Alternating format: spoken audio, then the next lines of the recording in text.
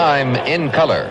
Live from Miami Beach, Florida, NBC News reports the Republican National Convention.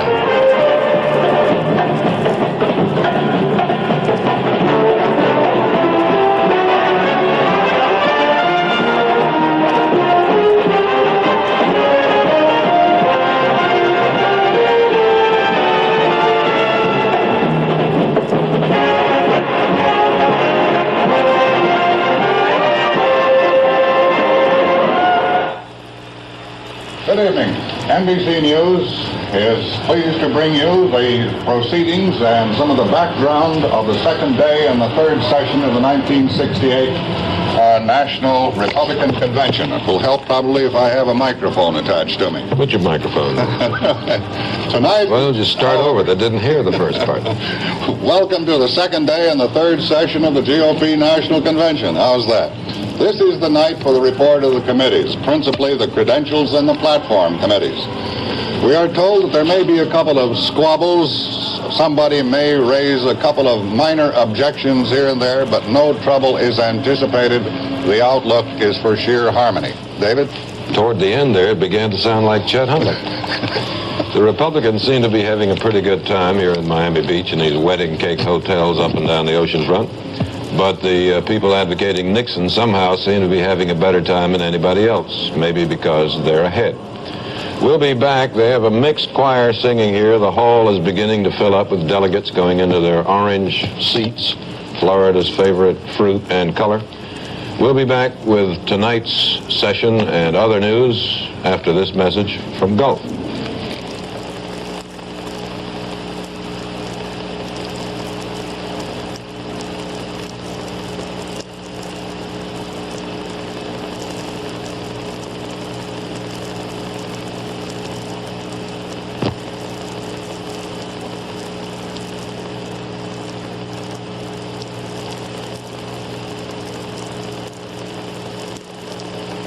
Schedule for tonight includes adopting the platform drawn up for the Republican Party by the Senate's most avid flower gardener and most active proponent of the marigold as our national flower, that is to say, Senator Dirksen of Illinois. The plan is to have no big fights over the platform. There have been some threats to have little fights. Governor Romney of Michigan wants to put in a plank about big labor and big business. He thinks they're both too big. And he has been saying he's going to bring it up on the floor tonight. The last we heard was he would bring it up. Whether he goes through with that or not, we don't know. But we'll be here to see, and you will be among the first to know. Sandy Van Oker on the floor has a report for us. Sandy? I'm down here on the floor with Mr. Gene Taylor, who is the state chairman and the national committeeman from the state of Missouri. Mr. Taylor, when is your delegation going to caucus, and what do you think is likely to be the result of that caucus? We're going to caucus at 9:30 in the morning. I would not want to venture a guess on what the result would be, only to say that I have heard sentiment expressed on part of all three major candidates within the Missouri delegation. Have the three candidates come to see the Missouri delegation? Governor Rockefeller has been to Missouri twice within the last 6 weeks to meet with the delegates. Governor Reagan, of course, has not been to meet with the delegates. He was in Missouri sometime in April. But now look, you're described as being a leader of the forward-looking elements of the Republican Party in Missouri. Which candidate do you think would help in a state like Missouri, which is rural, but you have two large cities, St. Louis and Kansas City? Well, it is my opinion, of course, that Governor Rockefeller would run a stronger race in the metropolitan areas. I think that Dick Nixon and Governor Reagan both have great strength in the rural areas of Missouri. Can you hazard a guess on what strength Reagan has in your delegation? No, at this point, Sandra, I don't think I would want to hazard a guess. I haven't conferred with the delegates at length on this since Governor Reagan has announced his candidacy, except to say that I do think that he has some votes in the Missouri delegation. Could you give us an idea where are those votes located? Are they rural, suburban, or where?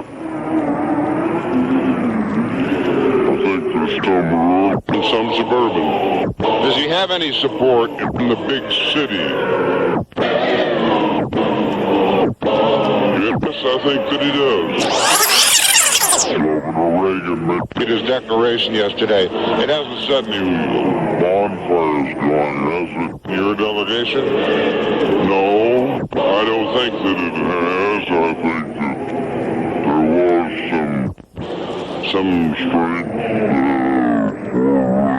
In the delegation before he announced, and I think that his announcements brought some of it forth, though. Thank you very much. We've been talking to Mr. Gene Taylor, the state chairman and the national committeeman from the state of Missouri. Now to John Chancellor. I'm standing in the Vermont delegation with Mr. Douglas Cairns of Burlington, Vermont, who is the Nixon state chairman. Your delegation is still holding firm. Are those in it for Nixon? Yes, sir. It's 9 for Nixon and 3 for Rockefeller. Mr. Cairns, the Nixon people have been going around for a number of days here, and now the candidate himself is doing it, saying how well off they are in terms of votes. Did you find that totally credible, these figures they've been giving out, say, earlier this week or a few days ago? Well, earlier this week, I really couldn't count those votes. I play this numbers game, too. And I couldn't really add up to 700 votes earlier in the week. But then you go to staff meetings every day, don't you, with the Nixon people? Every day, the state chairmen meet together and discuss whatever problems there are to discuss. Sometimes it's 10 minutes, sometimes it's an hour, but we meet every day. Today, Dick Klein spread off what they thought their strength was in each state. And in several states, and including mine, they had it wrong. In my state, for example, they had it 10-2, and I corrected it to 9-3. And many other states corrected theirs to a lesser number for Nixon than they had in their particular tally that was made up by, I assume, the Nixon staff people. When they concluded all the states, Nixon had right around 700 votes on the first ballot. So you went in a little bit cynical about these tallies and came away a true believer. I'm absolutely convinced that they now have just about 700 votes, and that by tomorrow night it'll be more than 700. Do you get the feeling attending these staff meetings, and I hope I'm not asking you to reveal any confidences, because I know you won't anyway. That's true. Do you get the feeling they're holding some of those off, and they might use them on a second ballot, some of those 700 votes? Well, I have no idea. You see, this gets into the favorite son area, and Mr. Nixon is quite insistent that we have this party unified at the end of this convention, and he is not going to do anything that will disrupt any delegations. So as far as you're concerned, Mr. Cairns, it's all wrapped up. As far as I'm concerned, Senator Dirksen had it just about right the other day when he said it's all locked up. Thank you very much. Douglas Cairns of Vermont predicting 700 votes for Nixon on the first ballot. Now here's Sander Van Oak.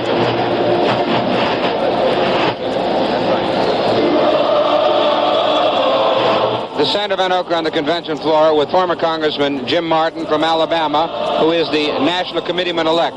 That's right, Senator. Congressman, we hear that a lot of sentiment for Reagan exists in your delegation. What's the breakdown on it? Well, certainly there's a lot of sentiment, Sandy. Governor Reagan is very popular. He comes across loud and clear. All of us like him and love him. But basically, the majority of the delegation has been and still is for Dick Nixon. I think we have at least 14 out of the 26, which means we would have a majority. Is there some movement in your delegation to get Alabama to yield to California on the first ballot? Well, there has been a movement. In fact, several days ago, it was mentioned in the press. Governor Reagan himself to our delegation said the other day that he appreciated the fact that we had offered to yield, but the delegation has never voted on that. And I don't believe there are sufficient votes to have that come about, and I do not believe we will yield to California.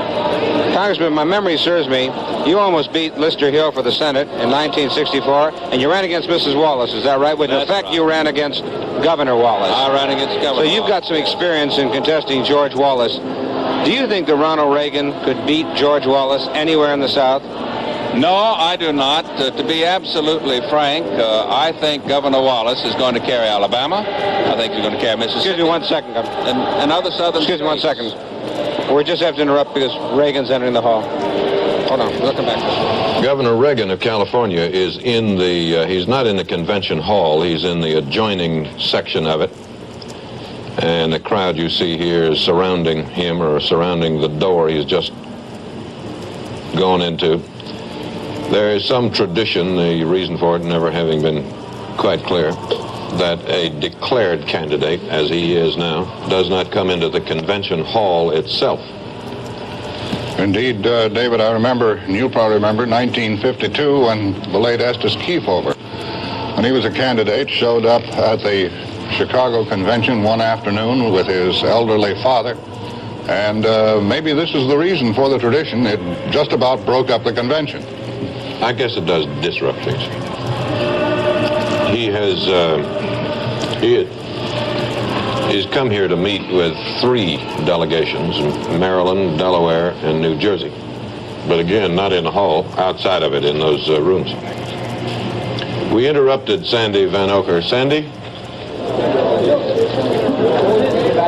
Sandy Van Oker, we interrupted you. Thank you very much, David. Sorry, Congressman, we were interrupted by Governor Reagan's appearance in the outer perimeters of the hall.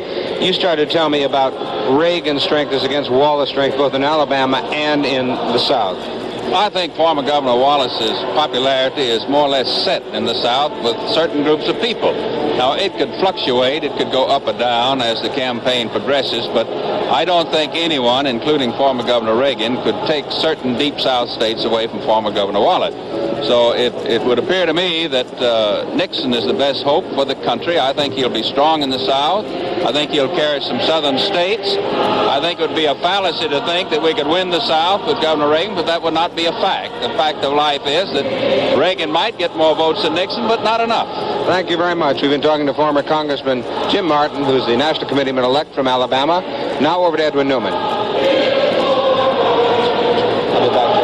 Harry S. Dent is the state Republican chairman in South Carolina. Mr. Dent is a member of the South Carolina delegation. Mr. Dent, is this convention wrapped up for? It was not last night. In fact, there was some. Can you announce?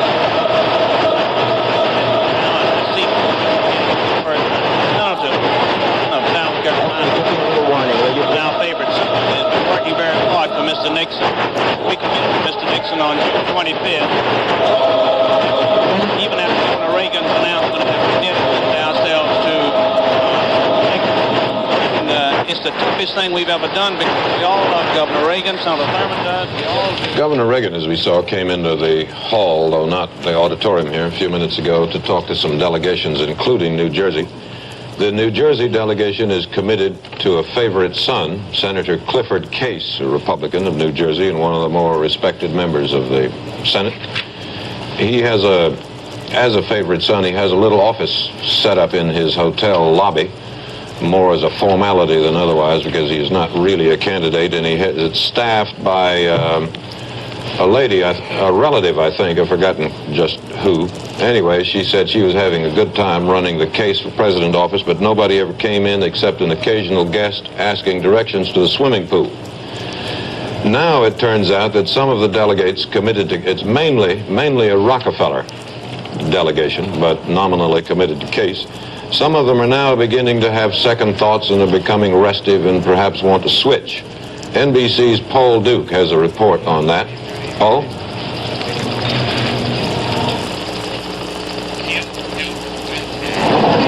Governor Rockefeller now faces a crisis in the New Jersey delegation. In a way, it underscores the governor's plight. New Jersey is next door to New York. It has a moderate delegation, with most of the members preferring the governor. Its leaders are pro-Rockefeller. And yet tonight, strong pressure is building up within the delegation to put New Jersey in the Nixon column. A Nixon faction has forced a caucus of the delegation for tomorrow morning, using the argument that Nixon cannot be stopped and New Jersey should get on the bandwagon. In view of this pressure, Senator Clifford Case, who has been the delegation's favorite son and is a Rockefeller supporter, may release the delegates to vote as they please. The result almost surely would mean a majority of New Jersey's 40 votes would go to Nixon on the first ballot. Perhaps an overwhelming majority, perhaps enough to cinch the nomination for Nixon. Governor Rockefeller will meet with the New Jersey delegates before their caucus tomorrow morning, but it is doubtful he can seal what looks like a major break in the Stop Nixon dike. Paul Duke, NBC News at Rockefeller headquarters. Well, the loud and clear message from Paul Duke is that considerable pressure is being applied to the New Jersey delegation. That was a source of considerable strength for Governor Rockefeller, and now both Mr. Nixon and Mr. Reagan are applying some pressure. Indeed, Governor Reagan is due to meet with the New Jersey delegation here somewhere on the grounds of this convention. That's one of the reasons why he's here. So, what is the status of the three candidates now after almost 2 days of the convention and following the official declaration of Governor Reagan of California? The changes appear to be modest. There's been no massive shift of any kind that we know about. Reagan has indeed picked up some votes, most of them in the South. But Nixon has also improved his first ballot strength. And Rockefeller improved with a new vote here and there. So it's about where we left it at a rather late hour last night. No massive shift. A few delegates have changed here and there, but there is uneasiness and some equivocation around. However, there did appear to be a somewhat more general consensus from more of the delegates today that Nixon might not make it on the first ballot. And it appeared to some of us in Mr. Nixon's press conference this morning that even he softened the first ballot victory claim just slightly. We shall be back in a moment, and NBC's coverage of the Republican convention will continue after this message from Gulf. The Poor People's campaigners are at Miami Beach, and some of them are gathered around one of the big beachfront hotels, and about 40 of them are singing and chanting inside the lobby. And their one-wagon mule train is parked out front. Parking there normally means at least a $2 tip. Senator Goldwater had talked of going fishing, deep-sea fishing today, but instead he stayed here in Miami Beach and has been trying to land some votes for Richard Nixon. He's been talking to various delegates in his hotel room. He's been doing this even though the Nixon people have been saying, they don't say they have it sewed up, but they've been saying that they are likely to win on the first ballot and are utterly confident. In the Democratic Party, there's a similar situation with Hubert Humphrey seemingly having a long lead and perhaps a nomination on the first ballot. And one of the McCarthy people asked him why, if he had so many, he was still trying to grab more away from McCarthy, and said, do you think that is in keeping with the new politics? And the Humphrey side answered, new politics or old, the idea is to win. Frank McGee on the convention floor. Frank? Yes, David. I have with me Mr. John Watson of Ohio. And Mr. Watson, one of the mysteries of this convention so far has been what Ohio is going to do with its 58 votes. But as time goes on, there's more and more talk that Senator or Mr. Nixon has it sewed up. And in that case, Ohio's votes would be immaterial. How would you feel then? I can only say at this time that Ohio is uncommitted. By that I mean at the latest meeting which we had, Ohio has gone in as a unit, that is with most of them, indicating that we are uncommitted. We're going to nominate Governor Jim Rhodes for president. Governor Rhodes will receive the votes of the delegates on the first ballot. And I believe that most of the delegates will stay with Jim Rhodes just as long as he wants them. Now, let's suppose that he was not a favorite son and this delegation had its choice. Which of the three, Rockefeller, Reagan, or Nixon, do you think most of the delegation would favor? I would say that Rockefeller and Nixon are both strong in Ohio as far as votes are concerned. I'm not sure how Governor Reagan is, but well, I had to guess. I would say that both Governor Rockefeller and Mr. Nixon would be, let's say, equal. Evenly divided in the Ohio delegation? I would say just about equally, yes. Why is Governor Rhodes holding out so long? What is he holding out for? I wouldn't want to speak for Governor Rhodes. Well, could you give us any idea of what his strategy might be? No, sir. We haven't discussed that. It hasn't been brought up at the meeting. We can only go on the basis that we're uncommitted, that we're going to nominate Governor Rhodes. Well, let's have one more hypothetical question. Great pressure is being put on New Jersey now to come out for Nixon. If it did, it would probably put him over the top. In that event, do you think you'd still follow this strategy of staying with Governor Rhodes through the first ballot, or would you just abandon that favorite son stance? This would have to be a decision of Governor Rhodes. Does it come down to this? Whatever the governor decides for this delegation, that's what the delegation is going to do? I would say that this delegation in Ohio is a very loyal delegation to the governor. And I would say that Governor Rhodes would be in a strong position to make the decision as to what this delegation is going to do, with possibly one or two exceptions. You would not feel frustrated then if in the final analysis your votes proved to be immaterial? I don't believe they'd be classified as immaterial. I'm not saying worthless. I'm saying immaterial in choosing the candidate. Yes, sir, because in the event of the nomination of any one of the avowed candidates or any other candidate as a good Republican, and Ohio being a Republican state, I feel certain that we would support any candidate nominated by this convention. Thank you very much, Mr. Watson. Mr. John L. Watson, a delegate from Ohio. Chet, David? Thank you, Frank. Well, while the delegations caucused today and while the candidates paid their respects and visited delegations, while Republican women attended a Republican luncheon and style show, and while the outward manifestations of a convention followed their traditional courses, the attention of much of the leadership turned to a vice presidential nominee. Frequently, by the way, that early preoccupation with that sort of question indicates that the delegates believe the presidential nomination is wrapped up, and it may be the case here. But in any event, it's interesting to note that as the Nixon people today sought votes in the southern delegations, they ran into a stone wall insistence that his running mate be a conservative. Most of the Southerners who spoke on the matter declared that Nixon and Reagan, in their point of view, would be the dream ticket. And by the same token, they declared that they were unalterably opposed to Senator Percy, Senator Hatfield, or Mayor John Lindsay of New York for second place on the ticket. Nixon told the Southerners today that he would not ram anything down their throats. So it can't be Reagan. A number of Southerners are proposing Senator John Tower of Texas. If it should develop that Nixon would desperately need these Southern votes, as you can see, it could create quite a problem. To Sandra Van Ocker. Thank you, Chet. I'm down here on the floor with former Senator William Nolan of California, who is leading the fight for Ronald Reagan's nomination at this convention. Senator, what is the progress report as of tonight on Ronald Reagan's candidacy? Well, basically, as I see it, as of this time tonight, this convention has not made very much movement. I do not believe it's in the bag for anyone. But there isn't any movement since yesterday. Isn't that bad for Ronald Reagan? No, I don't think so. I think the convention, most of the delegates got in here by about Saturday night. And Sunday, Monday, and today, there have been no major breaks on the delegations.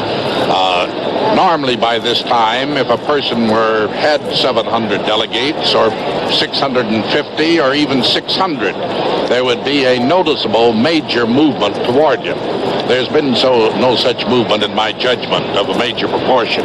Sir, we have seen some evidence of some mutiny in the California delegation. Some people feel that perhaps they were not treated correctly in going for a favorite son candidate who became a candidate. Oh, this is not correct. In my judgment, the California delegation will have 86 solid votes for Governor Reagan on the first ballot. They'll have 86 solid votes on the second ballot. They'll have 86 solid votes on the third ballot, or until the governor sees fit to release them. Sir, are they not releasable now that he has become a candidate? No, definitely not.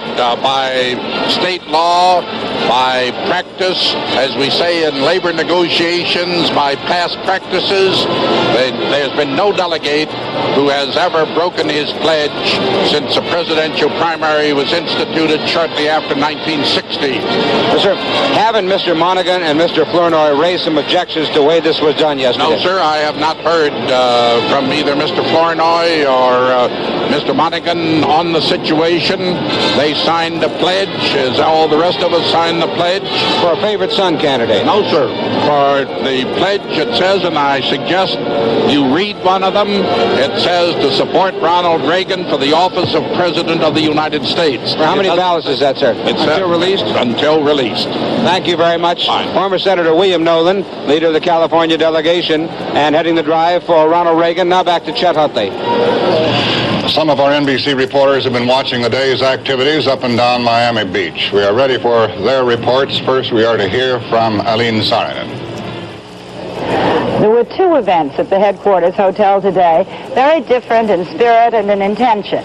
At noon, the wives of the three candidates appeared simultaneously for the first time.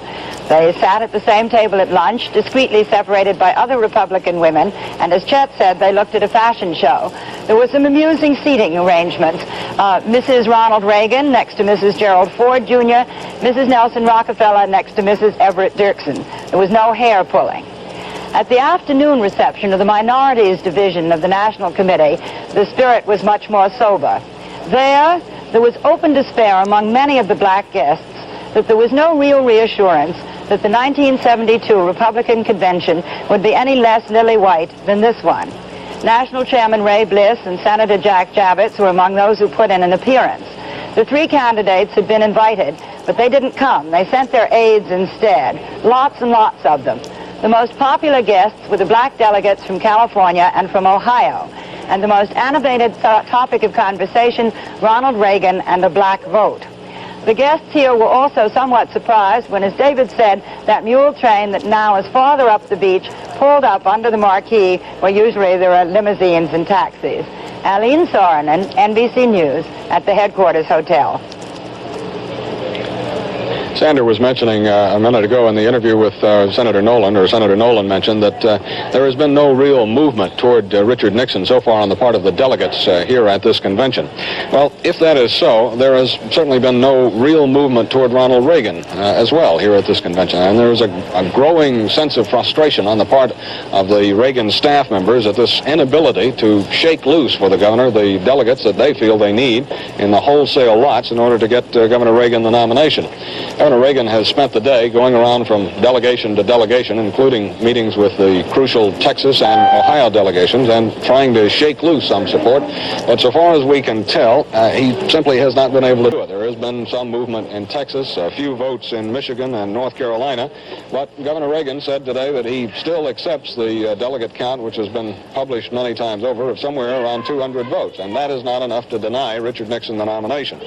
Reagan said he saw 7 delegations today. He has more meetings scheduled, as David mentioned, there at the convention hall tonight in a caucus room just off the convention hall. He has 5 meetings scheduled so far, and more are being added hourly. This indicates, I would think, the desperation of the Reagan movement at this point. They're trying everything they can to line up delegates and get them on the Reagan team. As one political pro said today, they're trying to do in 72 hours what they should have started doing months ago. This is John Dancy, NBC News at Reagan headquarters. I'm Herbert Kaplow at Nixon headquarters at the Hilton Plaza Hotel on Miami Beach. Mr. Nixon is in one of his suites, the 18th or 15th floor of this hotel, presumably, at least this is the way they would have us believe it, watching everything fall into place. Part of the game of winning is, of course, saying you're winning. But even aside from the gamesmanship involved, one gets the very definite feeling that the people involved in rounding up the delegates really feel that they do have them and that their man, Nixon, will win on the first ballot. He spent about 3.5 hours early this evening shaking hands at the rate of about 900 an hour. It comes out to something like, 4,000 or 5,000 people. Earlier, he met with about 48 state delegations in groups of 6 such sessions, spoke to them. Everybody seemed to be relatively happy after they were over. And before that, Mr. Nixon held early this morning his news conference. There is this item of additional news. We heard earlier, of course, that Maryland's Governor Agnew will make the nominating speech. We learned this evening that Governor Volpe of Massachusetts, that Richard Ogilvie is Republican senatorial candidate in Illinois, Senator Howard Baker of Tennessee, and Senator Mark Hatfield of Oregon will make the seconding speeches. There's going to be a meeting of this little group tomorrow to figure out how to do this best. Everybody in the Nixon camp talks about orchestrating the whole campaign, and I guess they're getting down to, somebody said, the final movement. They think they'll win. They're almost sure they'll win. Now they just mean to hold everything down in place for the next 24 hours. Herbert Kaplow, NBC News at the Nixon headquarters.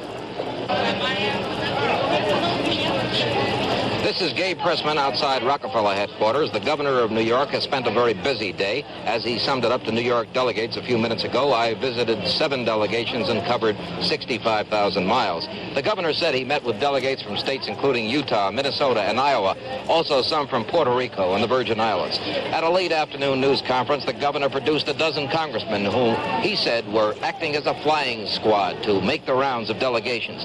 He said one Nixon supporter had been converted to Rockefeller in the Minnesota delegation, and that he had won over 4 uncommitted delegates there. Again, the governor predicted he would win the nomination. He said Nixon would be stopped short of the 667 votes he needs on the first ballot, that he would wind up losing 75 votes or 75 ballots on the second time around. The governor's words were that the dam will be broken on the third ballot. The governor also announced that Raymond Schaefer, the governor of Pennsylvania, will put his name in nomination tomorrow night. And the amazing thing about Rockefeller is that even as polls by press associations and newspapers have shown Nixon gaining strength or holding his own, the 60-year-old New York governor has appeared day by day to us to be more optimistic. By this evening, he was positively jovial. It's his nature. He thrives on political adversity. You need only recall 1966 when public opinion polls in New York showed that the voters were against him 3-1, and several months later, after a long campaign, he won by 400,000 votes. Gabe Pressman, NBC News at Rockefeller headquarters. This is Bob Teague at the Ohio delegation headquarters. The name of the game of this hotel is Stop Richard Nixon on the first ballot. Governor Reagan did his bit for the cause this morning at a caucus of the big delegation from Ohio. When he came out of the meeting, however, Reagan couldn't say whether anything at all had been accomplished, and Governor Rhodes of Ohio wouldn't say. Late this afternoon, Governor Rockefeller gave a cocktail party here at this hotel for the delegation. Rockefeller did not show up, however, and there was no way of knowing just how impressed the delegates might have been by free sandwiches and free drinks. Officially, Rockefeller was represented at the party by Senator Percy of Illinois. Percy said later that Nixon has been stopped on the first ballot, that by his count and Rockefeller's, Nixon would get no more than 580 votes on the first ballot. That's 87 short of the amount needed to win. Another sales pitch was made by Harold Stassen in the Stop Nixon drive. He met privately with Governor Rhodes today, but once again, there was no indication of any movement. The word now is that Stassen plans to return tomorrow to speak to the entire delegation. It's also been said, but not confirmed, that Rockefeller may also show up at this hotel. Even the best reading on Governor Rhodes and the Ohio delegation at this point is no more than guesswork at best, but it does seem clear that Governor Rhodes controls this delegation with a strong hand, that Rhodes is determined to be with the winner, and that his final decision is not likely to be made until the winner becomes apparent tomorrow night. This is Bob Teague, NBC News, reporting from the headquarters of the Ohio delegation. This is Robert Abernethy at the Reagan Headquarters Hotel. President Johnson once explained that one of the keys to his political success was following the rule, always tell people what they want to hear if you believe it. Ronald Reagan has been following that rule to the letter today, but how much success he's had remains to be seen. I've been following him today from one hotel to another, from one delegation to another, especially Southern delegations. To enthusiastic applause, here are some of the things Reagan said. A man from South Carolina wondered where Reagan stood on open housing. The candidate replied, "The individual has a sacred right to control and dispose of his own property." A Texan wanted to know what should be done about student unrest. Said Reagan, "You set the rules and say anyone who doesn't want to abide by them can get his education elsewhere." Someone from Colorado asked if Reagan had given any thought to who he'd like to run with, should he be nominated for president. "I do not believe in a balanced ticket," Reagan replied. "The people should have the guarantee that if anything should happen to the president, his policies would continue." But however much his audiences today may have agreed with him, it may be too late.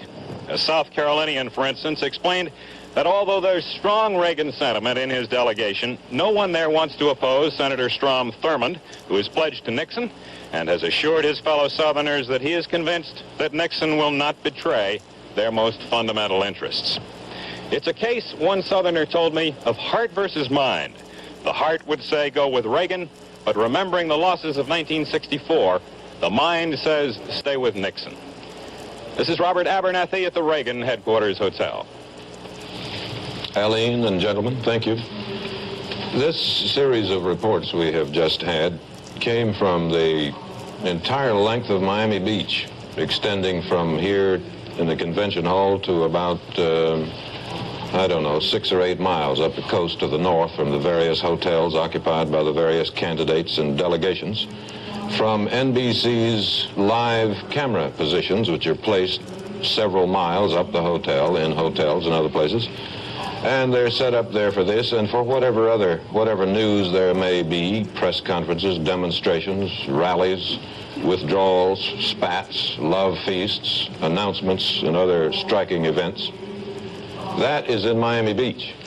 But when the Democratic Convention begins in Chicago, 2 weeks, we will not be able to switch around for live reports like these, or in fact for any kind of live reports, regardless of what happens, because by accident or design, Mayor Daley's deal with the striking telephone company employees in Chicago called on them to make installations for communications in the hall only and nowhere else. Not out in the streets where something might happen, not in the hotels where there might be press conferences, announcements, withdrawals, that kind of thing. So instead, the television networks, NBC and the others, will be pretty much confined for live coverage to the hall itself, including those times when the activity in the hall consists of tap dancers and contraltos singing selections from Bohemian Girl and that kind of thing. So, as I say, the kind of reports we've just seen from up and down Miami Beach, we regret we will not be able to bring you when we get to Chicago for the reasons stated. We'll continue our coverage of this Republican convention here in Miami Beach after this word from Gulf.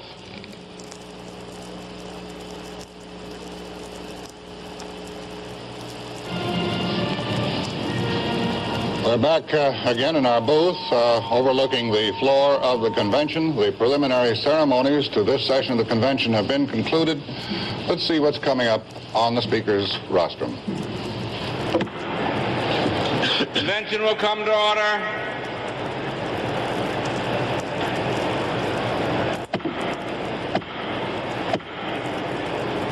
Convention will come to order. Delegates, please clear the aisles. That is, of course, Senator Brooke of Massachusetts, the temporary chairman of the Republican convention. He will give way later this evening Chair to the permanent wishes to chairman, recognize Representative Ford of Michigan. Delegate from the state of Indiana, Mr. Orvis E. Beers, chairman of the Committee on Credentials.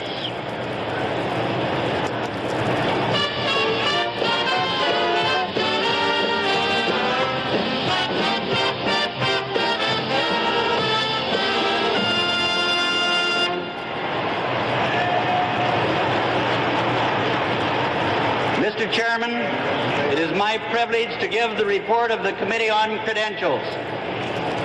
The Committee on Credentials met on the 5th day of August, 1968. The committee organized with your Speaker, Orvis E. Beers of Indiana, as chairman, and Mrs. Jackie Ross of Arizona as secretary. The committee voted to recommend to this convention that the temporary role of the convention become the permanent role. The committee moves now, therefore, that the temporary role of delegates and alternate delegates, as presented to this convention on August the 5th, 1968, amended in 3 instances in relation to alternate delegates, become the permanent role of the convention. Thank you. You've heard the motion. Ready for the question? Those in favor, say aye. Aye. Those opposed, no. It is so ordered. So there's going to be... The report of the Credentials Committee is accepted. There's going to be no fight here at this convention over credentials and the seating of delegations.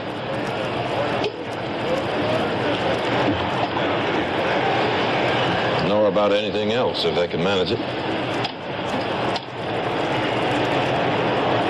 It is now in order to receive the report of the Committee on Rules and Order of Business. For that purpose, the chair recognizes the delegate from the state of Iowa, Mr. Charles E. Wittenmeyer.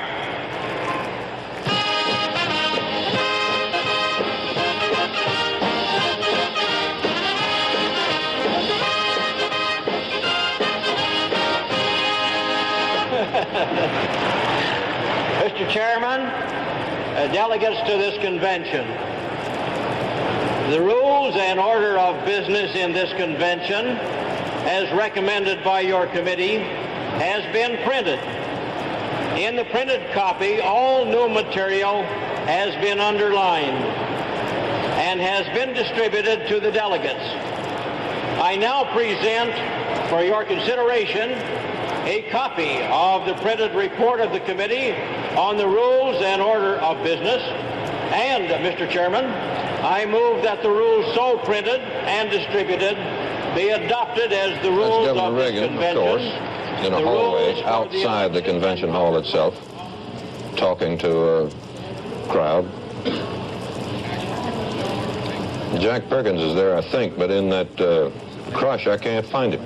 Answer the questions, and there has never been in any delegation that I have appeared with any discussion of delegates or who they are pledged to or where they're going or anything of that kind. Well, your very appearance is a solicitation of votes, isn't it? I figure that the idea is, now that there's no question but that I'll be placed in nomination, that these delegates, they have been seeing all people that are considered as candidates, asking questions of them. In fact, in some delegations, they tell me that they're submitting the same questions they've submitted to others. Are you making any gains? I don't know.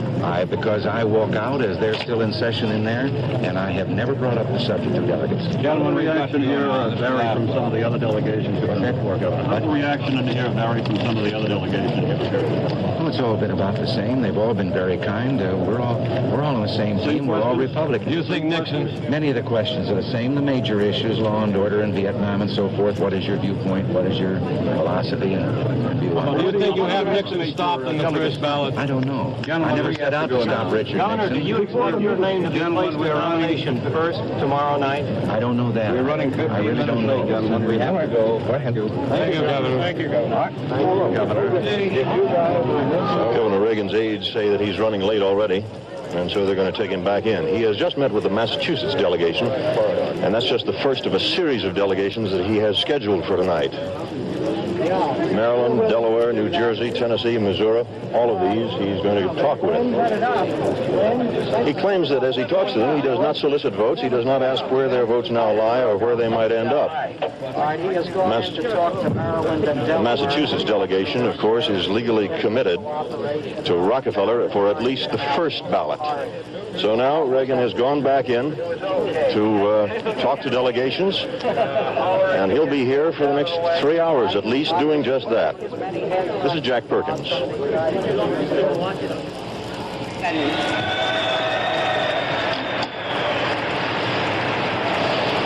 We further recommend that the This is temporary Mrs. secretary Jack Stacy and other temporary officers asking the convention to approve the arrangements on permanent organization. That is to say, the officials and so on, the temporary chairman, permanent chairman. It's all agreed in advance, and this is a formality.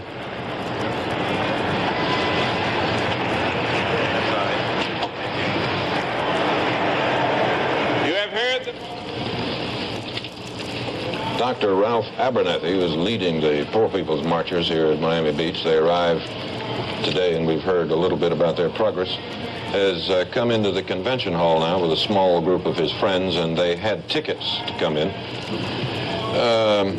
We're told, I'm not sure this is true, we're told that Senator Percy of Illinois will make a motion to admit 50 Poor People's Marchers to be seated here in the hall itself. Not as voting delegates, of course, but as he calls it, representatives of the 51st state of hunger. Percy came down a few days before the convention started, and one day he went over into Miami, city of Miami, and took a tour of a slum area and made a few statements about it and tried to talk to some of the people and to see what he could offer in the way of help. Governor Kirk was told about this, and he said, "He better stay out of my slums." More from the convention hall in a moment. Now a message from the Gulf Oil Corporation.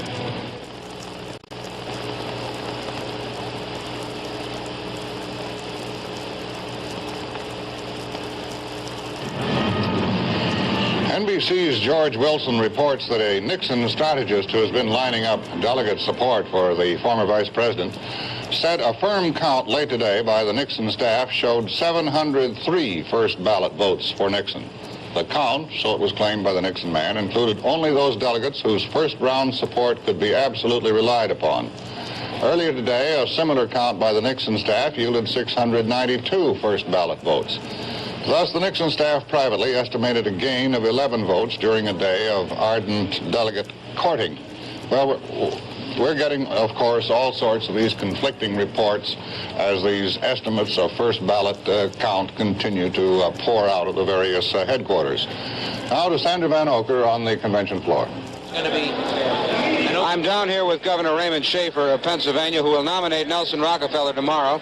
Governor Schaefer, gentlemen, we asked you to just sit down for 1 second. Thank you very much. Governor, we've heard some expressions here on the part of Rockefeller supporters that Richard Nixon's first ballot strength is exaggerated. Can you delineate that for us? Tell us just how it's exaggerated. Well, Sandy, all I know is that you hear reports that he has it locked up on the first ballot. I've heard reports that he has over 700 delegates and all that. All of our intelligence reports indicate that this is exaggerated, and we feel that from what has been told to us, and of course we won't know until tomorrow night when the head count is actually taken, that his strength on the first ballot will be between 560 and 570 votes. How do you get that? Do you go to the state chairman, or do you poll each delegate yourself? We have our own individuals who are working with us who are making checks of each delegation. You put that as an ominous figure, 570, below 600. What happens if it's 570? Can you project it? No, I don't believe that anybody can project an individual number. It may be 550, it may be 560. We don't know that. All we are convinced of at the present time is that the nomination is not locked up on the first ballot. Well, then, Governor, if this is true, we don't seem to see Governor Rockefeller getting much strength. Where is he getting his strength from? Or does he have to wait until it collapses for Nixon? No, I don't believe that. I don't believe that at all. I think his full strength will come out about the third ballot. But what I do believe is that in each individual delegation, we are finding delegates coming to Governor Rockefeller. For example, 5 from the Minnesota delegation announced their support today, and they had been leaning in the other direction prior to that time. That's just... They were uncommitted, were they not? That's correct. So that's not a net loss for Nixon, is it? Well, I'm not sure whether they were uncommitted or not. I think that they were being counted. Yeah. They were? Yeah. I thought they were being counted in the other column. In any event, I feel that in each state we are finding delegate strength building. There won't be an overwhelming vote on that first ballot, in my opinion, but it will build with each succeeding ballot, and his real strength will come through on the third. Thank you very much, Governor Raymond Schaefer of Pennsylvania, who will be nominating Governor Rockefeller tomorrow night. This is Sandra Van Oker, now to Edwin Newman. Senator, we're on that camera up there, Senator Thurman. I'm with Senator Strom Thurmond of South Carolina. Senator, does Nixon have his nomination wrapped up? Well, I would say, in effect, he does. My opinion is that he will win on the first ballot, if not shortly thereafter. What strength does Governor Reagan have in the South, Senator? Well, Governor Reagan has a lot of admirers. He's a great man. He's a great American, but he announced too late. And the delegates are committed, and in my judgment, Nixon will win the nomination. I hope, however, he will seriously consider, and I am sure he will, Governor Reagan for the second spot. Senator Thurman, I'm told that there was some slipping toward Reagan last night in the South, and specifically in your own South Carolina delegation, and that you personally stopped it. Is that correct? There's no slippage in the South Carolina delegation.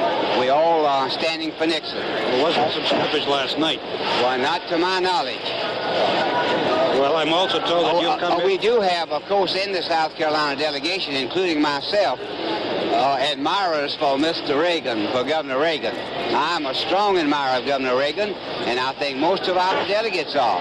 But the delegates are voting for Mr. Nixon. Thank you, Senator Thurman. This is Edwin Newman, now to Frank McGee. This is Frank McGee. Sorry, Senator Javits. I'm sorry, sir.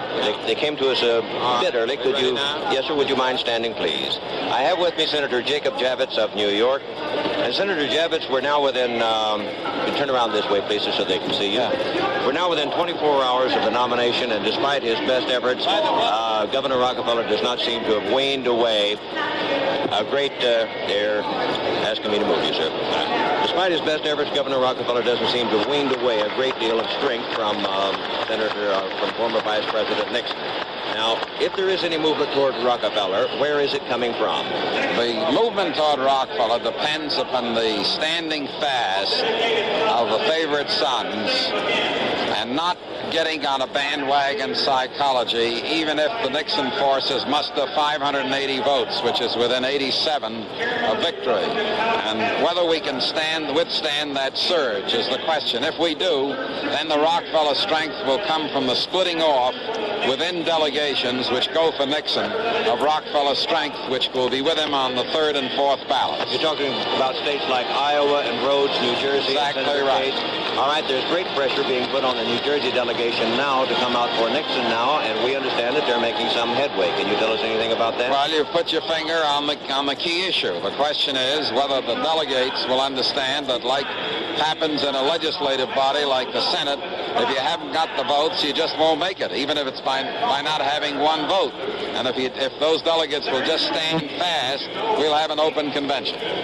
Thank you very much, Senator Jacob Javits. Here is John Chancellor. I'm with Congressman Anker Nelson, who is a Midwest coordinator for Nixon. Congressman Nelson is from the Minnesota delegation.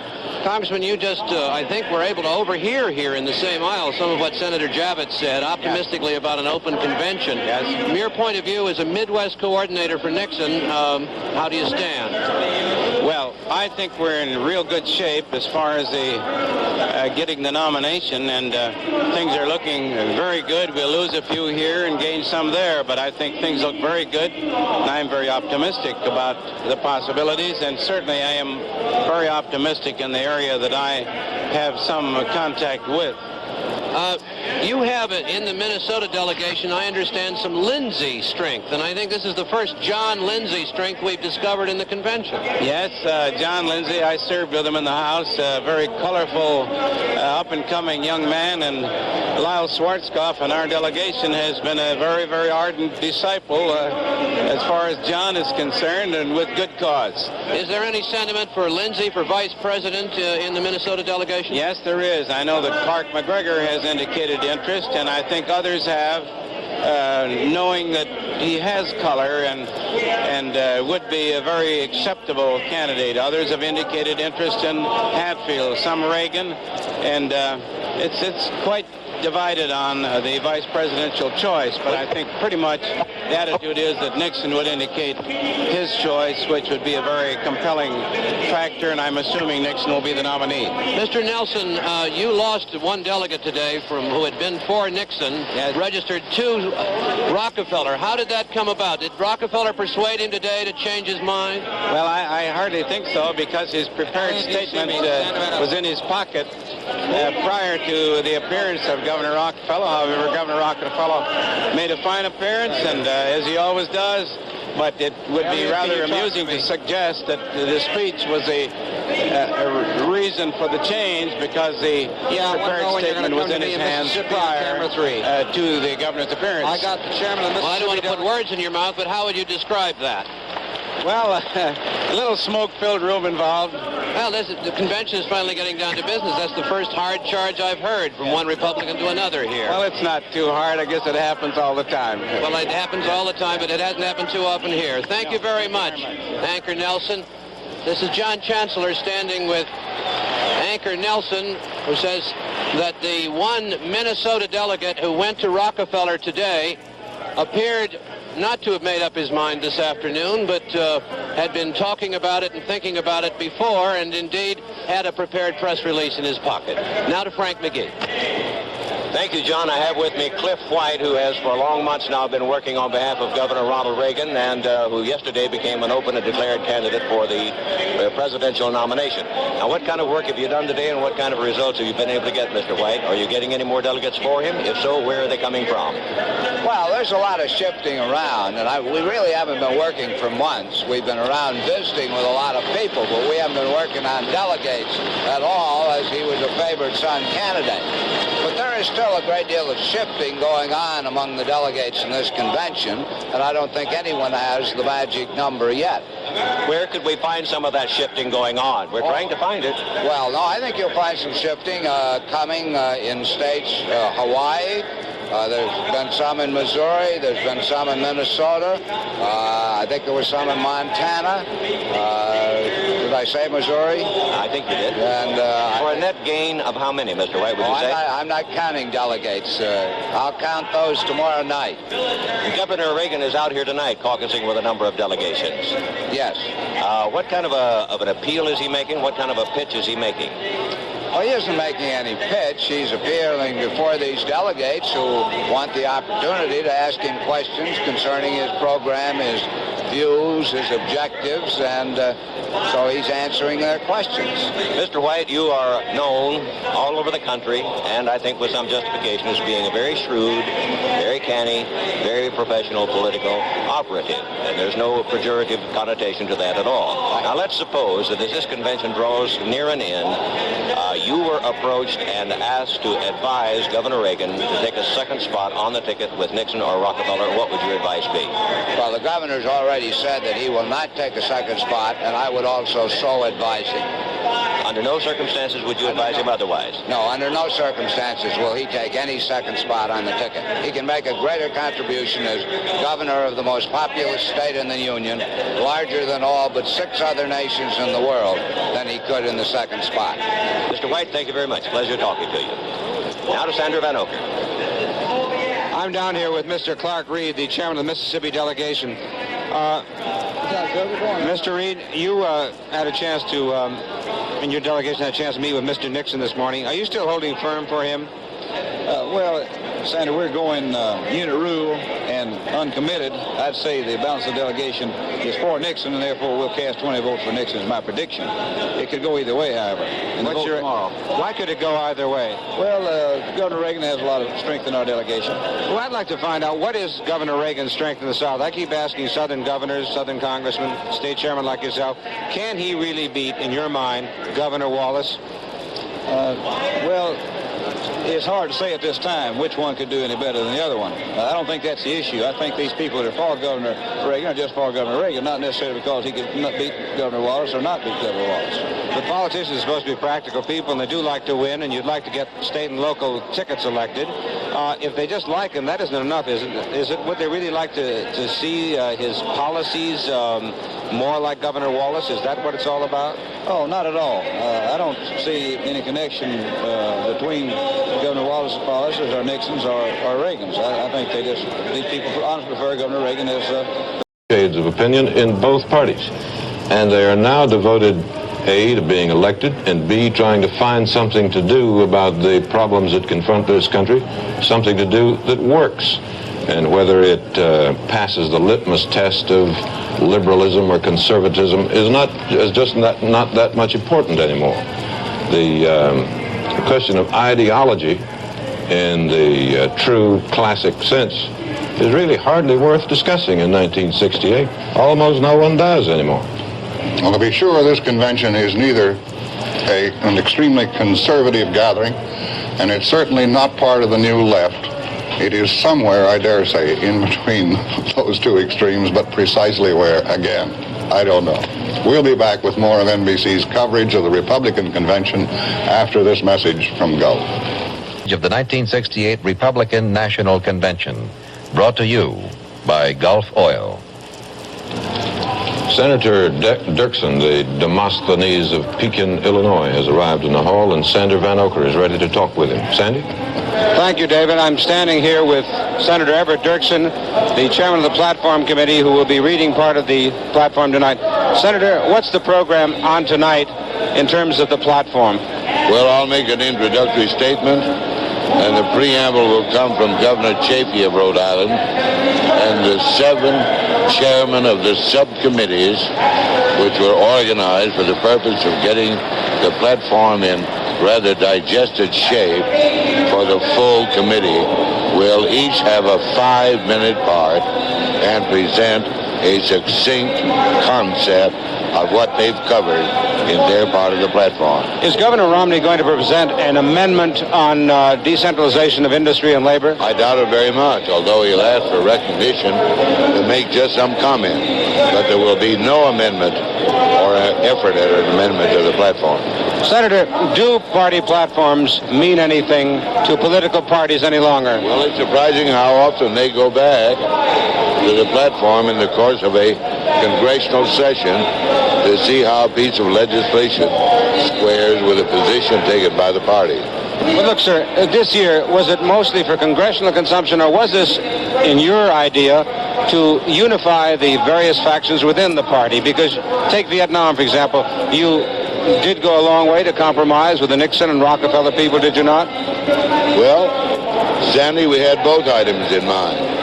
We knew that you had to have a platform on which any candidate could reasonably stand. And if it had not been so, you might have had difficulty. Because the first thing is for a candidate who has been nominated to agree to accept the platform. And secondly, it ought to be acceptable to the country. Third, it ought to be a victory document. We think we've covered all three criteria.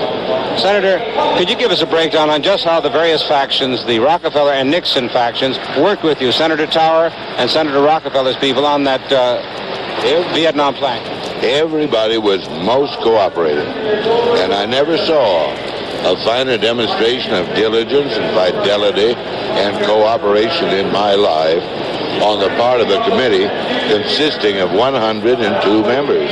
Can Governor Reagan run on that platform? I think he could. Well, it doesn't. It adopts a very dovish point of view, doesn't it? And Senator Reagan wants something close to all-out victory, does he not? Oh, the platform is very realistic in that sense, and we approach pretty well the things that Eisenhower said last night to the convention. Thank you very much. Thank you very much. Senator Dirksen, the chairman of the Platform Committee, who is now moving his way to the platform. This is Senator Van Oker on the convention floor.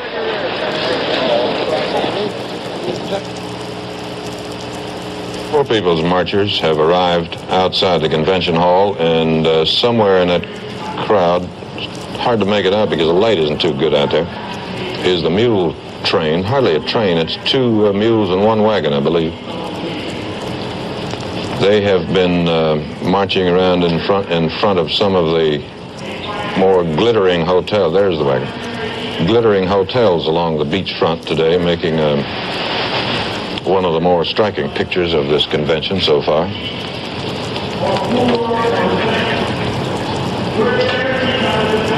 Edwin Newman is ready with a report. Ed? I'm on the floor with Governor George Romney of Michigan. Governor Romney, don't want to break into your conference. Yeah. Governor Romney, is there anything to argue about in the platform, anything at all? Well, I think we have an excellent... Ready anytime. I happen to believe that the economic section is complete. In what respect is it incomplete? Well, that's what I'm going to discuss here tonight, and I would rather wait until I do discuss it before discussing it publicly. Or will you be proposing an amendment or a resolution? I will propose an amendment tonight, and on that basis, I will discuss that part of the platform. Well, Senator Dirksen just said a few minutes ago on NBC that he did not expect you to propose an amendment. Well, I'm going to propose an amendment. And you're not going to tell us what it is? No. But it has to do with economic concentration, is it not? My concern has to do with the economic parts of the platform. Governor Romney, is there anything else in the platform that troubles you? What do you think about the section on Vietnam? I think the section on Vietnam is excellent. I think the same of the portions relating to cities and crime. And overall, I think it's a very good platform and one that will unite the party and will command the respect of a lot of independents and Democrats. Will people remember it once the convention's over? Well, I don't think that people other than those who are really students of political affairs tend to remember it. But on the other hand, it does does serve to develop a unity of thought and viewpoint and approach on the part of delegates and on the part of party people. And it becomes a basis of candidates discussing the party's position. So it gets reflected in campaign speeches and that sort of thing. Thank you very much, Governor Romney. This is Edwin Newman, now to Frank McGee. Thank you. Congressman Connie, could you stand up so we can see you on camera, please? Pardon us, please. Right over here, sir. I have with me Congressman Silvio Conti of Massachusetts. And as you may remember, Governor Rockefeller won the Massachusetts delegation by winning that primary. It's pledged to him for only one ballot. Now, Mr. Conti, we understand that after that first ballot, there's considerable Nixon strength in the Massachusetts delegate that would go away from Governor Rockefeller, and this would defeat his strategy of trying to get to a second or third ballot. What can you tell us about that? Well, there's no doubt about it. I imagine on a second ballot, at this point, it'll go about 50-50, about 17 Nixon and 17 Rockefeller. There may be a few splits off on Nixon votes who may go Reagan. There are 2 or 3 here who are very strong for Reagan. But I think that's very good, considering that the chairman of the delegation is Governor Volpe, who is committed to Nixon and very strong for Nixon. I think it's a good showing, and I think it'll get greater as the ballots progress. I think this whole delegation eventually could go for Rockefeller. How would you bring that about? Well, if this thing goes more than the second ballot, I think if it goes the third ballot and fourth ballot, I think most of the people here from Massachusetts are strong Rockefeller people, but feel that they're... yes, but, go ahead. Excuse me, let me understand. On the first ballot, it must go for Rockefeller. It must go Rockefeller. On the second ballot, a lot of Nixon strength, but you say on the third ballot, it would go back to Rockefeller again. That's right. I feel that a lot of people here in the delegation feel that they owe it to the governor to go along with Nixon on a second ballot. And I understand. And then as it progresses, they feel that they've released that obligation and will go Rockefeller. I believe in their hearts, most of the people here would be Rockefeller if it wasn't for the governor. They have a great respect for Governor Volpe, and I think that's the reason. It's Governor Volpe that's holding the Nixon delegates together. I understand. Thank you very much, Congressman. Thank you, Frank. Congressman Silvio Conti of Massachusetts. Now to Paul Duke, who I believe is with Reverend Ralph Abernathy's mule train. Yes, we have even. This is just a sample of what they have. What do you propose to do? Well, we're going to stay on until the session is over, and then we make plans to be admitted at the next session. No other members of the public are being allowed in. How do you expect to be able to get in? We are from the 51st state of Honda. We're in a different category from the 50th. Mr. Williams, Mr. Jose Williams, I'd like to ask you a question. Were these the same mules who came to Washington for the demonstration during the Poor People's Campaign in the Capitol, the mules that came from Mississippi? Our mules in Washington, still in Washington. They're going to meet us in Memphis for our convention and then in Chicago. This is our wagon. We have all our wagons down here, but we were under the impression that we could rent mules in South Florida. And being poor people like we are, the price prevented us from bringing them all the way from Washington down here, but we do have more mules than we were able to rent in this area. Where were you able to get these mules from? From stables and from groups and organizations that sponsor hay-rides and so forth. But everybody that's down in this area really helped us, all they could to help us to find mules. And it wasn't hard. Even when we were in Washington, Mrs. Singleton, who was there kind to give us all our contact out of these stables. How many people are taking part in this demonstration here tonight? How many people are taking part in this demonstration here tonight? We have 100 poor people and 18 SCLC staff. And will you now march on around the convention hall in a few minutes? Go and smack inside. Well, as you can see, the Poor People's Campaign has now moved into Miami Beach. When the Poor People's Campaign officially ended in Washington about 6 weeks ago, it was announced that the representatives would then move out to various cities. It now appears that the Poor People's train is going to start moving in just a few minutes, moving around the convention hall, and as you just heard the Reverend Ralph Abernathy say, at that time an attempt will be made to get onto the convention floor to be seated, as he says, as a representative of the 51st state, the state of hunger, as Mr. Abernathy says.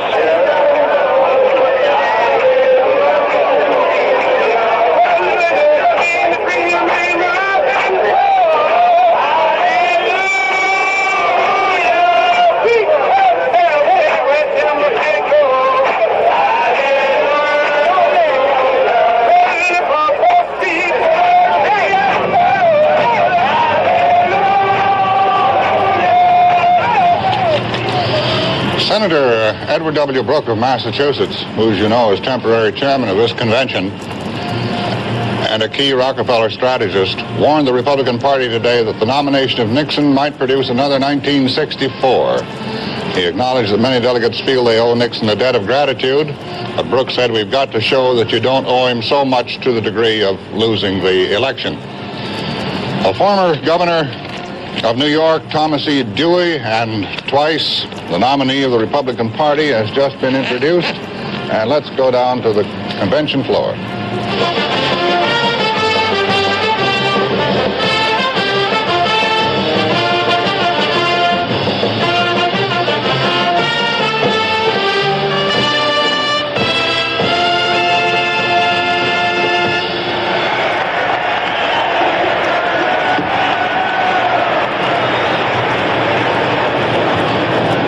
Congressman Mathias, Mr. Chairman, delegates, and friends, I appreciate the fine introduction by a young man who has been a fine congressman, and I hope he's going to be the next senator from Maryland with the help of all of you.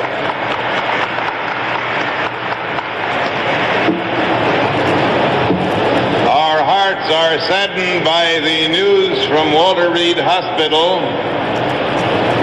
and I am sure that all of us send our prayers and our thoughts for General Eisenhower's swift and satisfactory recovery.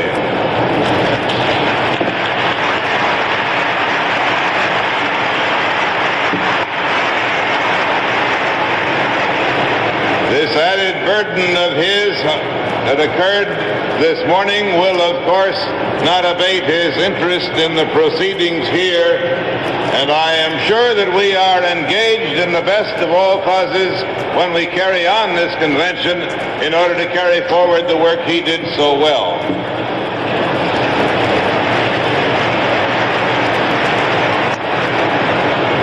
We are assembled here to appraise the state of the nation and determine ways to improve it.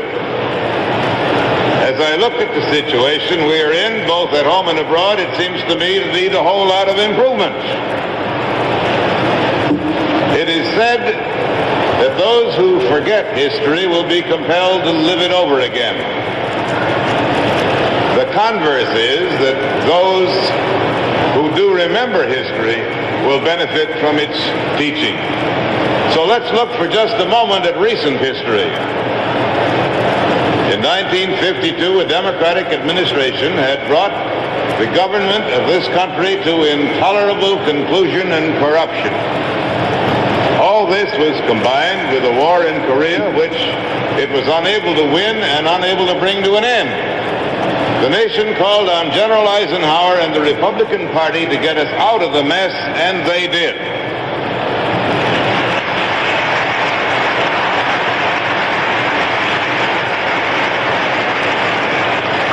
Within 4 months, the fighting in Korea was stopped, and South Korea has become a showcase of social and economic progress. Communist subversion and conquest was on the march around the world, including Iran, Guatemala, the city of Trieste, and occupied Austria. Every one of them was rescued and is free today. Lebanon was threatened, and at the request of that beleaguered government, the American Marines landed. They saved the free government, and not one shot was fired. In West Berlin, freedom was preserved, and over the protest of many of those confused thinkers who are still with us today, Quemoy, Matsu, and Formosa will also served, and again without firing a shot. Now, I would be the last to argue that everything was perfect then or ever will be. But we were making genuine social and economic progress, raising living standards higher and higher to the highest in the world. There were no riots. There were no student violence. There was no organized alienation from society. No one was burning draft cards, and no one was desecrating the American flag. It was customary for the law to be enforced so our people could go about their lives without fear. At the end of the Eisenhower administration, we were at peace among ourselves, we were at peace in the world, and no American boy was fighting any place in the world.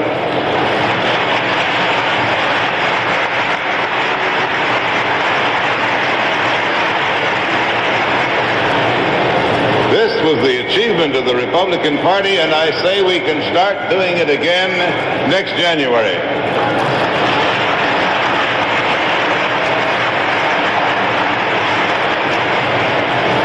Admittedly, it won't be easy. After these 8 years of Democratic administration, the nation is once again in disarray. Indeed, many of our pseudo-intellectuals are telling us in books and in the press, on television and on radio, that all is lost. They tell us that we've become a sick society, that we've lost our bearings, and even that revolution and anarchy are the only solution to our problems. They tell us we've lost our identity, that we don't even know who we are. Well, I have news for them. We, the American people, do know who we are. We've not lost our bearings. We are not alienated from society. This is not a sick country, and it doesn't need a revolution or anarchy to cure its ills.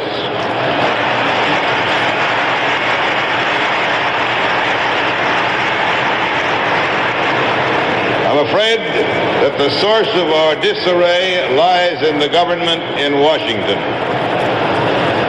Now, it wouldn't be fair to say that all our troubles are the fault of President Johnson, or indeed of his administration. The men running our government are honorable men, and some are very able. They're men of goodwill. They're doing what they think is right, day in and day out, particularly if it is consistent with their political objectives.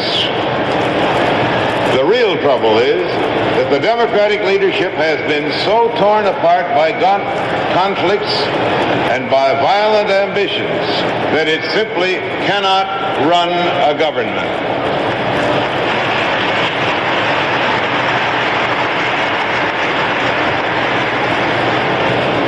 They've enacted hundreds of new laws calling for the ever closer regulation of the lives of all Americans and for spending untold billions of dollars the government didn't have.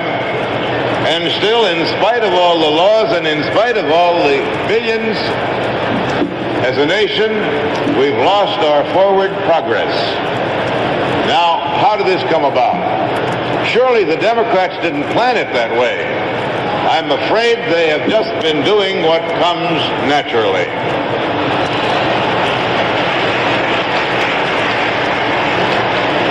They've confused change with progress.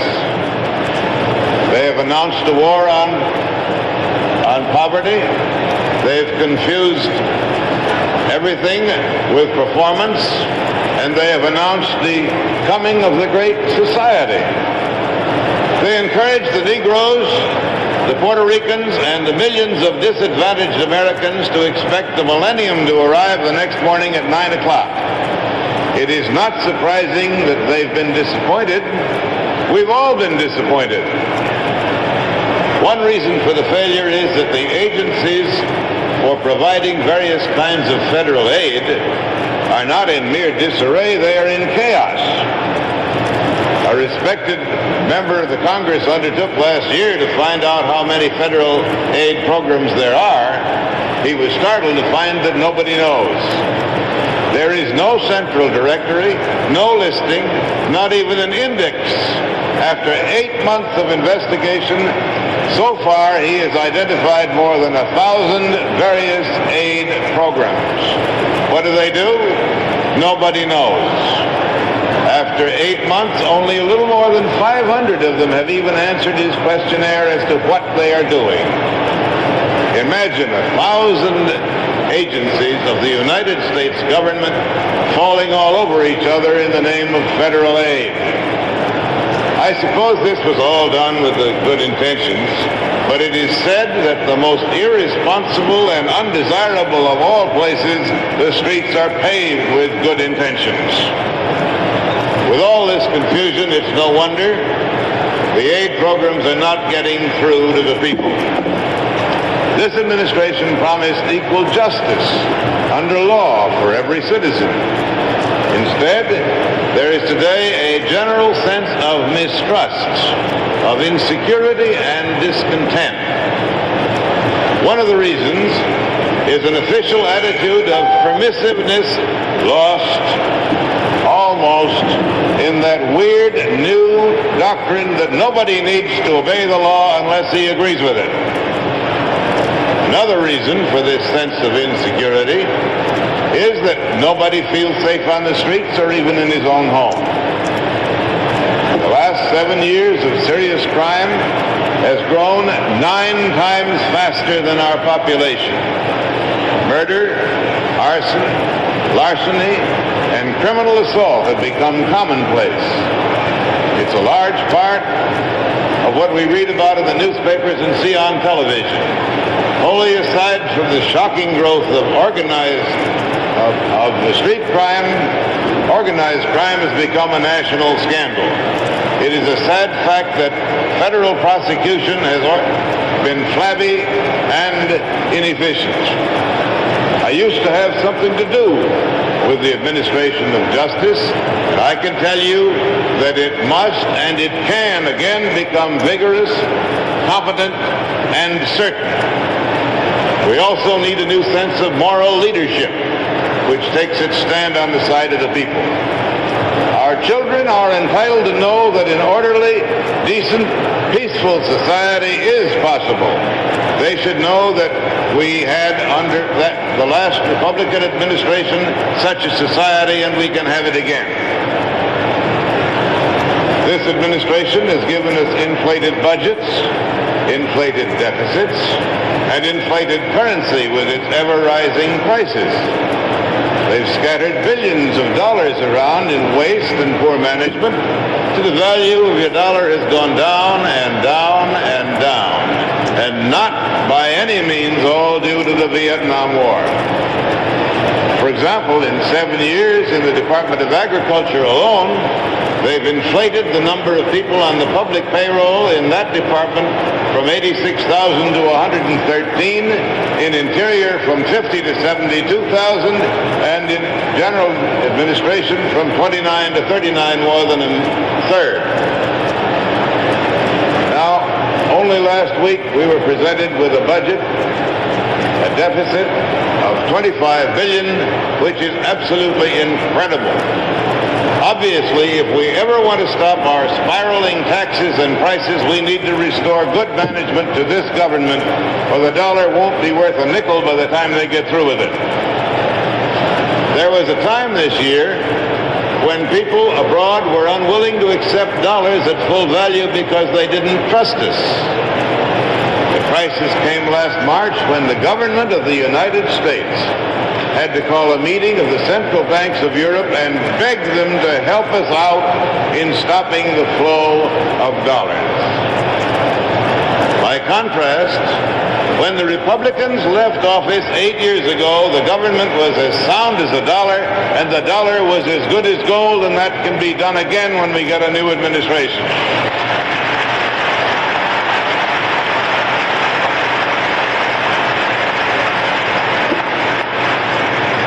What has this Democratic administration done about our defenses?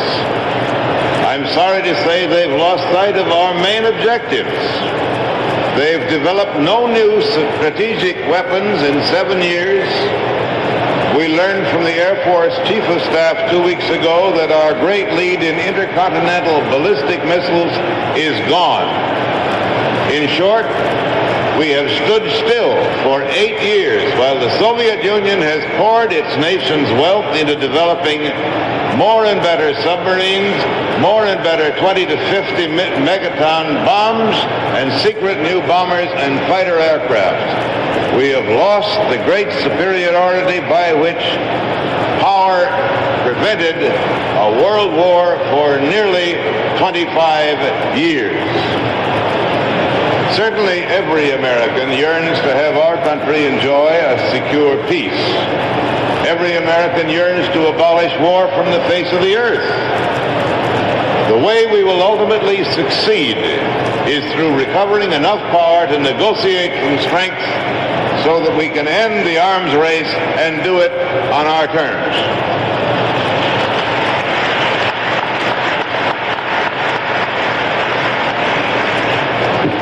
Practically everybody has forgotten that the Republican Party was in power in this century for almost half of the 20th century. And let us remember with pride that our party, during all of the years it was in power, kept the peace.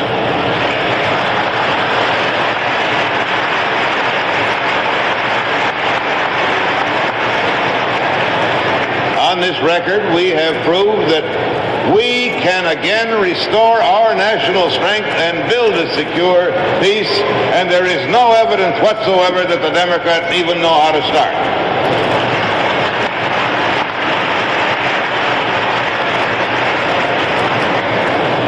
As we approach the national election, our central objective must be to work for peace in the world and peace at home.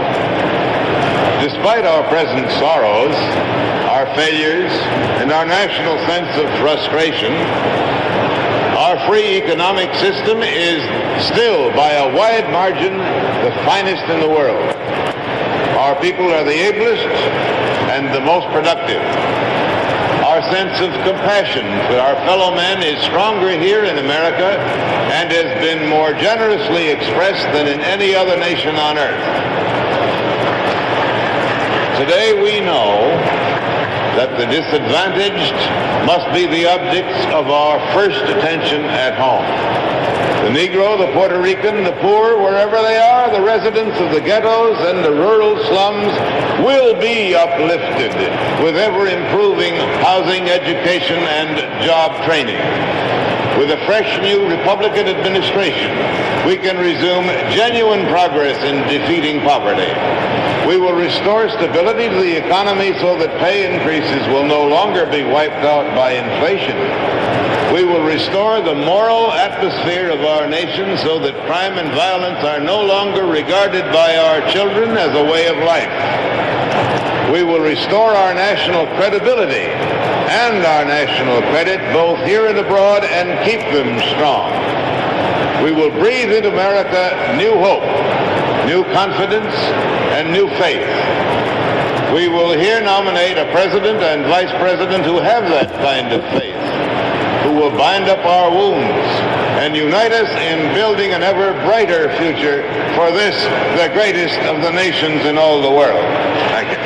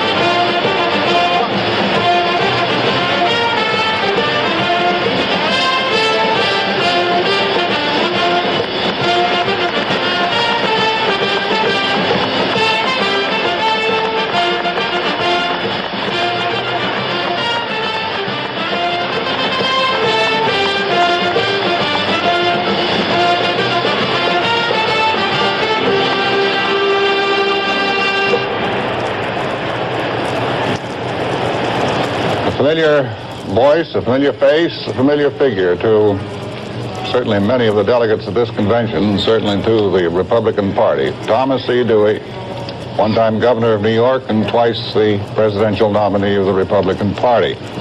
NBC's coverage of the Republican convention will continue after this message from Gulf.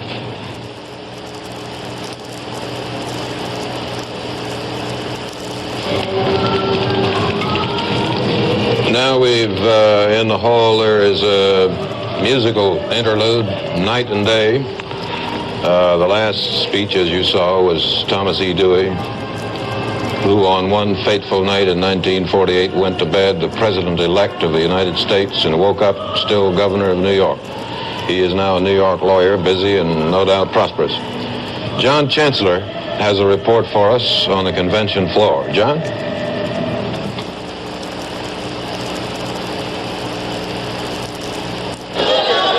Standing in the Ohio delegation with Congressman John Ashbrook, an Ohio congressman, a member of this 58-vote delegation that has been held in such tight rein and under such political control by Governor James Rhodes. I haven't.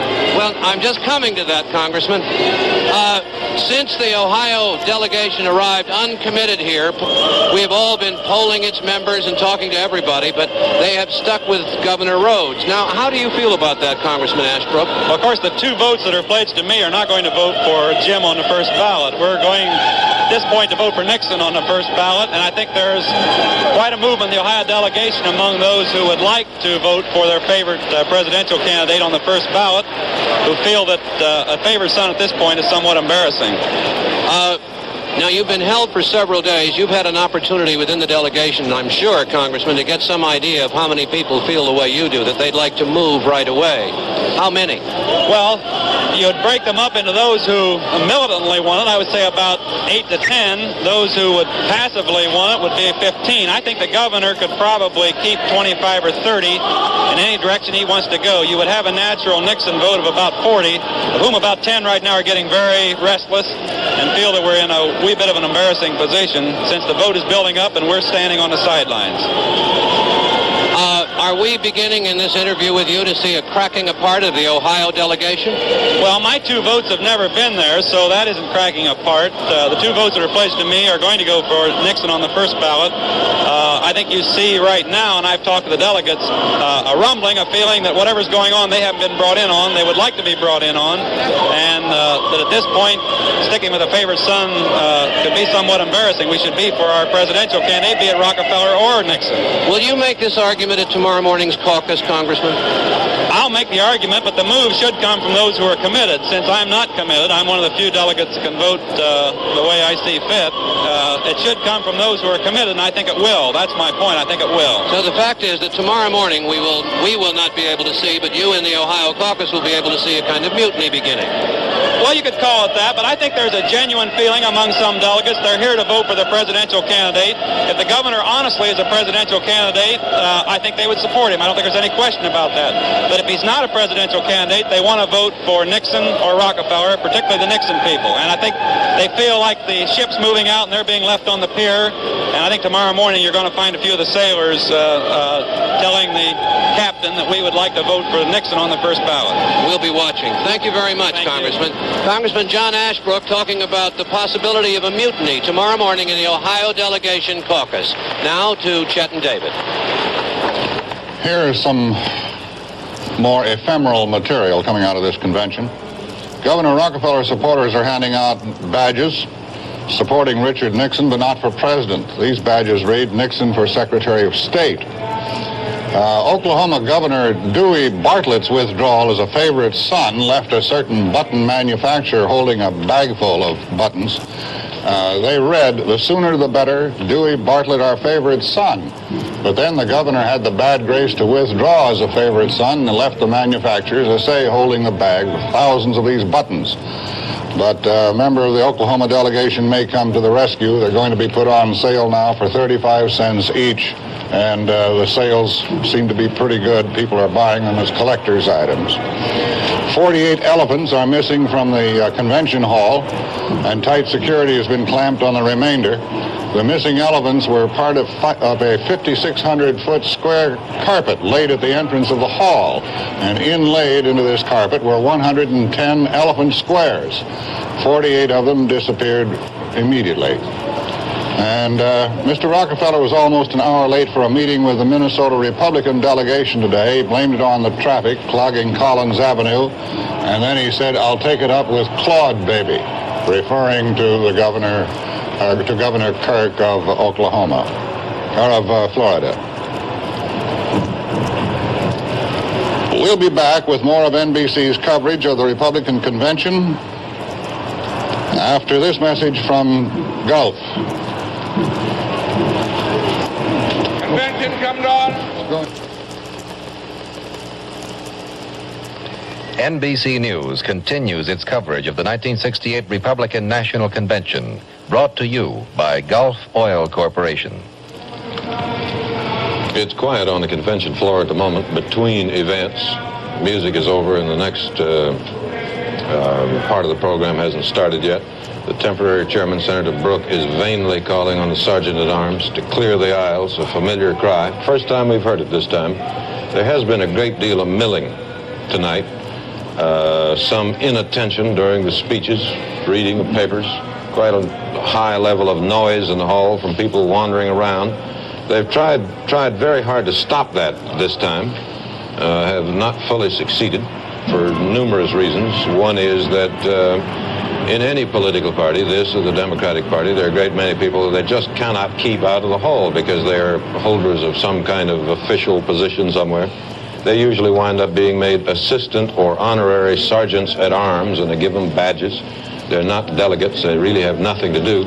And so they wander around and talk to their friends and stand in the aisles and have little meetings among themselves. Often don't listen to the speeches, and there isn't really a great deal they can do about it. The platform comes later tonight to be presented by Senator Dirksen and some others who served on the committee. And the writing of the platform offered the Republican Party an opportunity to say what it would do about the war if it won the White House next year. But when the opportunity appeared, they were careful to pass it up, as we can be confident the Democrats also will be when they write theirs. In the Republican platform, there is, of course, bitter criticism of the Johnson administration for its policies in Vietnam. But the same criticisms, even more cutting and even more rancorous, have been made by some of the Democrats themselves, like Senator McCarthy, for example. As for what they would do, they say in their platform, as we will hear in more detail later, as they say they would work for peace in Vietnam and not a camouflaged surrender, try for a fair settlement based on self-determination, based on American national interests and the cause of world peace. Well, these of course are impeccable principles, but if anyone should ask Lyndon Johnson tonight, he'd say yes, he agreed. The Reverend Ralph Abernathy has got 50 tickets to the hall from the Republican National Committee.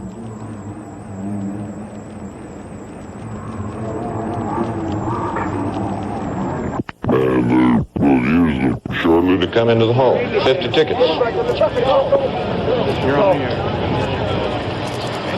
The picture you saw was outside, where we saw the mule wagon a little earlier.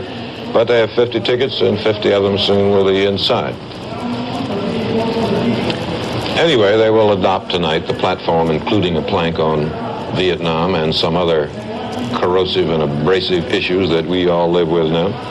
And a party platform has to be attractive to the voters at large, and it also has to be acceptable to the members of the party. And there's a very wide divergence of opinion on that, and it's reflected among the delegates here on the floor.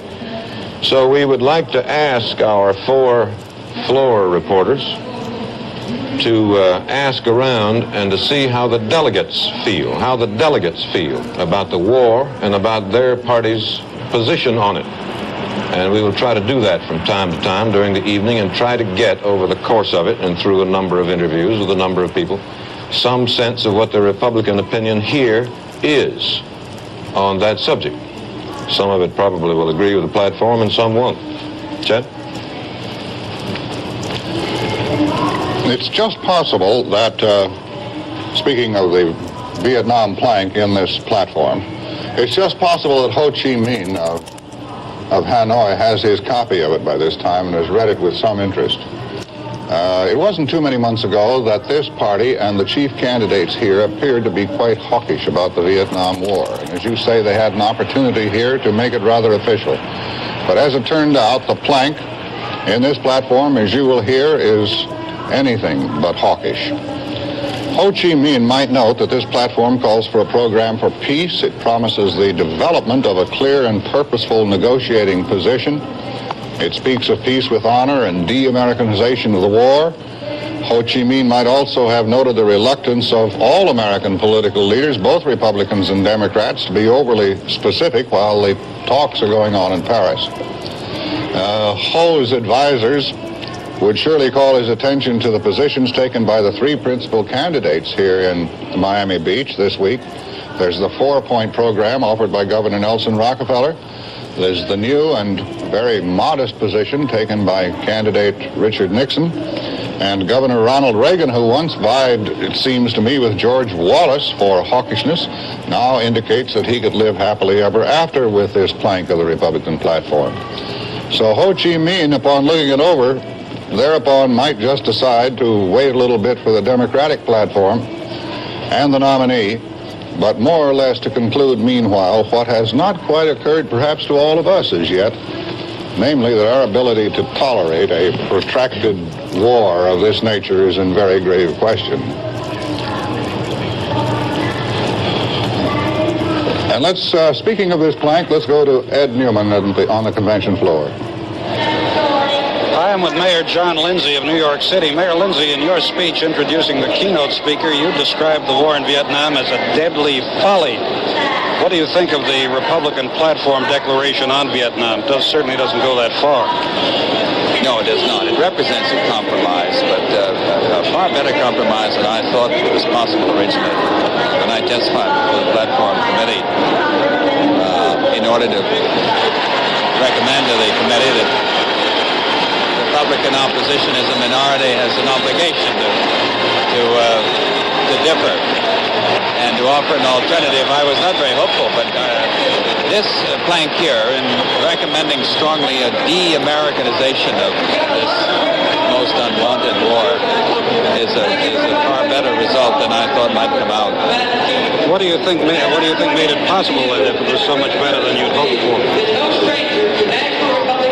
I don't know. I suspect, I think a good deal of pressure from a lot of people, myself included, and the Governor Rockefeller, and the others who recognize that this is a very appropriate and legitimate issue in a national election. I think that's what brought it about. Well, Mayor Lindsay, you're a supporter of Governor Rockefeller. Are there any differences of substance between the governor and Richard Nixon on Vietnam? Yes, there are. The governor's position on Vietnam and his program for peace in the Far East is, I think, has been the most carefully articulated one. It's been enunciated by any candidate anywhere. It's, I think, it's a far more positive and progressive plank than that offered by Mr. Nixon. The Republican platform on Vietnam has been criticized as particularly vague and wishful. Does it seem so to you? It is vague, a little bit wishful, but that's all right. Naturally, I would wish that it were stronger than it is. On the other hand, I can understand that you set forth a goal, and it's perfectly appropriate to leave the implementation of that goal for a later time when a nominee is selected. But the goal is stated, the de-Americanization of the war and the achievement of peace, and that's the right goal. Mayor Lindsay, how do you account for the shift in position of Richard Nixon on Vietnam? Not very long ago, he was saying that the American position in Vietnam was the stopper in the battle of Chinese communist aggression. Now he's calling for a de-Americanization of the war. What should people make of that? Well, I don't know. You know, since the first comment I made on this war in 1965, when the bombing really began in earnest, and I objected to it, I've seen a great many persons in public life change their position on it. And that includes Democrat, Republican, liberal, and conservative. And that doesn't trouble me. As long as we understand that America has been embarked, I think, on an unwise course of action, and we have to be a big enough country to recognize when we've been on the wrong tangent and get on with the job of doing what we have to do about it. Any country can do this. We've done it. We've got on the wrong tangent. And it doesn't bother me if people switch their positions. Who was it that said that, it's more than just the consistency is the hobgoblin of small minds. There's no particular virtue in it in this incredibly complicated business of the democratic process. Thank you, Mayor Lindsay. This is Edwin Newman. Now to John Chancellor. I'm in the South Dakota delegation with Senator Carl Munt, a member of the Senate Foreign Relations Committee, a conservative senator, and a senator who has long believed that the military work in Vietnam should be handled by the military. Is that right, Senator? That's right, John. Right. Now, Senator, we've heard John Lindsay, who is a liberal Republican, tell us that he can live with that plank on the war and the platform. Can you? Yes, I can. I think that this is a realistic approach to one of the real difficult problems of our time. Yeah, but so many Republicans have been saying this year, and a lot of Democrats too, we have a no-win policy, let's go all out, let's invade North Vietnam. You've heard all that talk as well as I have. How come none of that got in the platform? Well, actually, none of that was even placed before us. There were different amendments made, but they were amendments moving more in the other direction. I think the mainstream of Republican thinking has never been dedicated to the proposition that laymen should determine how the military tactics were to be employed. I think the thrust that we tried to put into the platform was that we will not accept a humiliating defeat, that we do not favor a pullback, we do not favor ending all these sacrifices with a situation more conducive to another war than when we went in. And the platform was built with that in mind, and also having in mind that with negotiations going on in Paris, we were determined not to do anything to weaken the bargaining position of our American negotiators. You've been involved in party platforms for a long time, Senator. And is it not, tell me how important it has to be for a lot of different candidates of a lot of different persuasions who have to run under it. That's important, but it's also important to appeal to a lot of different Republicans and different voters in the fall with different convictions, and to make clear the main thrust of a party position. And our thrust is pretty clear. It's not to pull out, and neither is it to escalate the war. Senator, we're going to leave you now, and we'll probably come back and see you again. John Chancellor on the convention floor.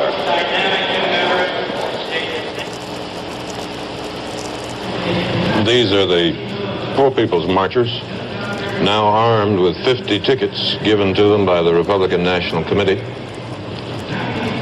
coming into the hall. They presumably will be seated in the visitors. We don't know at the moment. We'll just have to watch and see. But presumably they'll be seated in the visitors' galleries, since, of course, they're not delegates and not alternates, and no one else is supposed to be seated on the floor itself.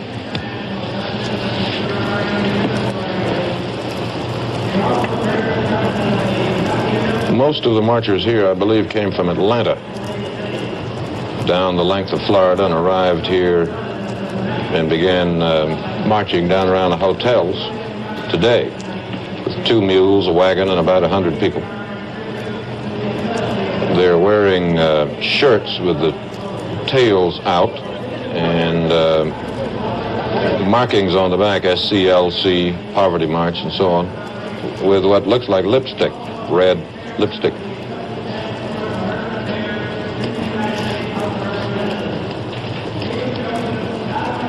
They also brought along a singing group which went into the lobby of one of the hotels, sang for a while today.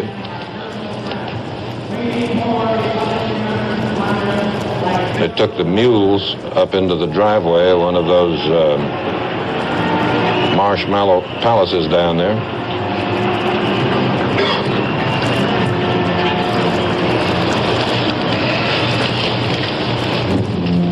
John, Chancellor. Resuming our interrupted conversation with Senator Munt now, some of the people who worked on the Vietnam plank in the platform are themselves very hardline people. This is right, and the man who led off the debate in favor of the wording which was adopted, I guess you could say unanimously, there were no dissenting votes, there were 1 or 2 abstentions, but the man who led off the Tower of Texas, who is probably as hardliner as we have on the Republican side, who is strongly recognized as a supporter of the military. And he said that he believes this is the kind of posture that the Republicans should adopt. Well, Senator, I want to thank you for that interesting analysis in the platform. Thank you. Now to Sander Van Open. Thank you, John. I'm standing here with Congressman Peter. This is Sander Van Oker down in the New Jersey delegation with Congressman Peter Frelinghuysen, who was a member of the Platform Committee. He is a member of Congress and on the House Foreign Affairs Committee.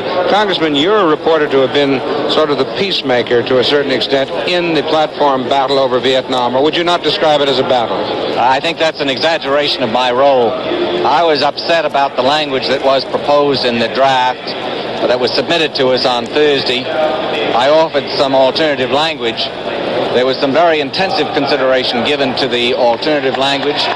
Changes were made in it, and we finally ended up with language which was unanimously approved, with the one exception of Senator Javits, who abstained because he had alternative language of his own. I think what happened was there was a realization that we must be unified on an issue as sensitive as Vietnam. If there should have been a disagreement on the floor, if there should have been alternative language offered in the form of amendments, we might have been in serious trouble, as divided perhaps as the Democrats inevitably will be at their convention and during the campaign. So it's a great satisfaction that a number of us were able to work together and that language was agreed upon, which Senator Dirksen, the chairman of the Platform Committee, introduced himself to show that there really was substantial support for this particular language. Was not the original language very close to the administration's policy on Vietnam?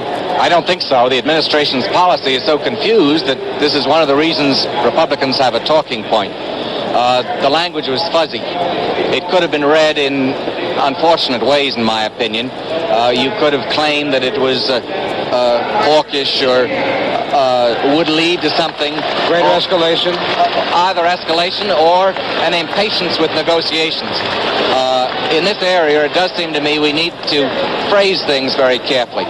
And very careful consideration was given to this language, and I'm quite confident that anyone who gets the nomination is going to live with this comfortably.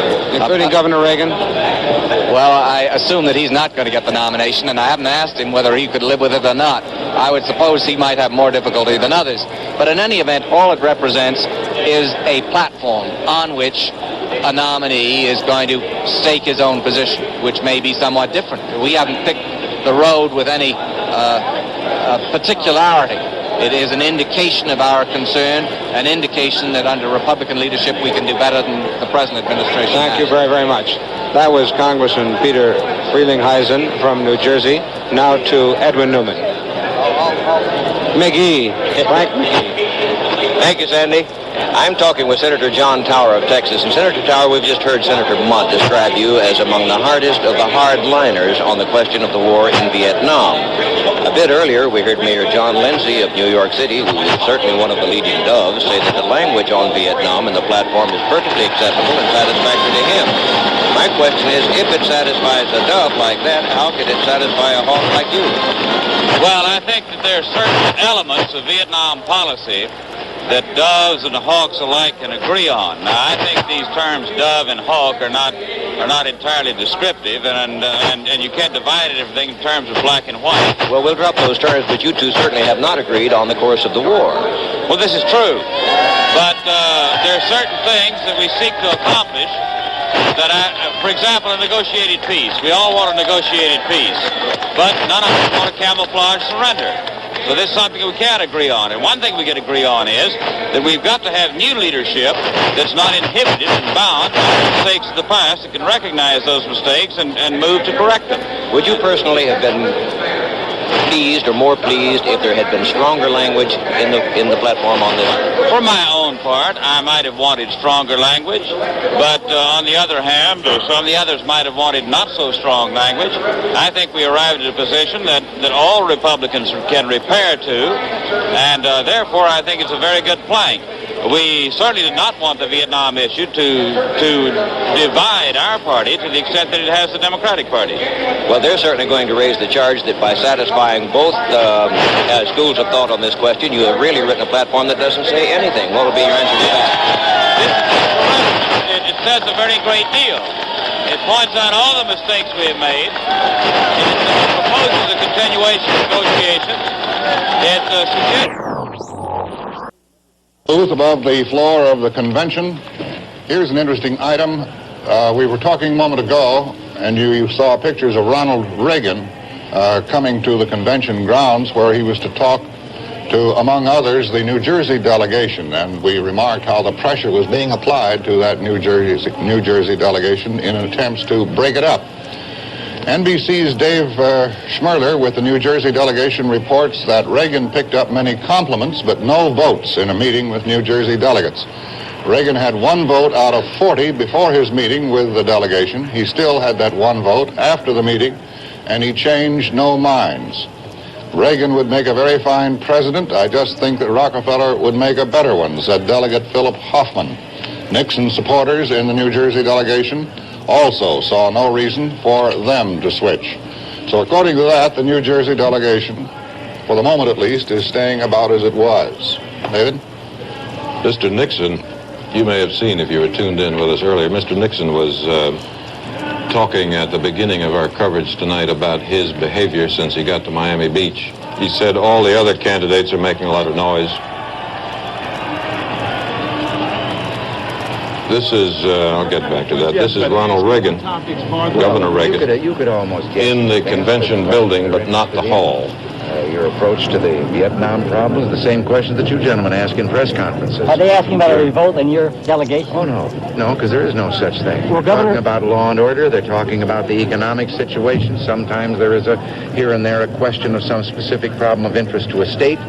But they're basically the things that are of issue and that are the issues in people's minds, and they simply want to know how the various candidates approach those issues. Governor, the chairman of the Tennessee delegation came out and said that 28 delegates were going for Mr. Nixon, that he did not think that you had 1 vote in there.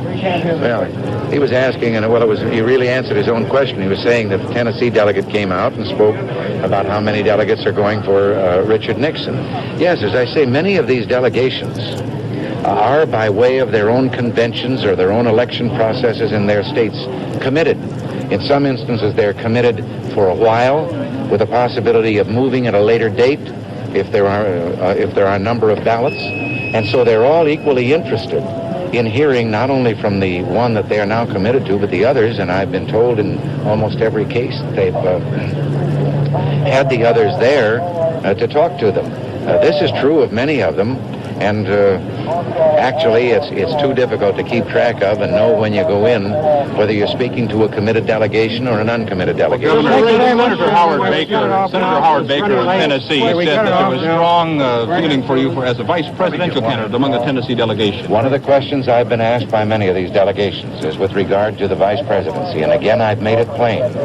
I don't know where the speculation continues, and I think it's time that somebody accepted what I'm saying. There is no circumstance under which I would be a vice presidential candidate on anyone's ticket. Well, Governor, you said that about the presidency, too, sir. No. I've always said about the presidency that I would never take the Sherman statement, that I would not actively seek it, that I would not campaign or solicit that job, but that I would be placed in nomination at the convention as a favorite son, and I could then be considered as a candidate by any delegates that chose to do so. But on this other job, You do take a Sherman statement? I do take a Sherman statement of the vice presidency. Can we get one thing cleared up? Are you positive there is no revolt in the California delegation away from you? Well, if there is, it started after I left the hotel tonight. How about Florida? The Reverend Ralph Abernathy is now inside the hole. You can see there's a little crowd has gathered around him. Edwin Newman of NBC is there with him somewhere. He is under one of those antennae you see sticking upward. And There he is. we're being borne along by main force. I can see Dr. Abernathy, but move back. I can't get near enough to him. You can probably hear the shouting. Everybody has to move back, please. Please move back.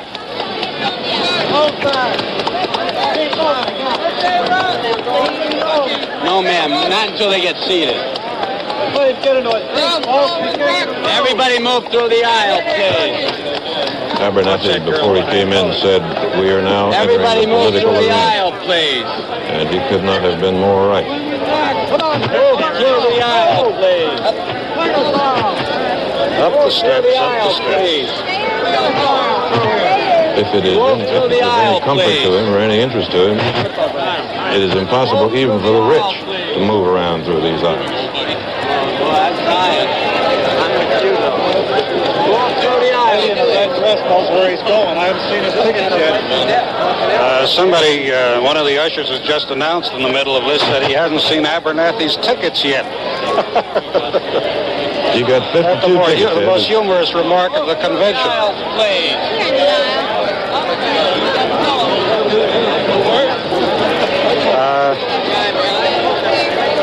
Move through the aisles, Well, you can probably hear all the shouts, "Move through the aisles," but the cameramen are blocking the way, and we're not getting anywhere. Move through the aisles. Please let them. Where's 14? Please let them in. It's Apparently the 52 tickets that they're going to be allowed in, Reverend madam. Abernathy has It's not easy to represent do. something of a collection. Some came We're from heading the for section Republican 14. committee, some from Congressman Reed, some from Senator Percy, and others. Madam, I'm doing my best.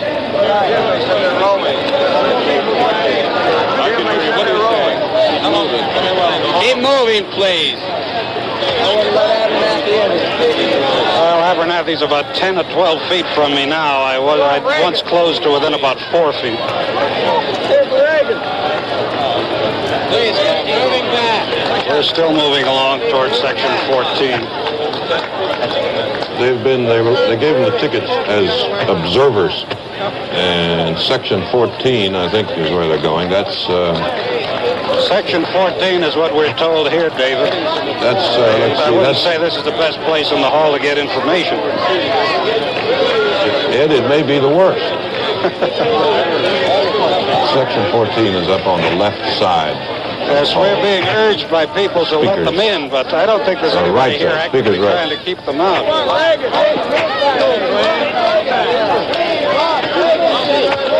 Now, in the middle of all this, some people are shouting, "We want Reagan." They deduce whether there's any connection between that and Abernathy. I don't pretend to know. Unfortunately, in the middle of all this, walking interviews are being conducted with Dr. Abernathy. Everybody move back. Put it up in the stands. Little girl. It's somewhat unfortunate that he, I think, has agreed to conduct them in this state.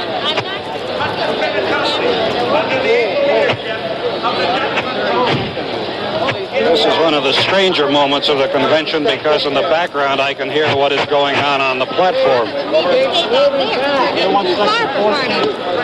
And it has no relationship to what we're doing here.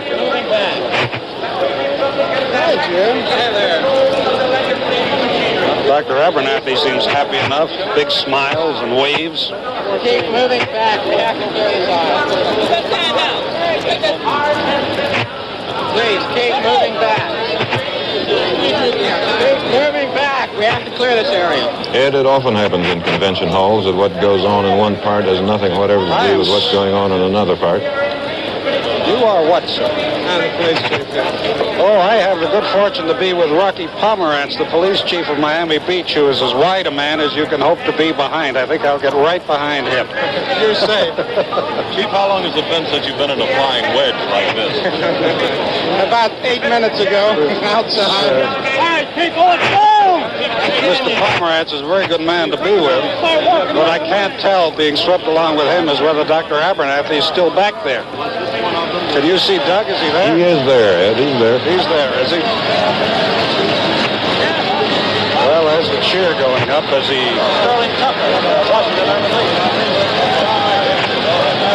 Somebody comes out on the platform, may be thought to be competing with Dr. Abernathy.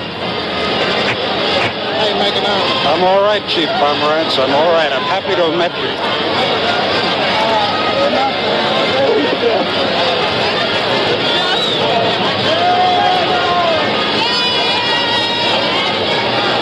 Well, we're still going. This, I believe, is what is known in professional football as the pit. This is where you don't want to get caught unless you're awfully big and solid.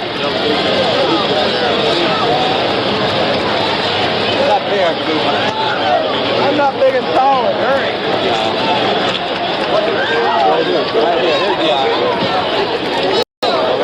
I think we have reached section 14. Abernathy and his marchers plan also to go to Chicago, they've said.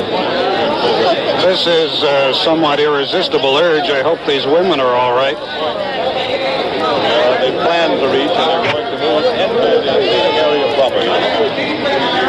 Now making an aisle for it. Can you move out of the way, please? Please move out of the way. Let me get out of your way. Abernathy standing.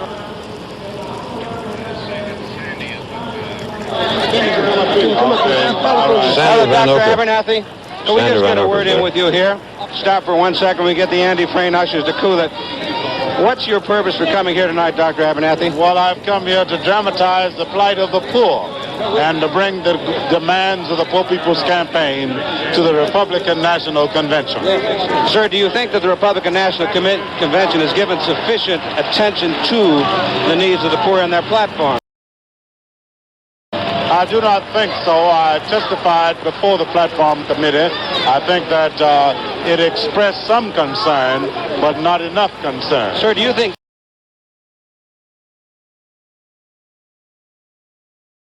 either party in the United States now, as the way you see it, gives enough attention, enough concern to the plight of the black man? I certainly do not, and that's the reason why we're here, and that's the reason why we're going to stay here. Is there any candidate in either party that you feel you could support? I think that Mr. Rockefeller would come closer to it,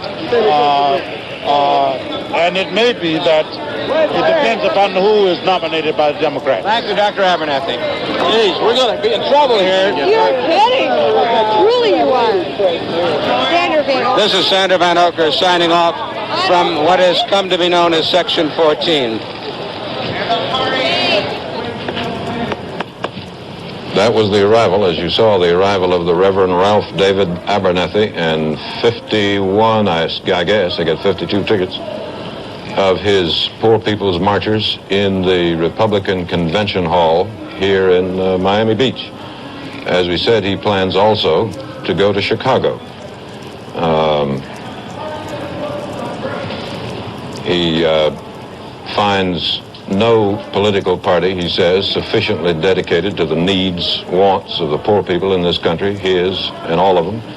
No candidate, with the possible exception of Rockefeller, who he could support firmly, solidly. He keeps saying somebody like Rockefeller.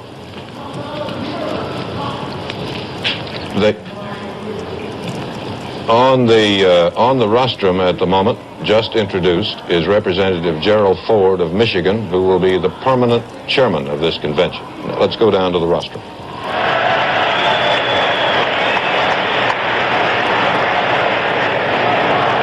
A Republican administration will mean that human rights and human dignity will be shared by all Americans. It will mean an America where a growing economy provides new jobs and new markets. An America where consumer prices are not inflated beyond the reach of your family pocketbook. It will mean an America where the farmer will get a fair return for what he produces. The businessman will make a fair profit, and the worker will make a fair wage.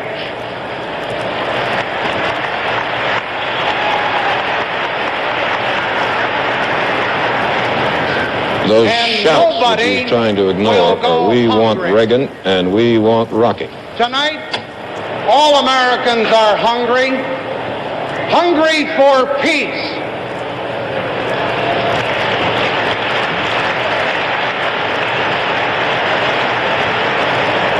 The people of America are appalled by the Johnson-Humphrey administration's mishandling of the war in Vietnam.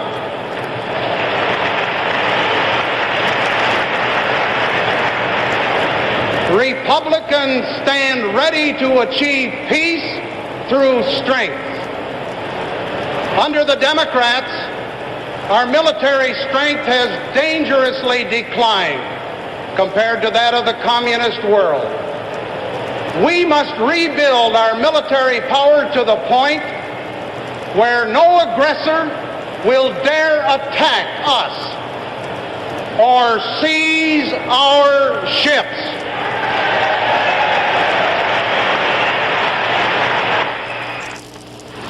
Governor Reagan of California is here in NBC's studio, and Chet Huntley has left our glassed-in eyrie here for a moment or for long enough to go down and talk to Governor Reagan. So we're going to switch down to the studio. Chet? Governor Reagan, our intelligence tells us you just criticized NBC News before the Massachusetts delegation. On what count, Governor? Well, just before I left the hotel, I saw one of your commentators not showing me, but saying what I am supposed to have been saying to delegations here in meeting with them at the convention. And for one who has traveled around the country promoting party unity, it was pretty disturbing to hear words placed in my mouth as he said that I had gone in criticizing the other candidates and suggesting they couldn't win and urging the delegations to vote for me. Now, the truth of the matter is, number one, to every delegation I've ever spoken to, I have told them that regardless of the outcome of this convention, I will wholeheartedly support whoever is the nominee of the convention and actively campaign for him. And I have never criticized one, and when any questions have been asked that might lead to a comparison of the abilities or the qualifications of any candidate, I have said that I can't answer such a question because I find no weaknesses in any of the Republican possibles. Well, I don't want to quibble about this, but if he did say that you were criticizing other delegations or even other candidates, I can't remember he got on the air with it. I don't remember. Well, I was home in the hotel seeing it on the air, so he did get on it. And I have never, incidentally, I've never solicited a vote from a delegation. I simply go in. The format's very simple, and it's always the same. A few opening remarks explaining my own situation, how I arrived at this position, and they then ask me my viewpoint on various issues that are of interest to them. I state my position, and they're usually very warm and cordial and polite and applaud me as I leave the room, and I don't know whether they're committed, uncommitted, or who they're for, or whether they're going to make any changes.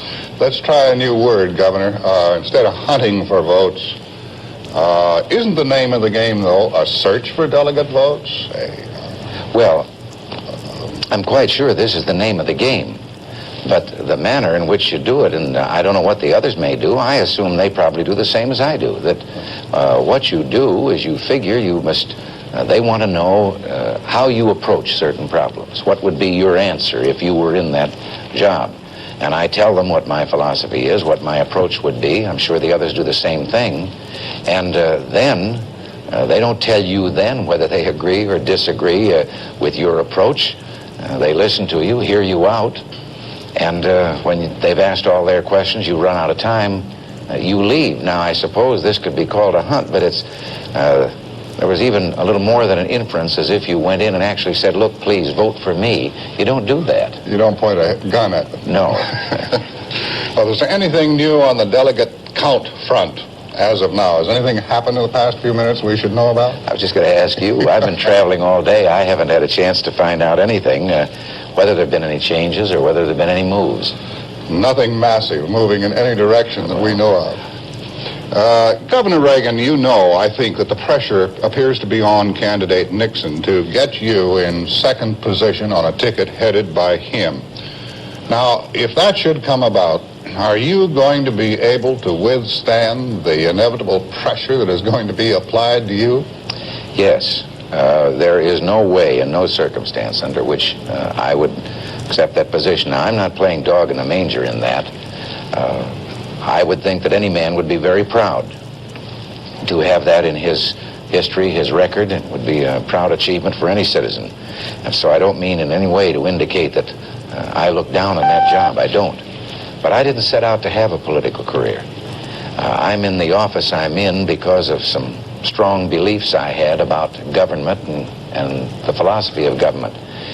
And I have an opportunity in a rather unique and unusual state, the most populous state in the Union, a state that is only superseded by about 5 nations in the world, including our own, in point of size of economy and gross national product and so forth. Now, I took over this state after what I think had been some mismanagement for a number of years, a different political philosophy. We've had a chance to get started what I think is the basic philosophy of the Republican Party, having to do with good business practices in government, with a solution to the problems based on the private sector and the private citizens. And I think that there's a greater opportunity for a contribution to this Republican philosophy that I believe in by continuing this than there would be an opportunity to serve in that second spot. It has nothing to do with the relative merits of the 2 jobs. It's the contribution that can be made. And I believe as far as campaigning is concerned, the campaign's over in a couple of months. And I believe in that I could probably be as effective campaigning on behalf of the party as the governor of California as I could on the ticket. But you can anticipate the pressure that might be applied to you. Oh, yes, I know it'd be there, but I also am rather stubborn. Have you had any adverse reaction from California pertaining to your decision to become an avowed candidate as of yesterday? Well, no, because let me tell you, that wasn't my decision. They did it to me. I didn't do it to them. I know this is difficult to believe in a time when we believe that everyone has a campaign plan or something. I have not been campaigning. I have made it plain to these people campaigning in my behalf. I have made no secret. I know they're doing it. Knew they were doing it for the last year. But they knew also that I had said they'd do it without my help, that I would not solicit that job or lift a hand. Yesterday, and it was getting very difficult here, with only a couple of days to go. You know, it's one thing a month ago in Sacramento to say I am not a candidate, but a month from now, when I'm placed in nomination as a favorite son, I will become a candidate if you want to consider me so. Well, that sounds good until you're here at the convention and you find yourself saying, I am not a candidate, I will be day after tomorrow at 9 o'clock at night. And perhaps one delegate sensed that.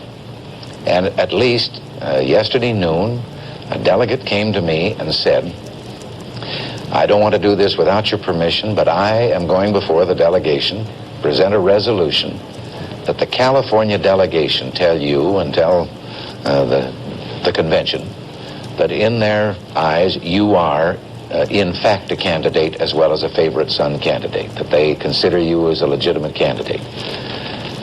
Well, I've always said that the delegation is going to make every decision on its own, a democratic process, and the only thing I said was, well, they may cut me up if you try that, but I won't be present. I will just absent myself from the meeting, and I did, and a half hour later they came and told me that the delegation had unanimously passed that resolution.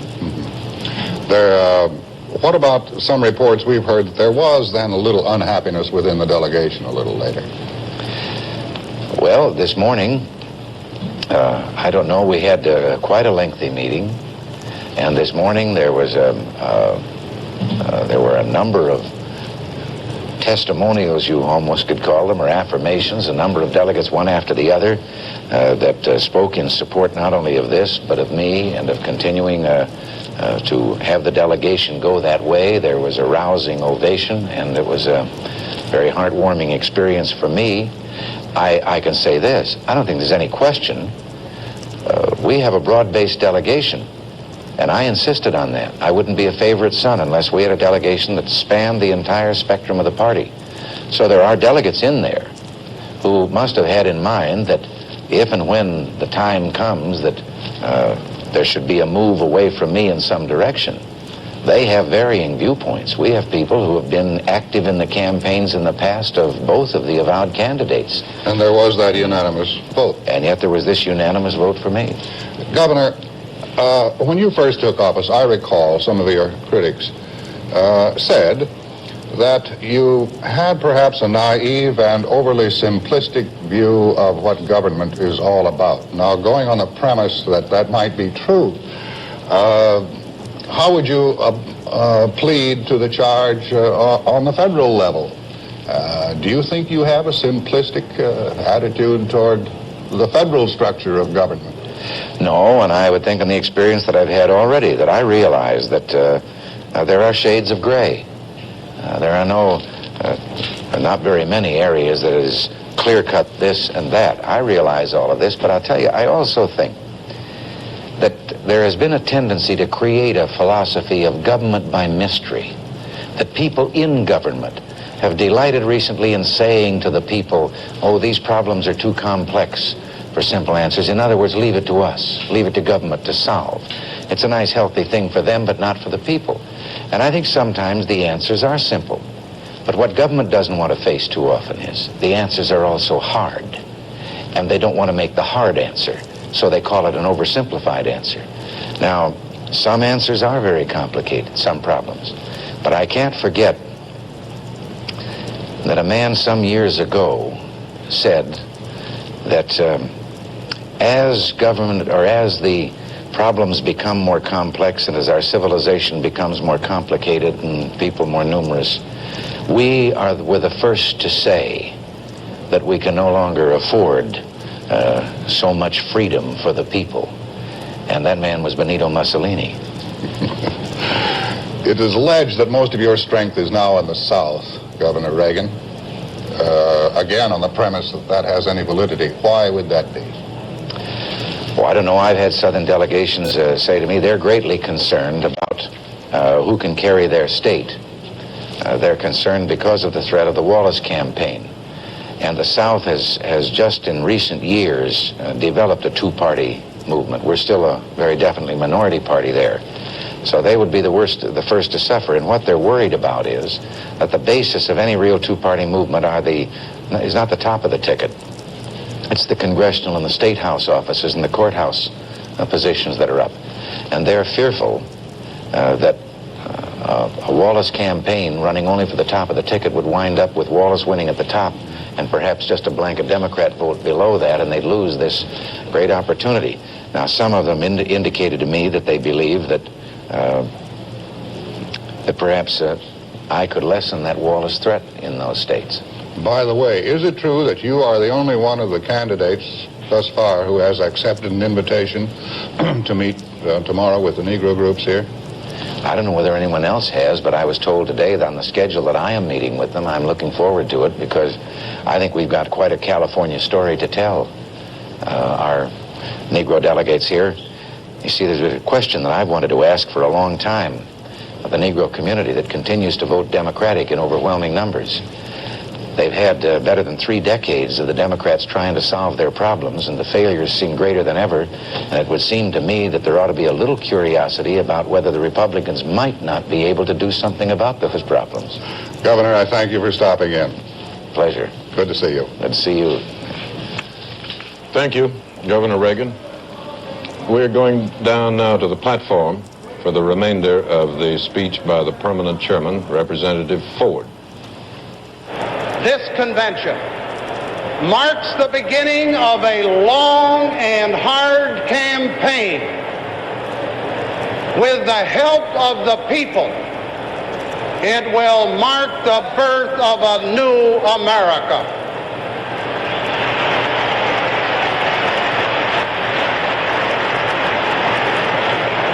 Together, let us show our countrymen a Republican Party that is a faithful reflection of the real America. The America that not only preaches but practices decency and order. The America that not only expects but extends courtesy and respect. The America that combines freedom and self-discipline, justice and mercy, compassion and reason. The America that cherishes the dignity and honors the opinion of others. The America that rejects alike the violent weapon and the vicious whisper. Together, let us show our pride in being Americans.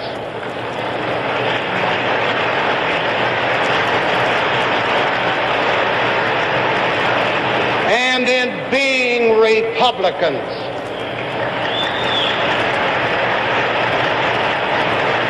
Our pride in our magnificent heritage of free political competition and choice. Our pride in our ancient but adaptable system of majority rule with minority rights.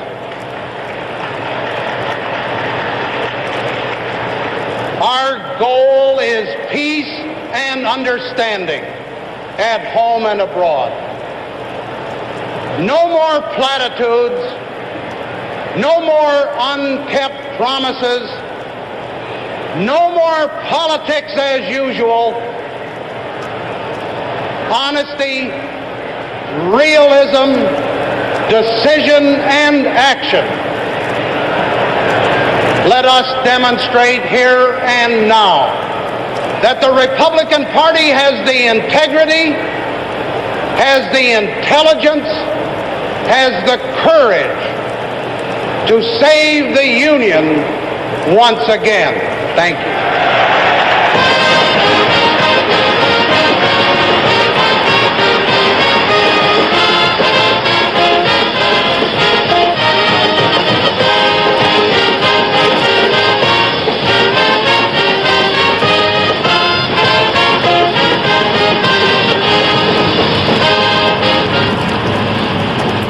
Speech by Representative Gerald Ford, the permanent chairman of the convention.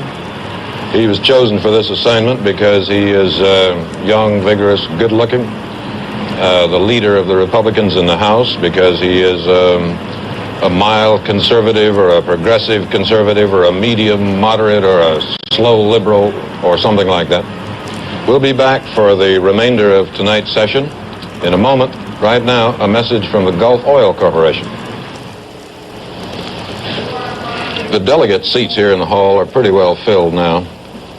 Many of the alternates who sit in the back are not.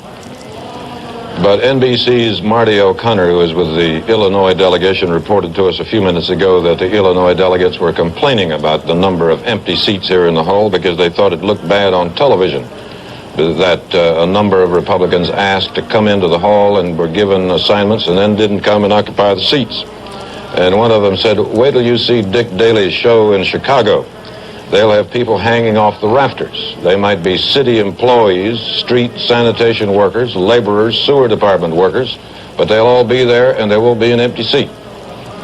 We'll see when we get to Chicago. In the meantime, John Chancellor is here on the floor with a report for us. John? Governor Reagan has been, as we've seen tonight, working the hall to get delegate support. And the most important delegation he met with tonight was the 28-vote Tennessee delegation. And with me is Congressman Dan Kirkendall of Tennessee, who is in the caucus room when Governor Reagan made his, I was going to say pitch, and I suppose I ought to say argument, shouldn't I? Well, let's say he made his presentation. It was his effort to persuade us to join his candidacy for president. How good is he at that, in your estimation? You've heard a lot of politicians make these persuasive arguments. Is he a good and attractive man in a caucus? The governor of California certainly is one of the most attractive people in the party. We all certainly think he's done a good job in California, and he is an able platform speaker, and he is most able off the cuff. I don't want you to reveal anything to me you don't want to reveal, but Governor Reagan has a sort of a boyish smile sometimes and a sort of what has seemed to some of his critics an affected shyness, you know, an aw shucks or gee whiz attitude sometimes toward politics. Does this change when he's talking with a group of delegates such as yourselves? Well, I think, John, that almost anyone is more relaxed in an informal situation. The basic impression of his personality doesn't change. He's more relaxed, as we all are, with a small group and a give-and-take proposition. But there's no feeling that he's a different man. And what was the result of the caucus tonight? A very pleasant man made a very pleasant approach and gained nothing. So the 28 votes of Tennessee are still... That's correct. As you know, Governor Rockefeller came to our state and was wonderfully received and gained no votes, and Governor Reagan has gained no votes. Ours has been a a very loyal Dick Nixon state from the beginning. The former vice president, as you know, John, is most popular in Tennessee. He carried our state by 83,000 votes in 1960. He's helped Senator Baker. He's helped me. He's campaigned there in 1964 and 66. And I think you could call our state a state that loves Dick Nixon. Right. Thank you very much. Congressman Dan Kirkendall of Tennessee telling us that that state is still holding, as it will hold for several ballots, I'm told, to Richard Nixon. Now here's Frank McGee. Thank you, John. I have with me Senator Clifford Case. There are 40 delegates in New Jersey. So far, this delegation has not come out openly for any of the major candidates. Now, Senator Case, some of Mr. Nixon's floor lieutenants are telling me tonight that this delegation is, in their words, breaking apart and about to come out for Mr. Nixon. Is that true, or what can you tell me about it? Well, I think just to quote somebody a generation ago, I think the report is premature. And very sincere about that. We're having an earlier meeting at which we're going to go into the whole thing in as much depth as we possibly can. The way the making about their delegation today, the real question is two things are going to be in the delegate candidate or fear of embarrassment.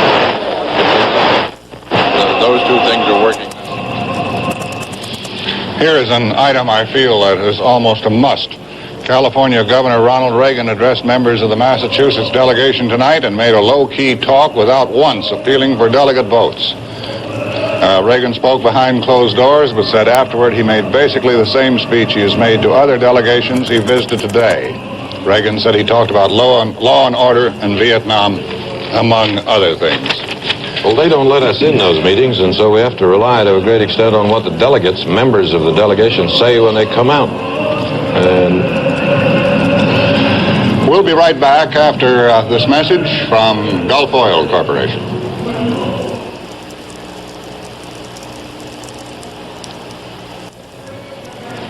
David, I wasn't entirely conscious of it, but now that I think of it, we have seen a lot of the orange color around Miami Beach.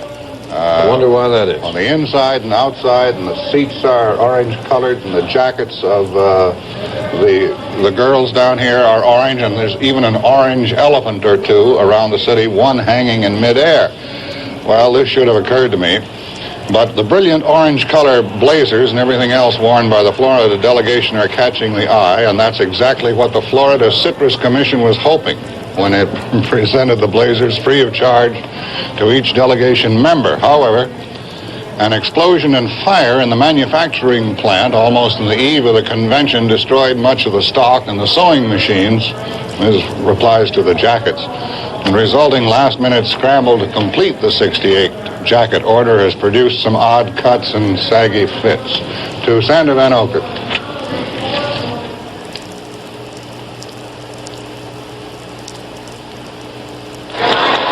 My mic is open. Do you hear me? I'm down in the VIP section with Roy Wilkins, the Executive Secretary of the National Association for the Advancement of Colored People. Mr. Wilkins, Dr. Abernathy said a few moments ago there was nothing in the platform of this party that was responsive to the black people's needs and desires. Do you feel that too? No, I don't feel that way, although there are some deficiencies in it. But I don't think we ought to stress the negative necessarily. I think the platform is very much better than it was in 1964. And especially in the statement of the situation of the people in the slums and the cities. It also touched upon rural poverty and said we cannot do poverty in the slums and in the urban communities without addressing ourselves to the poverty in the city. It also had, in its deficiencies, in my estimation, no mention of the role of the federal government in backstopping private employers and private enterprise in providing employment. Thank you very much, Mr. Wilkins. That's Roy Wilkins, Secretary of the NAACP. Thank you very much, Mr. Wilkins. Now back. I hardly need to say who that is. Senator Dirksen getting an ovation in the hall. He's coming out to introduce the platform. Senator Everett McKinley Dirksen, flower gardener, former tax collector of Pekin, Illinois, a frustrated Shakespearean actor, a recording star, a Republican, a delegate, a senator, the majority leader of the U.S. Senate, an orator, as a famous politician once said of Adlai Stevenson, an orator with few equals and no peers. It's wonderful to think back and recall and observe how this man has mellowed too, David, over the years. It was 16 years ago at the 1952 Republican Convention when Senator Dirksen was making a speech that hot evening in Chicago. Governor Thomas Dewey was sitting virtually in the front row, and Senator Dirksen shook his finger at him and said, "You led us down the long road to defeat." And the entire convention came very close to exploding, winding up in a riot.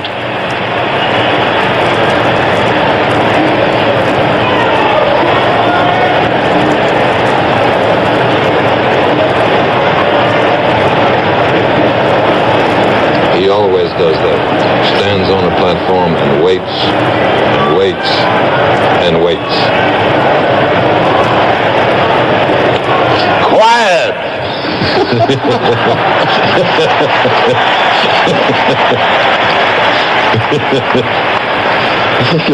See why they love him?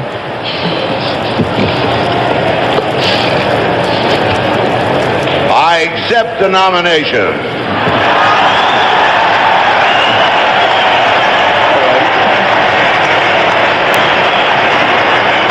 First joke we've heard from a platform so far.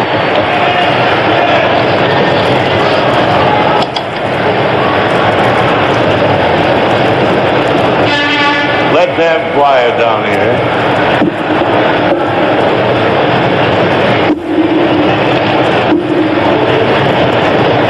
Delegates and fellow citizens, I'm going to make you a little deal tonight.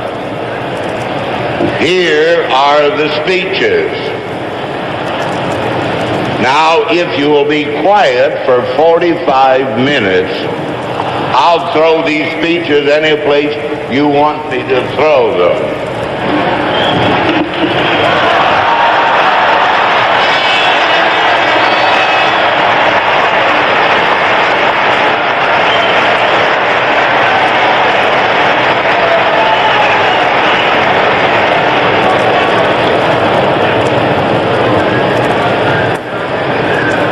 Will you clear down here now and be quiet? Let me say to you in all earnestness, this is the only time before Election Day that you're going to hear your platform presented succinctly, but in its entirety. I should think you'd like to know from the men who slaved early and late, sometimes as late as 4 o'clock in the morning, to prepare this document. They are entitled to your attention, and they're going to get it.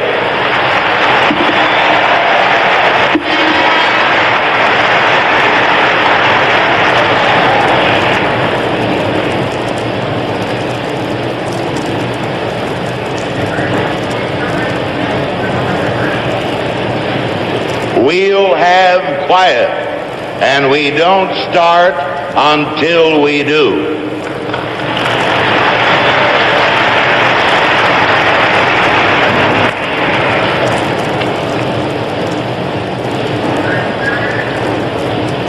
In Philadelphia, 181 years ago next month,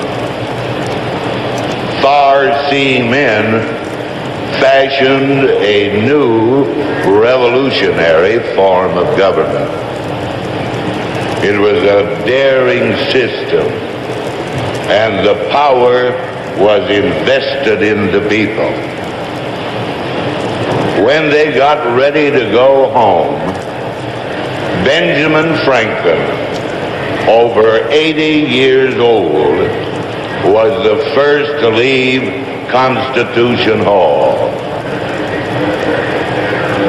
A concerned citizen was there and said to him, "Dr. Franklin, what have we got? A monarchy or a republic?" Without hesitation, that venerable old sage said, "A republic if you can keep it." I repeat those words of Franklin.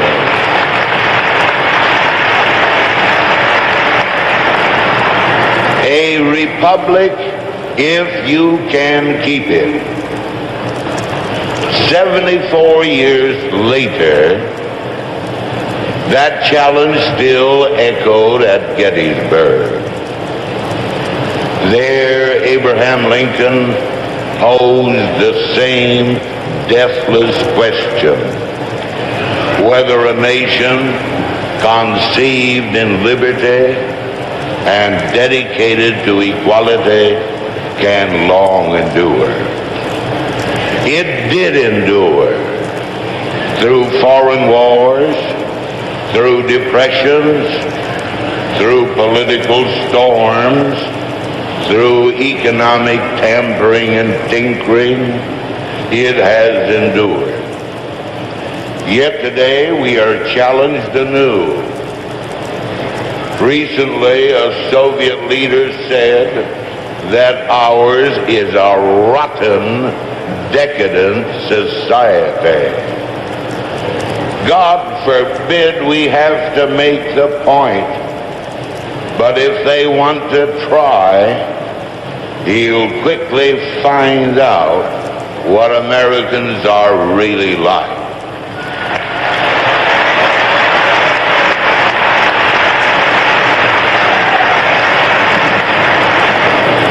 Oh, you hear here at home that we have a sick society. Well, my friends, only radicals who traffic in trouble and only extremists who are intolerant of moderation and only the celebrating pessimists who are bemused by a mote in America's eye say it. No, fellow citizens, we're not sick. We're not even indisposed. We're just mismanaged.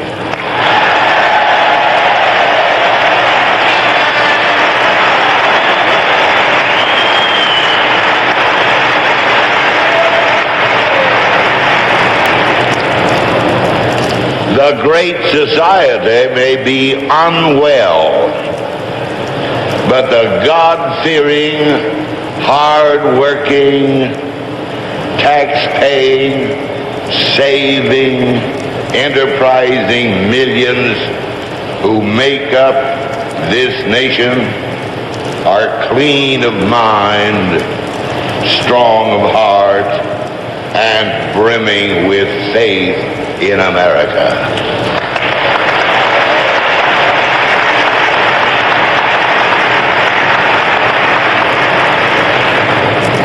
I repeat, we're not ailing, but we are indignant to see why. Let's first trace the unfolding of our country. It's nearly 2 centuries ago, out there in the East, where it started as a little rivulet of individuals and families who began to push north and east or west and south until the frontier closed on the Pacific. And then came a new force that swirled people into a common center. And out of that force came our great teeming metropolitan centers, and so our rural economy became enmeshed with a vibrant new industry. The vitality and productivity nurtured by this fabulous mix made us prosper as no nation before. So in time we matured into the mightiest nation of all, the leader, the hope, and the benefactor of the free world. Twice we rescued the world from tyranny. Not once or twice, but time and time again, we uplifted other people who were engulfed by desperation and despair. Today, what a strange world it is. We continue to succor freedom abroad, but we let it be abused at home, and we constrict it. We let it erode. To every disaster, no matter how distant, we respond with compassion. But all too often, ingratitude flows back as our reward. Boldly we move to save the pound sterling and the mark and the lira, and then we let our own currencies dribble down the drain. How cynical, how mocking that political slogan, the Great Society. Never has an undeclared war embroiled America so long. Never was the casualty toll greater, and never the outcome so remote. Never have we been so overextended around the world. Never has our prestige been so low, our alliances so weakened, and our image so impaired. Never has an administration so disregarded the limits of our resources, or our patience, or our willingness, indeed, our inability to police and sustain a bellicose and insatiable world. We've been open-hearted, we've been open-handed, we've done all this, and now it's time to reassess our generosity and the limit of our resources.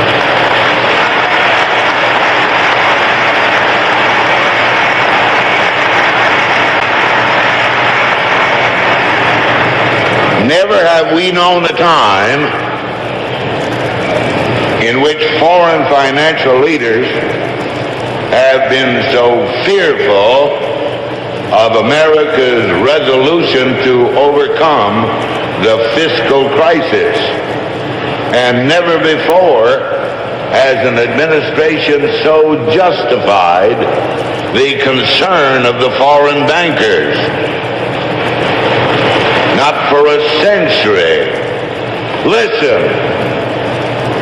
Not for a century has interest, the price of money, been higher. Never the drive to pour out public money so great. Never has the nation been so mired in debt. Never has the budget been so bloated or the deficit so huge. Did you see it in the paper the other day? On the 30th of June of this year, we failed to pay our bills out of revenue by only $25 billion. And that is your deficit and your debt. Once upon a time, people said the sky was the limit. Now we've been rocketed into fiscal outer space.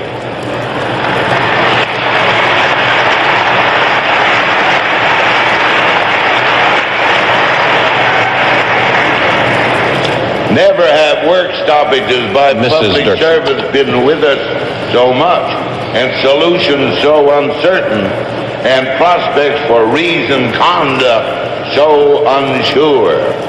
Never have our farmers been so productive, and yet, except in a depression, never have their profits and returns been so low.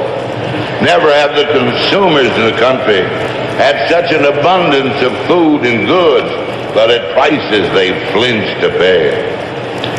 It is said that the best things in life are free. Well, never has an administration labored so diligently or so successfully to prove that nothing is free anymore.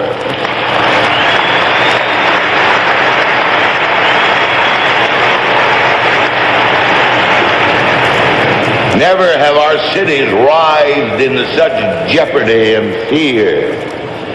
The President's own commission said that the domestic crisis in our land is the most serious since the Civil War. That's a great society, is it not? Never have promises been so lavish and the performance so dismal respecting our millions of poor. Never their resentment so keen and their protests so violent. And never relations among the races so gravely impaired. Never has obedience to law been so disdained. And never law enforcement so hobbled by unwarranted regulations, strained court decisions, and official solicitude for crime.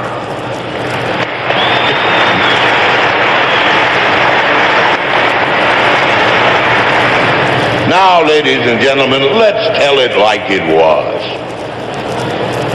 Must this free people forever indulge lawlessness and violence?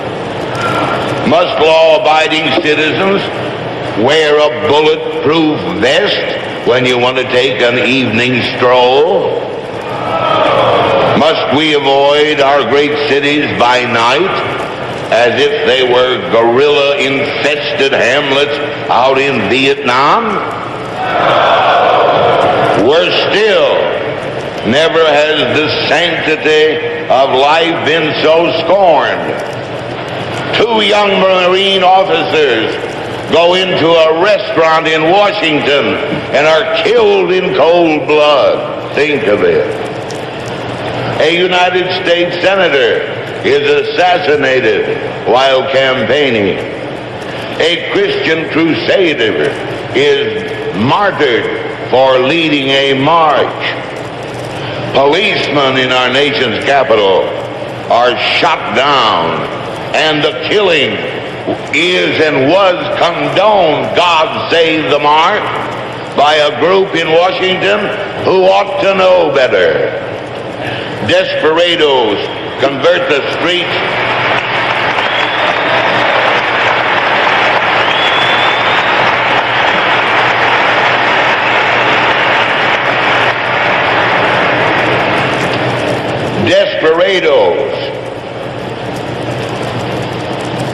have converted the streets of Cleveland, Ohio into bullet-swept lanes.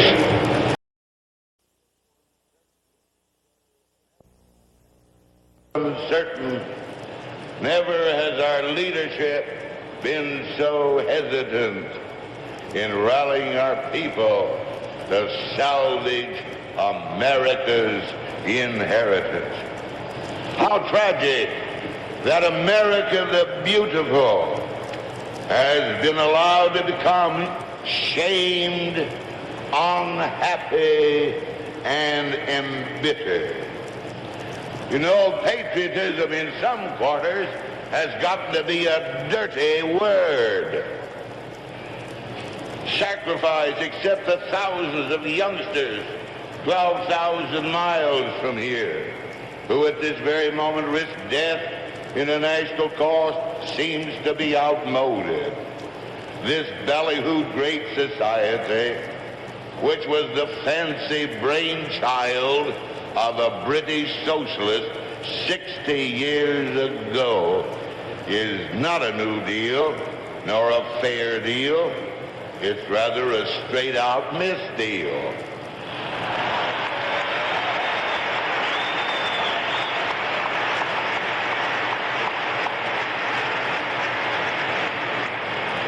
And you humor it longer, and you will destroy what the founding fathers have wrought. Clearly, my friends, the hour is late, and the problems are many. This is America's hour of need. And that need, so urgent and so undeniable, is to depose a fumbling Democrat Party. That's what it takes.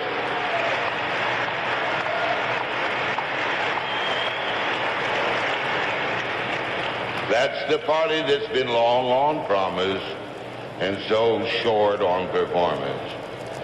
I think an outraged, heartbroken America joins us in this injunction to the great society, a sentiment that was voiced by Oliver Cromwell long ago. In fact, 300 years ago, to the Parliament that was sitting. He said, "You have sat here too long. No good has been come by it.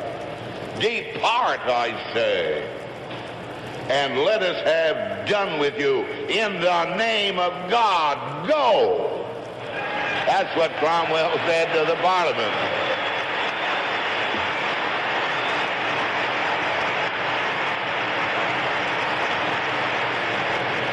But I know there's still a few who rather prefer the alluring political promise, even with its failure, instead of progress that is dependable and orderly and assured.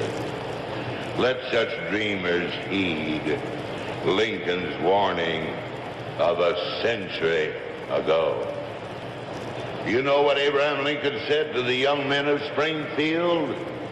He said, "If destruction shall be our lot, we must ourselves be the author and finisher. As a nation of free men, we must live through all time or die by suicide." And that still goes. We Republicans believe in Lincoln. We hold with him that the legitimate needs of the people can be met without forfeiting freedom. We hold there can be progress without wanton spending and ruinous inflation and fiscal collapse. We know there can be care for the needy, and without the erosion of dignity, and without federal domination, and without paternalism, and the wasting of human endeavor. We of the Republican Party are, yes, and able and determined to meet the people's needs. We really want to provide that progress. We Republicans are literally champing at the bit to prove to every citizen, just as we've proved before, that Republicans don't merely promise, they produce, and we really care. We call upon Americans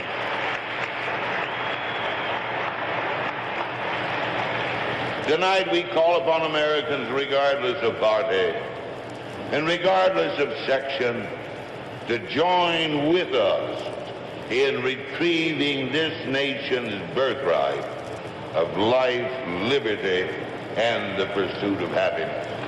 And I admonish you, when you sing God Bless America, in your mind let there be another thought: God make America worthy of his blessing.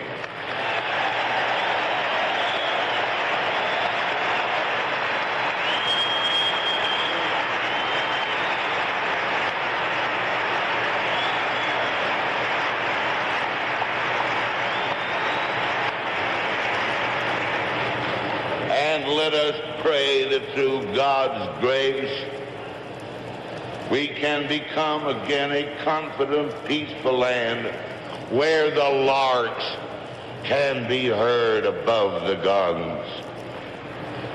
And we truly become one nation under God. I repeat that we truly become one nation under God with liberty and justice for all.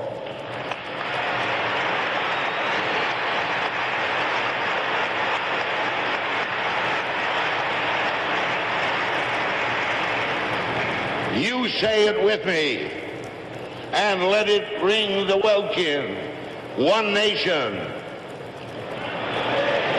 under God, indivisible, with liberty and justice for all.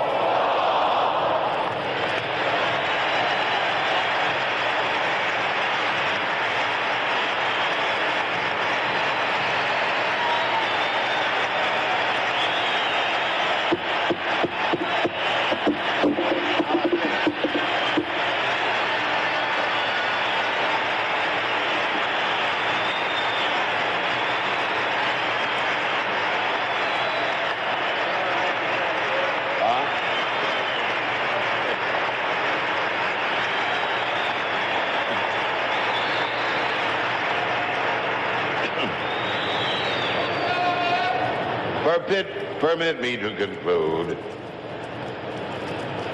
It's not merely a political victory that concerns us here, but rather the future of the Republic. Rolling down the years, we can still hear Ben Franklin's challenge. Don't you hear it? A republic, if you can keep it. Inspired with high purpose, resolved that this land of liberty, with its limitless promise for the generations after us, shall not perish from the earth, we now present for your favor a statement of principles and programs, the 1968 platform of our party. And may I say to you, ladies and gentlemen, there'll be no reading of this platform line by line. I know how tedious that is. First of all, you're going to hear from a distinguished governor who will take about 5 minutes to tell you about the preamble and the purposes, and he in turn will introduce the 7 chairmen of the subcommittees who constituted the temporary platform committee appointed by our distinguished national chairman under the authority conferred on him by the 1964 convention.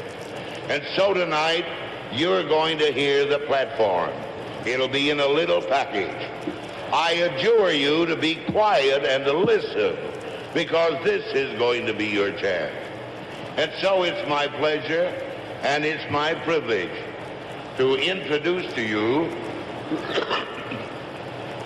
the distinguished chairman of the Governor's Conference, the Governor of Rhode Island, my friend John Chafee, who will now address you.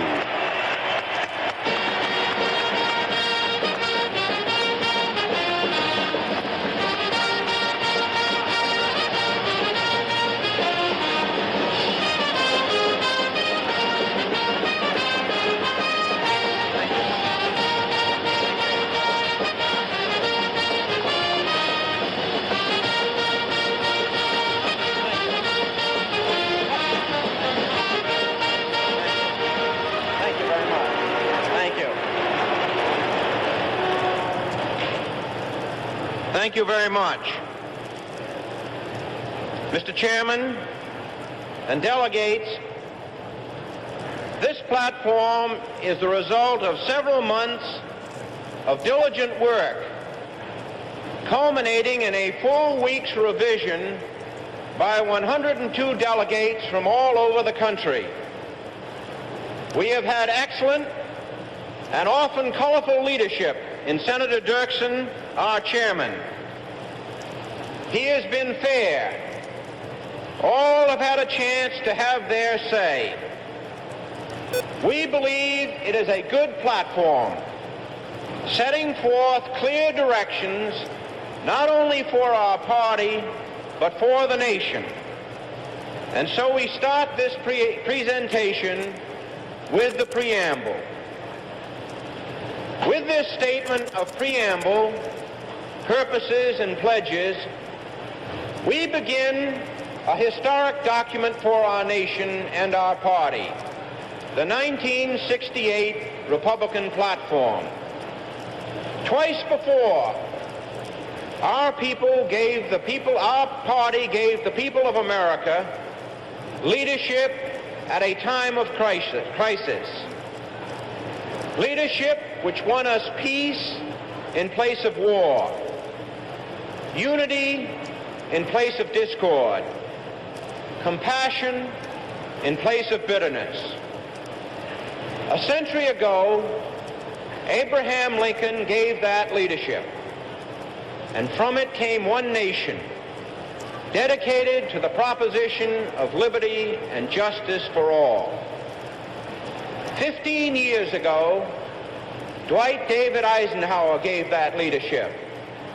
It brought the end of a war, 8 years of peace, enhanced respect in the world, orderly progress at home, and trust of our people in themselves and in our country.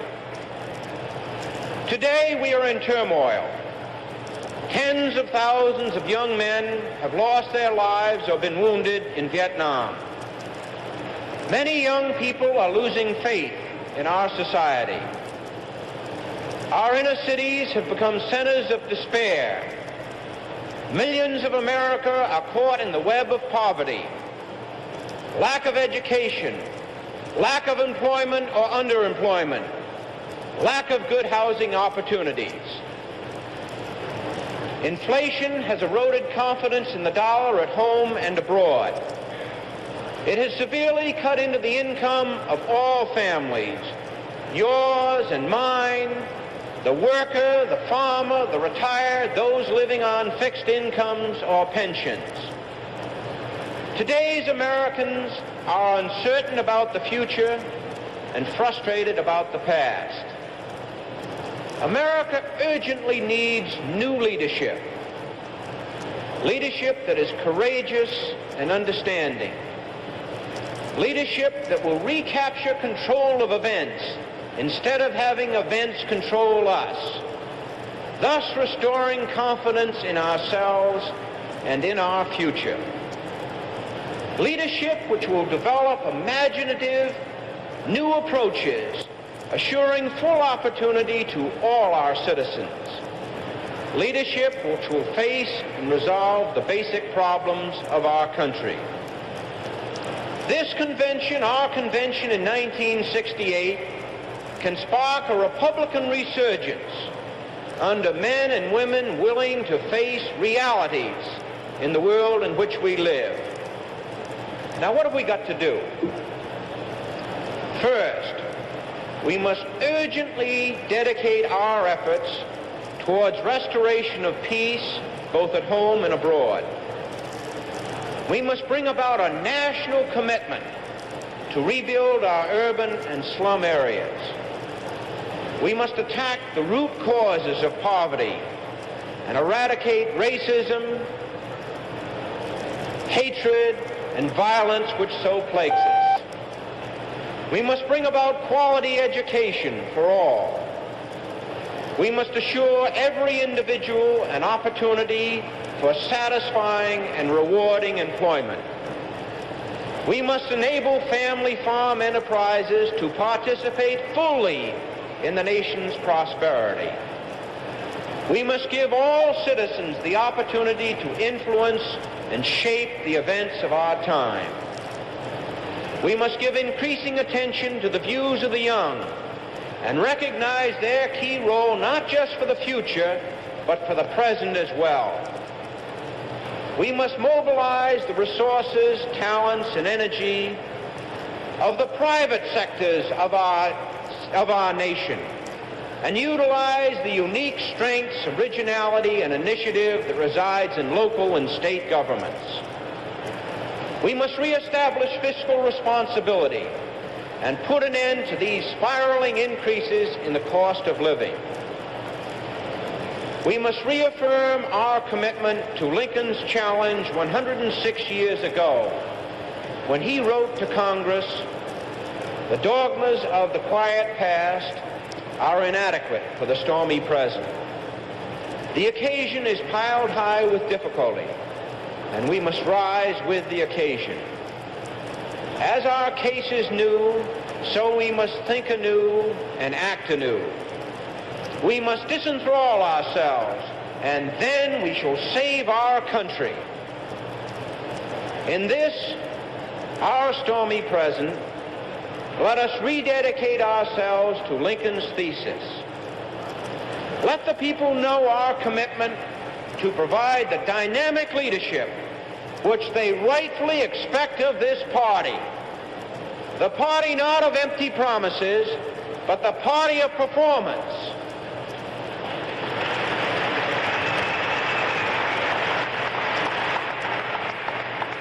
The party not of wastefulness, but of responsibility. The party not of war, but the party whose administrations have been characterized by peace.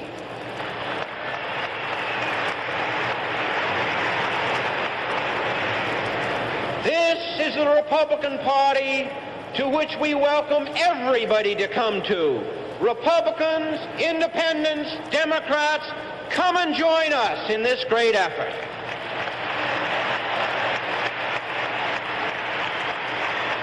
Thank you. Now, to tell us about the first part of the platform is a young man who entered Congress 9 years ago after graduating from Williams College and Yale Law School. He served in the Department of Justice. When he came to Congress, he was looked upon as a comer, a man with a great future, and he has fully justified the high expectations and promise he showed. He is the youngest member of the joint House-Senate Republican leadership. From the 38th Congressional District in New York, Representative Charlie Goodell.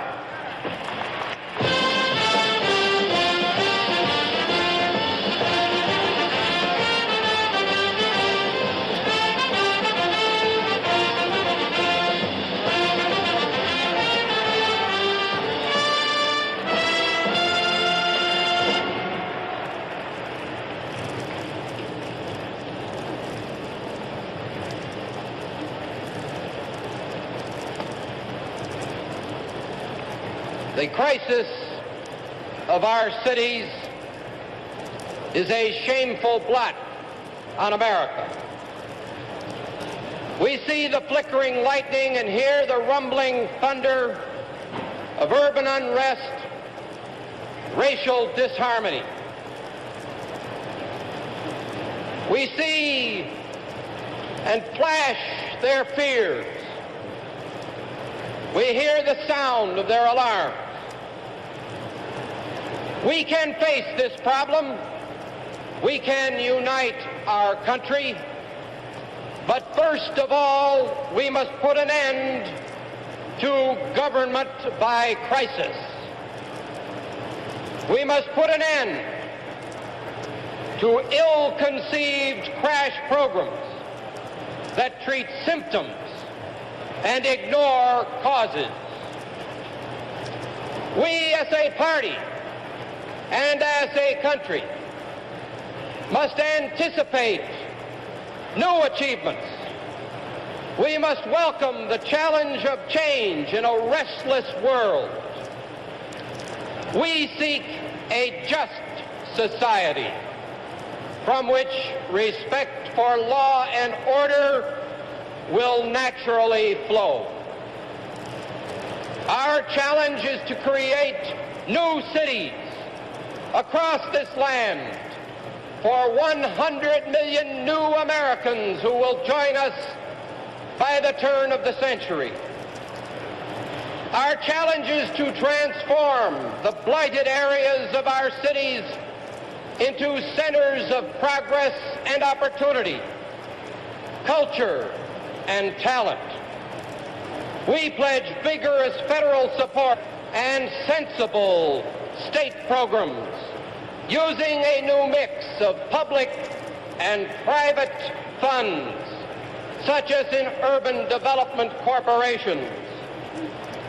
We must open our urban arteries with new transit systems. It's time we completely overhauled the cumbersome and self-defeating welfare system that demeans both giver and receiver.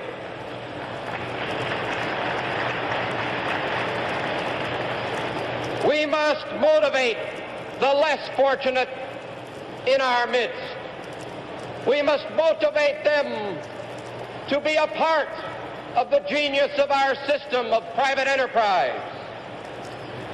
We seek quality education that is relevant to the needs of our people. We seek a quality society that is relative to the needs of our people. And we cannot have a quality society without quality in government. We urge the creation of community development corporations that will give the people of the poor and impoverished areas of our country an opportunity to be a part of the action, to control their own destinies, and to be a real involved part of the free enterprise system.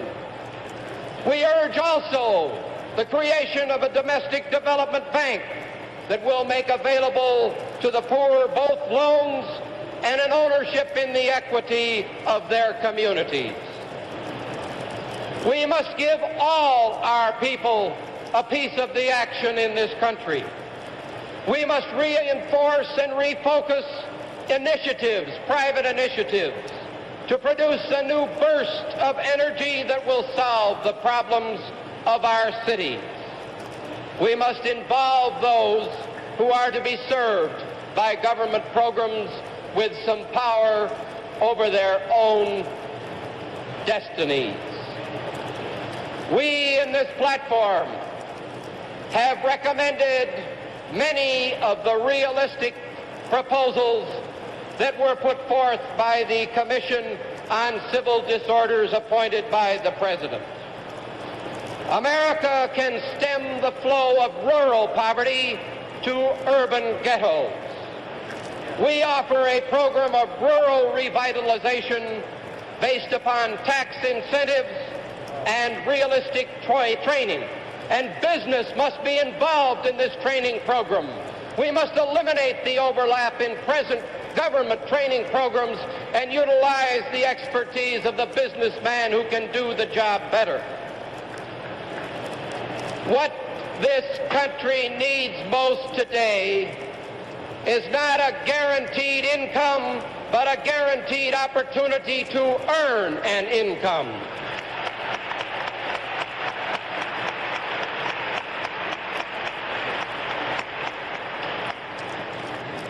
We live in the most affluent society in the history of mankind, and yet children in our midst are permanently retarded by lack of proper food.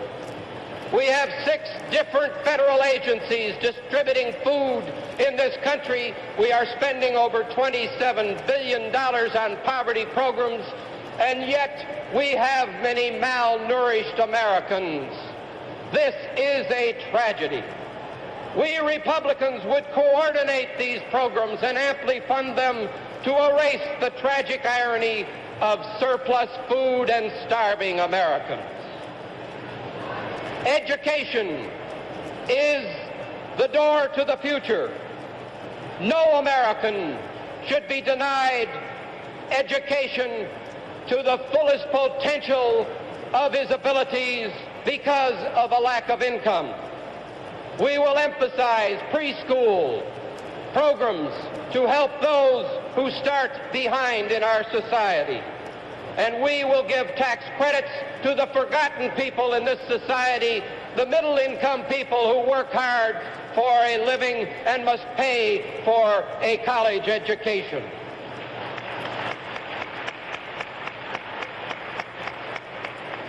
This is the age of the young society. The new majority is composed of Americans who are less than 26 years of age, a majority of Americans today. It is their future over which we agonize. A young society is a society of hope and vitality. New leadership in America can inspire our young and guarantee justice to all our people. Black Americans and white Americans must unite to bring meaning and dignity to our people. The principles that made this nation great are not hitching posts to the past. We Republicans will make these principles stepping stones to the future. Human betterment is our goal, and a realistic course to human betterment is the way to victory, not alone for the Republican Party, but for our nation.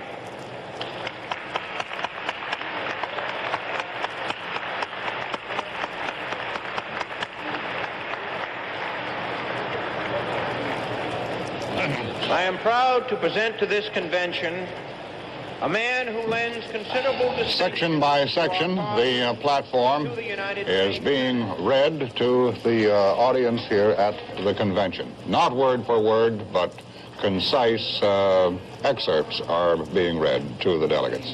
NBC's coverage of the Republican convention will continue after this message from Gulf.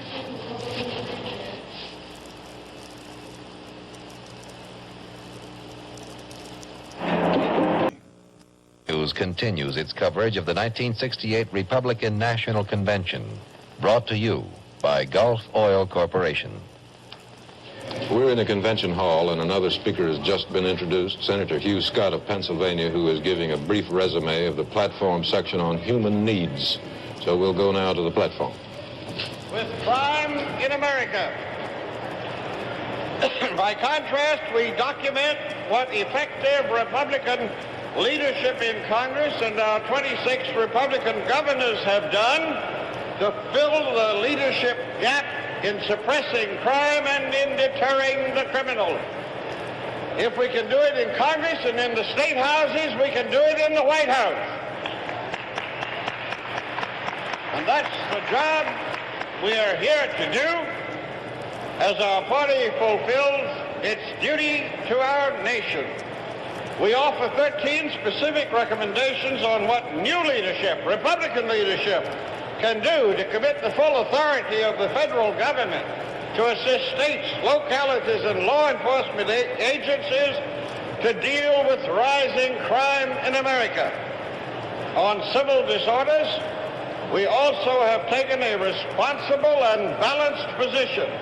The Republican Party strongly advocates measures to alleviate the frustrations that contribute to riots.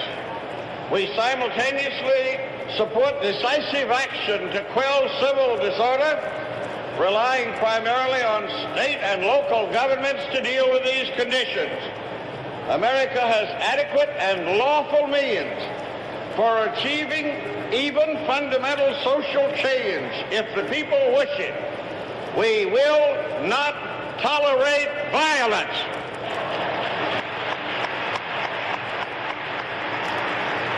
In housing, we pledge responsible fiscal and monetary policies to bring down the prohibitively high building costs and interest rates, for inflation is seldom more cruel than when it deprives a family of a decent home and adequate health care. We pay special attention to housing for lower income families and support the Republican home ownership and rent certificate programs. We opened the doors to more investment, both of private capital and sweat equity. To help the poor, we must simplify welfare administration and reform the system which now stifles motivation to find gainful employment. We assure daycare centers to help those who want to work, and a unified federal food distribution program so that the poor have a balanced diet. We must attack the critical problem of rising hospital costs, expand health care insurance plans, increase the number of doctors and nurses, establish cost control programs, modernize hospitals, and increase regional planning to avoid duplication of unnecessary facilities. For the mentally ill, programs providing health insurance benefits, better treatment in a community setting, and increased research are supported. For elderly Americans, we would strengthen the Social Security system, provide for automatic cost of living increases, the right to increased outside earnings, and lower the age for universal Social Security coverage. We Republicans mean to assure jobs and assistance for our Vietnam veterans and their families. Our platform deals decently and well with the human needs of this nation. We are specific. We are clear. What we promise, we will do. You will like the determination and the compassion of today's Republicans as we invite you, all of you, to come to our Republican Party.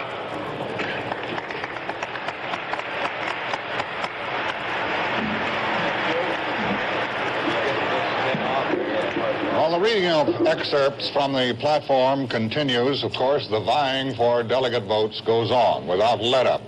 Texas Senator John Tower is quoted as saying tonight that despite the Reagan candidacy, there has been no slippage of Nixon's Southern support. The Reagan supporters had hoped that his open candidacy would surface latent support among Southern conservatives. But according to Senator Tower, Reagan has even lost some delegate support in the South. Tower says the Reagan people are making great efforts to woo Southern delegates, but every time a Reagan representative corners a delegate, a Nixon representative is nearby to counteract any possible inroads that the Reagan representative may make. David? Under the forceful leadership of Senator Dirksen, the Republicans have tentatively tested the virtue of brevity and found it good. They presented their platform in about 40 or 45 minutes. Reading it word for word, as is usually done, would have taken more than 2 hours and probably would have driven most of the delegates out of their seats and back to their hotels. Now that is done. John Chancellor on the floor. John? I'm standing in front of the Ohio delegation here with the youngest delegate attending the Republican National Convention, Mr. Paul Walter Jr., who is 21 years old from Shaker Heights, Ohio. He is a student. You ran as a peace candidate to get on the delegation. Yes, we ran 6 peace candidates in northern Ohio. And so what would your reaction be, Mr. Walter, to the plank in the platform dealing with Vietnam? Well, it's very broad. I think it's broad enough for either Ho Chi Minh or General Franco to run on. It's also been suggested that possibly Senator Dirksen record it with musical background, take excerpts, and that way maybe a few people will listen to it, but I don't think it means too much, really. You know, you're about the only person in this hall who feels that way? Well, they could sell the records and maybe pay for the campaign. I don't know. How does it feel to be the only avowed, I suppose, peace candidate in the 1,333 delegates here. Kind of lonely. How do the people in your delegation treat you? Very nicely, very nicely. They've been very nice, and we're getting along together, even considering I ran against the organization. It's been very nice. Are people after your vote? Well, a little bit, I guess. Governor Stassen has asked me to second his nomination, and I am having trouble resisting that temptation to talk to the nation. But he said if I did that, I could still vote for someone else on the first ballot, and I'd like to vote for John Lindsay. Now, what if your Ohio delegation wants to come out for, say, Richard Nixon or Ronald Reagan or Rockefeller?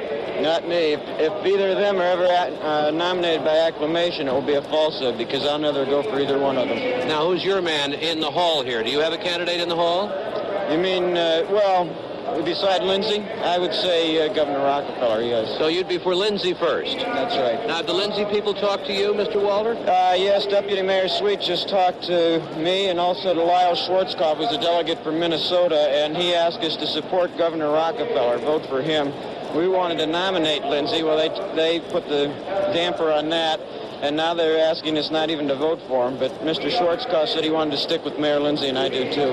Now, a minute ago you said in a jocular way that you could take the Vietnam plank in the Republican platform and have Senator Dirksen read it to music and put it out on an LP record. That's funny and all that. Yeah. But what specifically do you think is wrong with it? I hate to say from the point of view of your generation, but I guess I have to. Well, I saw Mr. Nixon today at the caucus with some of the Midwestern states, and I wanted to ask him one question. He only answered about 4 questions because he took about 15 minutes to answer each one.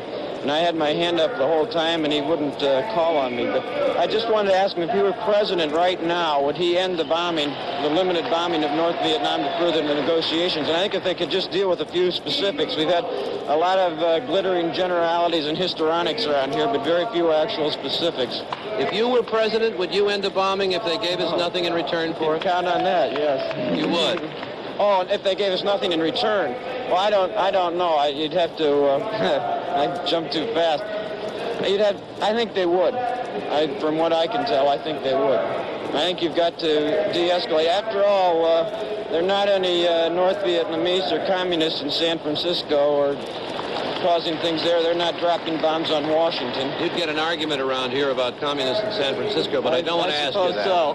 What I do want to ask you, Mr. Walter, is do you think, from the point of view of your generation and your concerns about the world, that what you have seen on this platform and heard in this hall relates to the aspirations of those of your generation? Frankly, I think there's a lot of guff. You think it's a lot of guff? Most of it, yeah. I think they've got to get down to issues sometime, and that's one reason why I'd like to say a few things tomorrow night, and just say a few things that I think is bothering you. If they say how we're going to pot, literally going to pot, and I think there are a few things that are about. We're taught a lot of ideals, and America has great ideals, but I think this country is changing from a democracy to a hypocrisy, because we're taught these ideals, but then they don't follow through, and that's essentially what I'd like to say tomorrow. We're taught to love thy neighbor and to do unto others, and yet 10% of our gross national product is being spent on war. And I just don't see how really, in good faith and really clearly thinking, a rational person can resolve that. So if you are part of the nominating process for Harold Stassen tomorrow night, can we expect to hear some of these thoughts? Yes. All right, we'll be listening. This is, thank you, Mrs. Paul Walter, Jr. Folks up on Mount Olympus up there. And the youngest delegate here, and the only avowed peace candidate we've been able to find on the floor. And now, here's Edwin Newman. I am with Sarah Moore Green, a member of the Tennessee delegation and the state chairman in Tennessee of the NAACP. Mrs. Green, what do you think of the civil rights parts of the platform? I think that it is a wonderful thing to be put into the platform, and I believe since it is put in there by the Republicans that they will live up to it, and if they live up to it, I'm sure that some of the looting and rioting will be eliminated in our country. We feel that a great cause of a lot of our looting and rioting is because the young people, and mostly the young people, have become frustrated, and at the same time they feel that that the people that have made promises to them have let them down. So I think that these promises, this plank of civil rights plank that's put in by this convention, if they follow through with it, and I have ever belief that they will, that this will cut down on some of our... Mrs. Green, that will probably depend on the candidate, don't you think? Yes. I'm sure that this plank will have to be implemented. It's one thing to put something on a book and another thing to implement it. Well, do you have as much faith in each of the candidates? Do you have equal faith in all of them? I have faith in the Republican Party. Well, do you have faith? Do you think Richard Nixon would carry out the platform? I believe he would. You think Nelson Rockefeller would? I believe he would. You think Ronald Reagan would? I think he would. I think he would too. Mrs. Green, you are I believe, the only Negro member of the entire Tennessee delegation, which consists of 28 delegates and 28 alternates. Now, what does that tell you, if it tells you anything about the party of which you are a member? I think this is merely a token representation, but I do think it's something, this is the first time in history that we have had a Negro delegation from Tennessee. And I think that maybe in the next year, if we work in the Republican Party, I believe our delegation will be larger. Were you not urged not to come? Did not some black people in Tennessee urge you not to come to this convention? Yeah, at first I was elected as an alternate, and they felt that, my friends felt that since we only had one Negro from Tennessee, and if I wasn't a voting delegate, then I should not come as an alternate. They felt that we were due to have a voting delegate. Now, what do you make of the convention? How have you been treated, and how do you think it's going? I've been treated very, very highly, and I think yesterday we had a caucus of our delegation, and when I was to be elevated to the voting delegate, there were two more people that were ahead of me on the list, but they readily gave in, and I was unanimously elected as the voting delegate from the Tennessee delegation. Thank you, Mrs. Green. Sarah Moore Green of the Tennessee delegation. This is Edwin Newman. Now to Frank McGee. Thank you, Ed. I have with me Senator Strom Thurmond of South Carolina. And, Senator, we've just been reading the language in the platform that generally comes under the heading of law and order. And I know in the platform hearings and the witnesses appearing before the committee, there was a great deal of interest in this subject. And I wonder if you think that the language in the platform might be interpreted by some people as being a little overly repressive. No, I think the language in the platform is all right. The platform holds that the Republican Party will not stand for violence. It holds that the preservation of law and order is the cornerstone of society. These are very vital points. To my way of thinking, the number one domestic problem in the country is the preservation of law and order. We have had too many killings, we had too many robberies and other types of crime, and I think the best thing the Republican Party can do is to let the people of the nation know that we are going to stand for law and order, and this platform does that. Well, there was obviously an effort by the platform writers to strike some kind of a balance between preserving law and order and still getting at the root cause of some of the violence in the country. Now, do you think there's been too much emphasis on the law and order aspect? I don't think so. I think we've got to back up our law enforcement officers. Of course, they have been shackled by the decisions of the Supreme Court and in other ways. I think it's very vital. And another thing this platform does, too, it doesn't hold out the hand of false compassion to people who commit crimes. Too frequently, I think we're too eager to help the criminal, to find some escape for him. To my way of thinking, a man is responsible for his crime. And this platform says that, and I think that's very important. Would you have preferred a direct statement in it that would be clearly critical of the Supreme Court and its decisions in this field? Well, I would not have objected to it. However, it was necessary to put it in there. I think there is some statement in there about the appointment of judges being on merit and so forth. The Supreme Court decisions, in my judgment, have done more to help the lawless element than any other one thing. I realize that the civil disobedience has played its part. The false compassion has played its part. Senator, if I may interrupt, you've used the expression false compassion twice. Could you give me an example of that or tell me what you mean by it? Yes, I mean people having compassion or a man who has committed a crime when as much sympathy should go to the victim as to the criminal or more. In my opinion, we show too much compassion frequently for those who have committed crimes. And the Supreme Court has shown too much compassion in that they have allowed them to be released on technicalities. There are many decisions of the Supreme Court that have turned loose criminals, murderers, rapists, who ought to be in prison today serving sentence. Well, I gather from the tenor of your remarks, Senator, that in fact you would have been considerably more pleased if there had been a little more direct criticism of the Supreme Court decisions. Well, I would not have been disappointed if there had been more criticism of the Supreme Court decisions. Thank you very much. You're welcome. Been talking with Senator Strom Thurmond of South Carolina. Now here is Sander Van Oker. I'm down here on the floor, the back of the Connecticut delegation with the National Committee woman from Connecticut, Mrs. Tina Harrower, who was a member of the Platform Committee, the Subcommittee on Human Needs. Mrs. Harrower, were you completely satisfied with the position that the Platform Committee took on questions like welfare, police, law and order, and matters like that? Well, Mr. Van Oker, I am completely satisfied with the platform because I think it is the best possible platform the Republican Party could have done this year. We have to all understand that we are a party of a big, wide umbrella, and therefore we all have to give and take. No, I wanted to have a little stronger parts on, for instance, in the crime section. I wanted very much and hope very much that they would put in a plank where they would decentralize police headquarters into the neighborhoods, into the low area, in the ghetto area, so that we'd have better police-community relations. Now, that was a personal thing. Our subcommittee unanimously did adopt this plank, but they felt that it was too technical to write into the platform, and so they left it out. But I am very satisfied with the platform as a whole, yes. Why did you want decentralization of police? Is this in terms of Negro communities?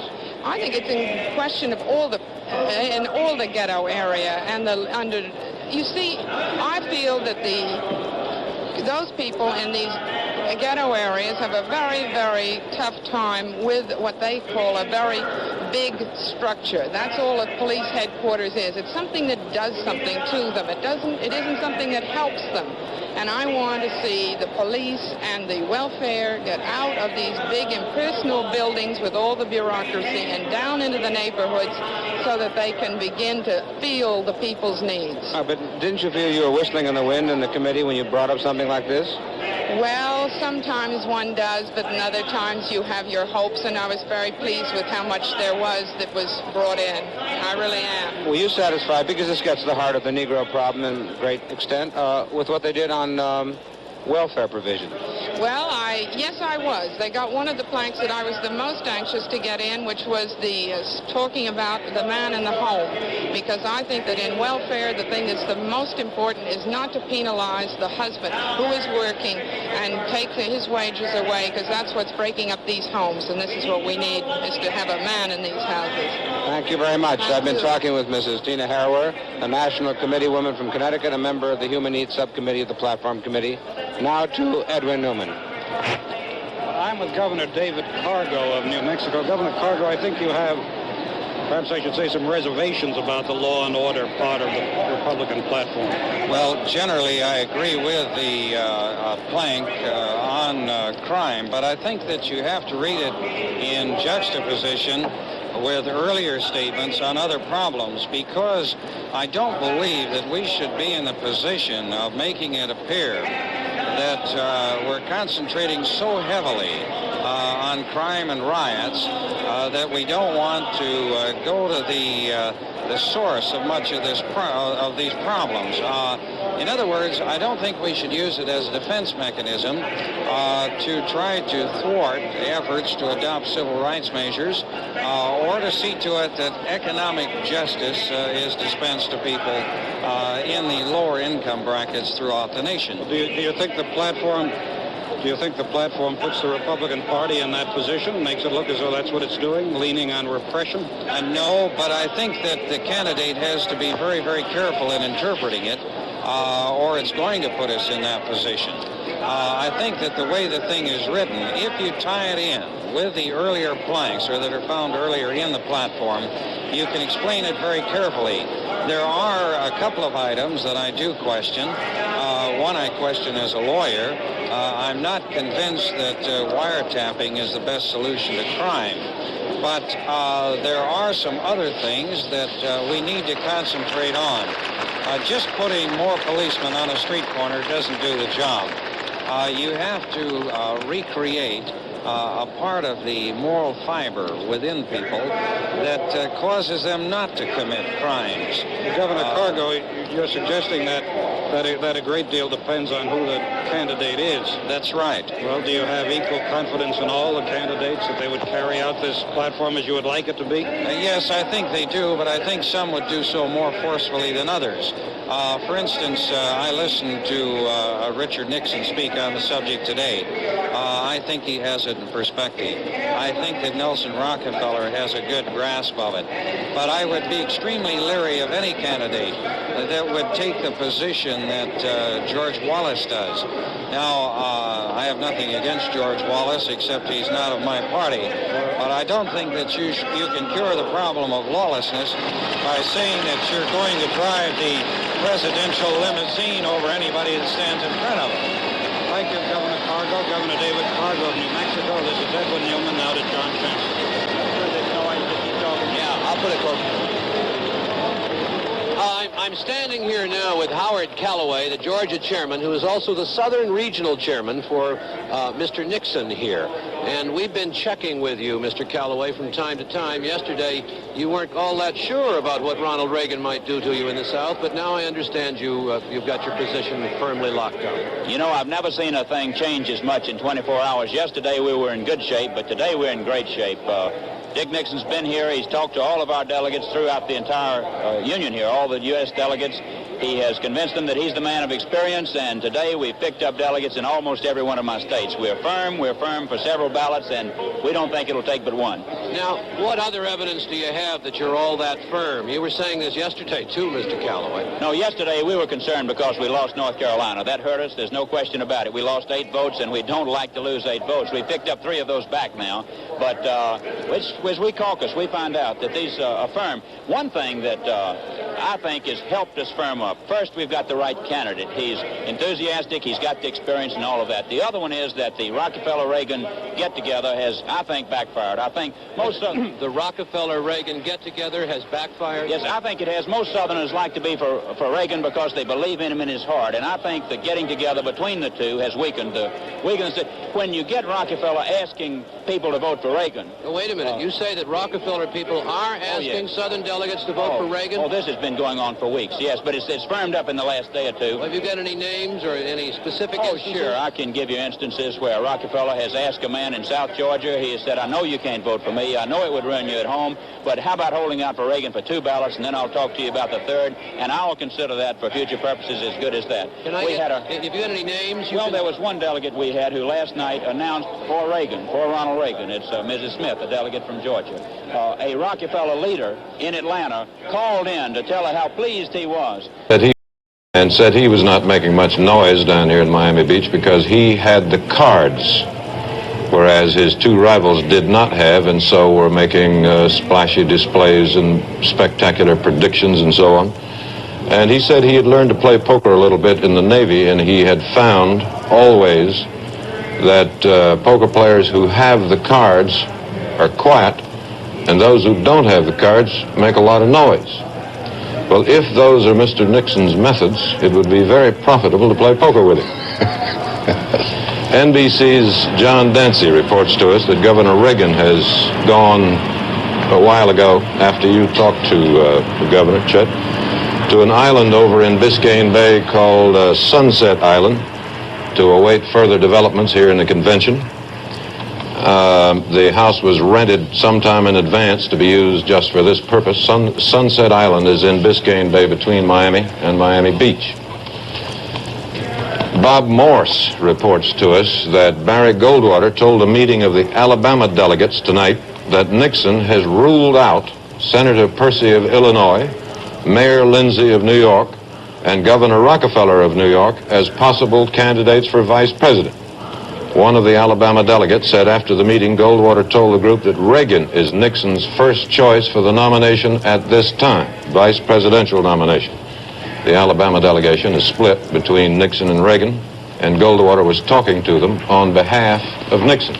Again, Goldwater told them Percy, Lindsay, and Rockefeller had been ruled out as candidates for vice president.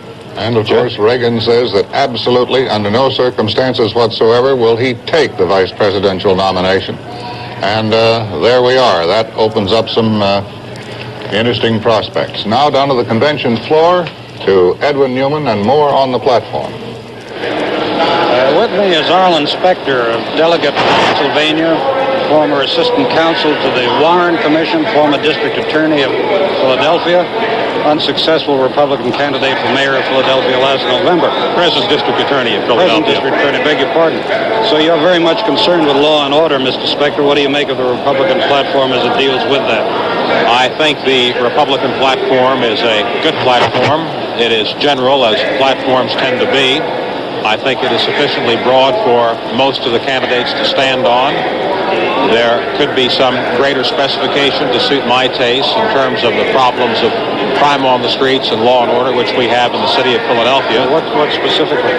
Well, I think that there has to be a greater specificity in terms of how we deal with the problems of administration of the courts, in terms of having speedy trials to bring the take the guilty off the streets early and to acquit the innocent without undue detention. I think we need more particularity on emphasis of education of police officers to cope with the new decisions. The tone of the section is good in terms of emphasizing the necessity for a non-repressive type of a platform on law and order. There might have been some more specification in terms of having law and order based on justice and equality, so that there could be absolutely no question, but I think that it is a constructive outlook, and it emphasizes the problems of the ghettos in terms of trying to take a useful and positive approach, as well as an approach that all criminals have to be sat upon. Mr. Specter, it seems to me you've given quite a fill of particulars against the platform. What you suggest really is that it's so vague as to mean very little. So it seems to me. Now, am I misinterpreting what you said? I think that there could be greater specification to suit my taste. I think that you cannot have a platform in terms of accommodating a great many interests which are necessary when you have a platform representing a major party which has as many diverse views as does the Republican Party. Well, does that leave the platform meaning anything then, or is it something that is just going to be forgotten as soon as the night is over? Well, I think the platform does mean something in terms of setting down a broad gauge to preclude a very extreme point of view in any direction. But I do not think that the platform is by any means a detailed blueprint of where a candidate is going to go. A candidate is going to particularize as he sees fit, and he may disagree with some sections of the platform, and it's just a point of departure, really nothing more, in my opinion. Well, Mr. Specter, do any of the would-be Republican candidates, I should say any of the candidates for the nomination, fall into the category you call extreme? No, I don't think so. I think Governor Reagan might have some trouble with some sections of the platform, but I think by and large it's sufficiently general, and I say that and can see that at the outset, so that any of the three principal candidates can stand on it with comparative ease. Thank you, Mr. Specter. R.N.C, District Attorney of Philadelphia. This is Edwin Newman, now to Frank McGee. I have with me Mr. Wendell Handy, who is a delegate from California. Now, Mr. Handy, you and I have just read the law and order plank of the Republican platform, and I'd like to know what you think about it. I think that it is a very good platform that addresses itself to our problems that we face here in America today. Specifically the law and order plank. What do you think of that? Well, I think that the country now has had an opportunity, or will have an opportunity in November, to reassess its priorities. And I think that when they do this, that they will feel the need to, at this time, to bring about the great change in America that needs to be, and that is law and order, and within that framework to bring about the necessary programs and the necessary institutions within our country in order to eliminate the need of the torch. Mr. Handy, this particular sentence, it says America has adequate, peaceful, and lawful means for achieving even fundamental social change if the people wish it, and it's followed with the ringing declaration, we will not tolerate violence. Now, many people are going to interpret that as being critical of the Negroes and the protest that they are making. What do you think of that? Well, I feel that the Negro community today, which has been through several disorders, and the end result has been negative in the Negroes' cause. And I feel that the majority of Negroes throughout the country themselves are fed up with disorders. But I would like to also address myself to the fact that they also would like to have better opportunities. And I think that that our party will address itself to the needs of the opportunities for the black man. Mr. Handy, as it happens, you operate a liquor store, I think you told me, in Stockton, California. This is in Compton. In Compton, That's sorry. correct. Now, is the fact that you own a liquor store, and that very often in these riots and disturbances, liquor stores are the targets of the looters and demonstrators, does that have any bearing on your attitude? Well, because I have been a victim twice has not embittered me, but I would say this, that those in the streets that have a tendency to go for the torch, it does not necessarily have a color line. When riots and disorders began, they are spontaneous, and whatever's in their path, they will destroy it. Thank you very much, Mr. Thank you. We've been talking with Mr. Wendell Handy, a delegate from California. Now here is John Chancellor. I'm standing at the edge of the Massachusetts delegation with Mr. John Sears, who's applauding here. He is a Harvard Law School graduate, a Rhodes Scholar, who is now sheriff of Suffolk County, Massachusetts, which includes the Negro district, the Negro urban district of Roxbury. And so let me begin by asking you how you feel about the law and order part of the platform. Well, very strongly, Mr. Chancellor, about the law part. I will admit that when we are talking to people in the black community, we don't use the phrase law and order so much as the phrase peace and quiet, because white order has not worked for the black people. So what we have to do is stay a little ahead of them and inculcate the values of peace and quiet, which everybody believes in. But heaven knows the platform's right when it says that lawlessness is crumbling the foundations of American society. Does you say then that law and order has to follow peace and quiet? Is that all that different from what Governor Reagan has been saying and some of the people who are very fierce on this issue of law and order? I want to go beyond that and suggest that the law enforcer has to stay ahead of developments. It's essential, I think, to keep peace, to have some suggestions as to how people who are stuck in substandard conditions can be brought up to acceptable levels and given a fair chance to meet these normally accepted standards of behavior. In other words, it's up to the police to think in terms of recreation, of improved housing, of better hospitalization, that they too should not simply talk about law and order, but create the conditions that will make law and order possible.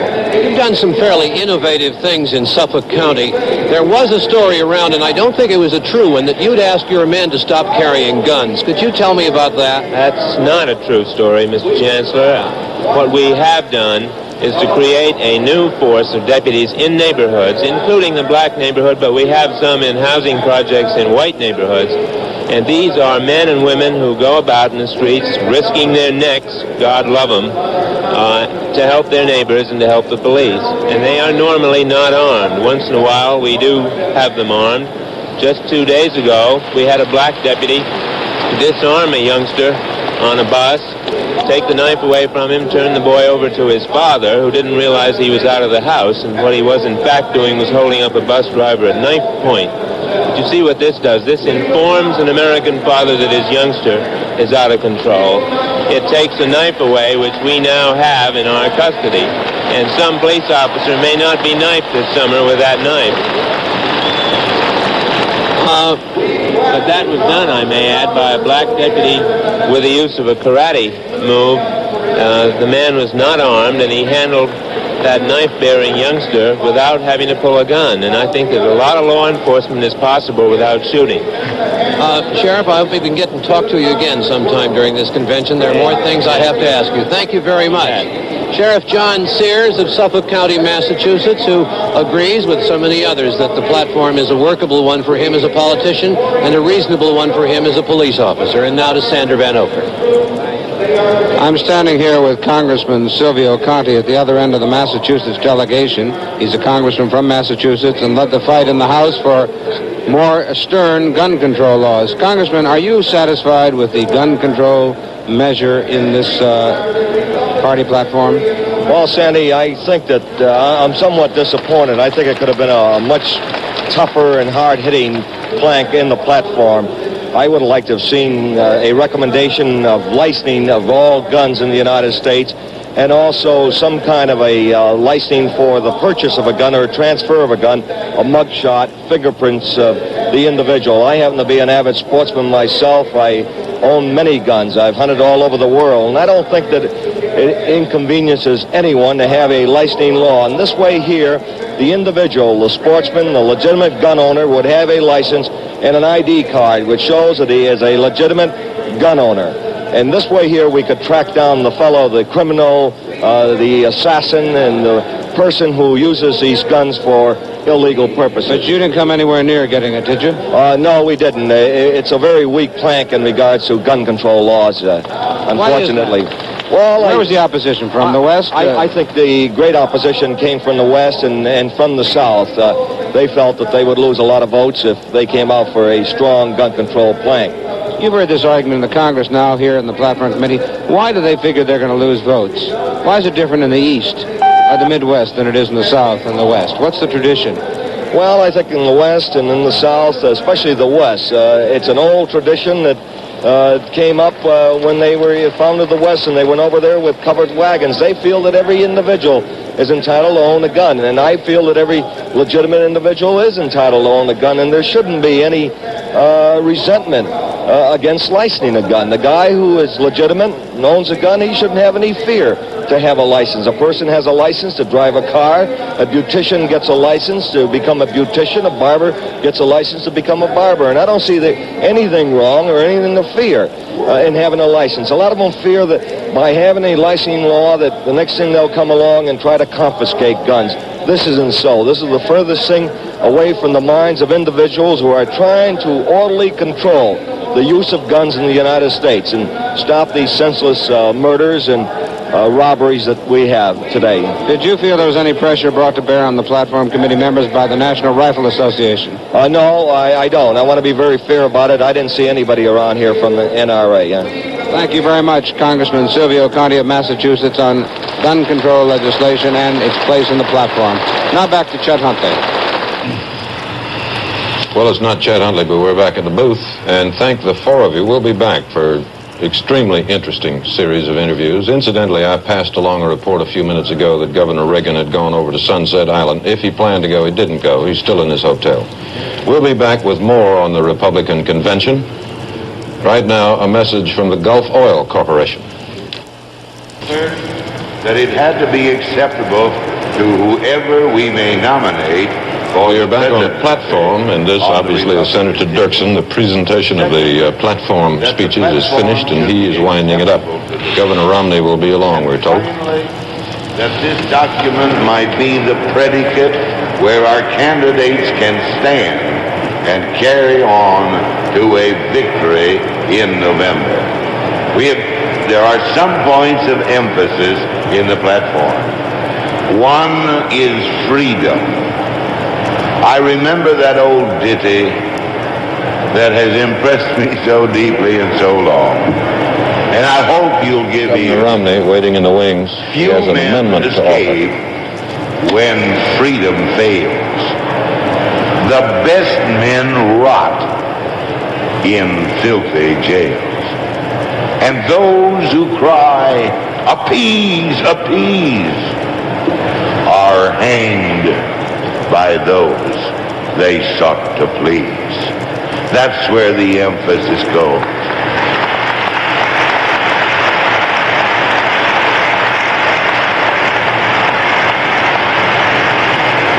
We have emphasized also the question of credibility. We have pledged nothing that we do not honestly believe we can perform.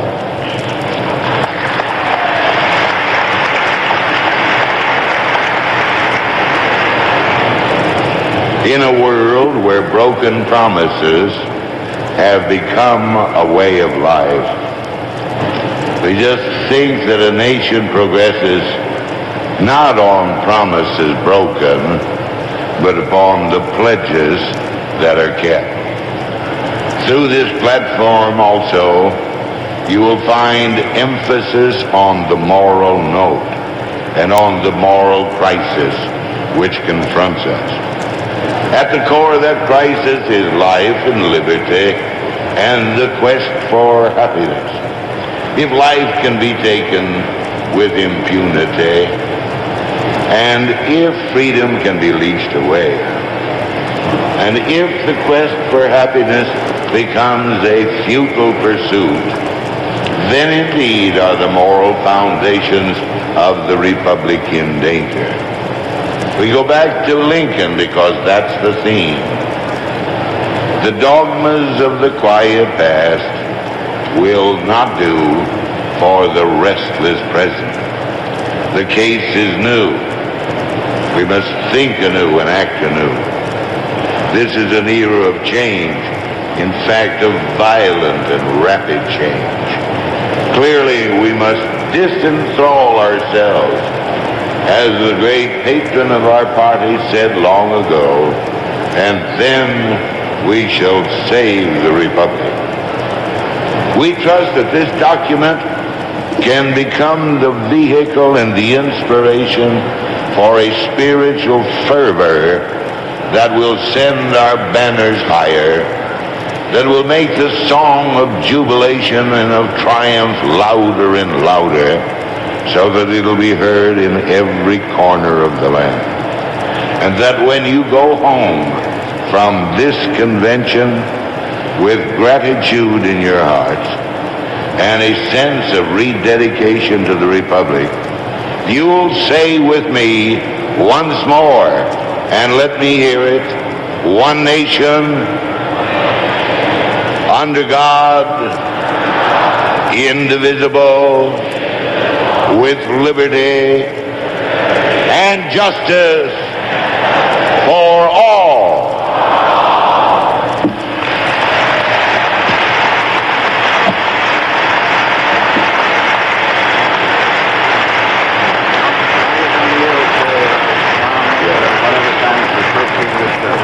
Mr. Chairman, in behalf of the Platform Committee, I present for the favor and for the approval of this convention this platform for 1968 for the Republican Party.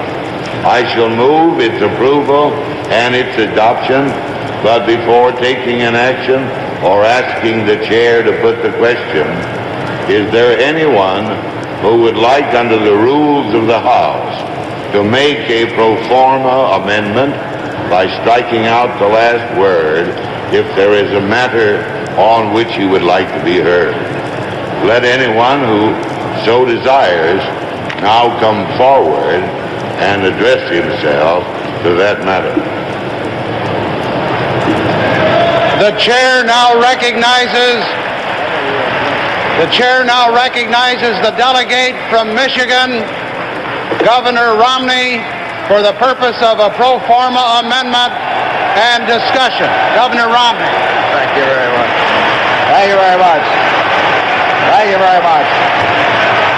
Thank you very much. Thank you very much. Thank you very much. Thank you very much.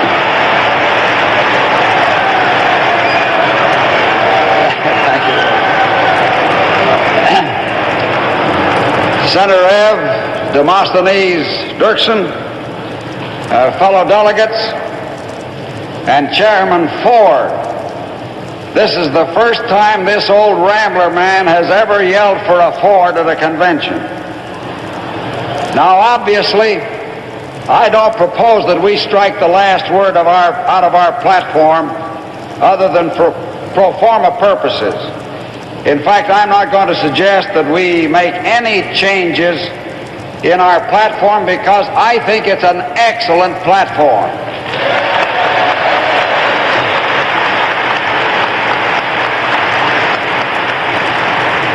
And I think Senator Dirksen and the Platform Committee have done a magnificent job.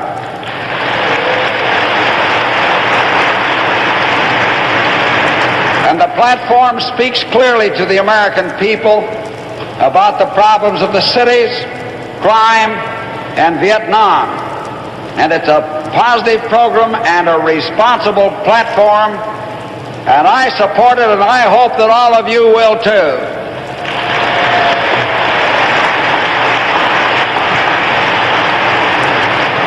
But there's one area in which I wish it was more complete.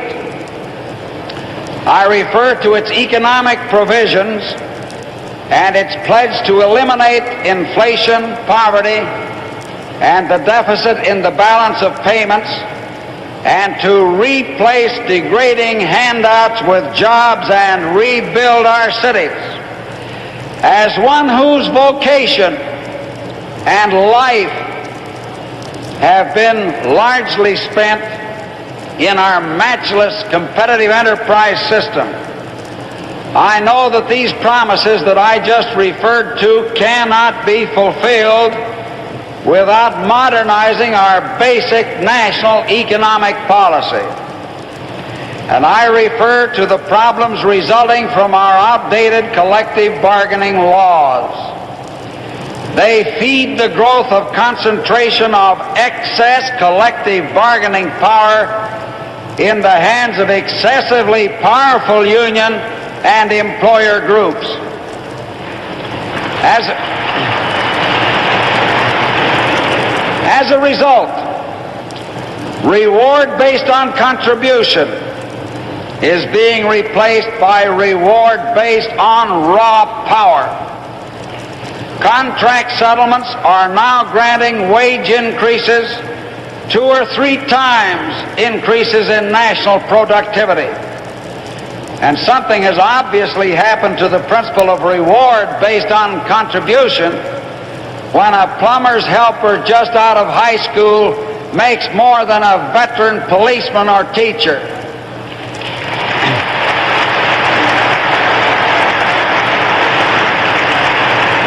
Let me ask you this question. What justification is there for contract settlements double our economic progress when foreign producers increasingly capture domestic customers and domestic markets?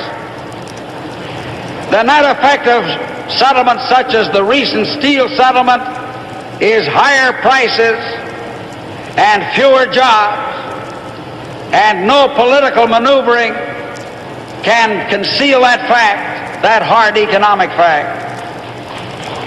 Now these raw abuses of economic power have dangerous consequences for America's stability and peace.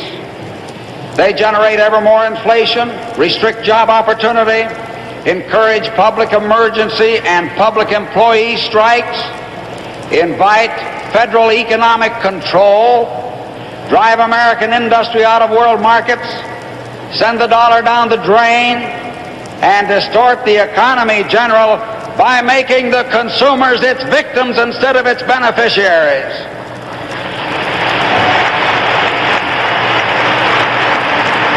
And I have had top black militant revolutionary leaders in this country say to me, the way to get ahead in America today is to organize power.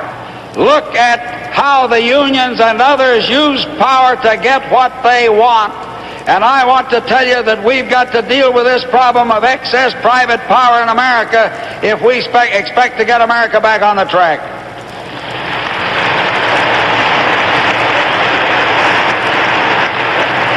Now, these abuses of economic power fly in the face of our proven concept of sharing progress, first with the people as consumers, and then with workers and owners. And America must face up to this problem before it is too late. I have seen Great Britain go from its period of greatness in the world to the point where it's struggling for its survival primarily because of this problem economically. Our 1964 platform dealt with this problem directly. In the 1964 platform, we said, "We Republicans shall vigorously protect free competitive enterprise that has made America the envy of the world. We pledge returning the consumer to the driver's seat as the chief regulator and chief beneficiary of a free economy by resisting excessive concentration of power, whether public or private," end quote.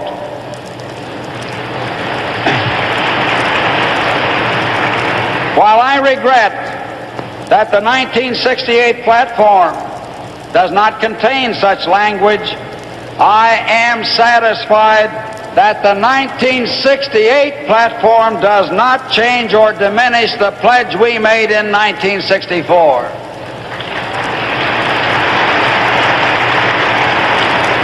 Now, because it's unwise to open up the platform to amendments at this time, I have decided not to again propose such an amendment at this convention. A floor battle over this amendment or any other could prove divisive and detract from the strength and the appeal of this platform and of our party. And I urge you to enthusiastically adopt the platform without any change. And then let's nominate a candidate who will run on it and fulfill General Eisenhower's words of last night when he said, quote, "Moreover, all Republicans must accept your plans and programs as a personal pledge of honor, not merely a fly trap to catch an unwary voter," end quote. I pledge you, that is what I plan to do most enthusiastically. And I believe, without reservation, that the future of America and the future of the world depends on winning a Republican victory in November.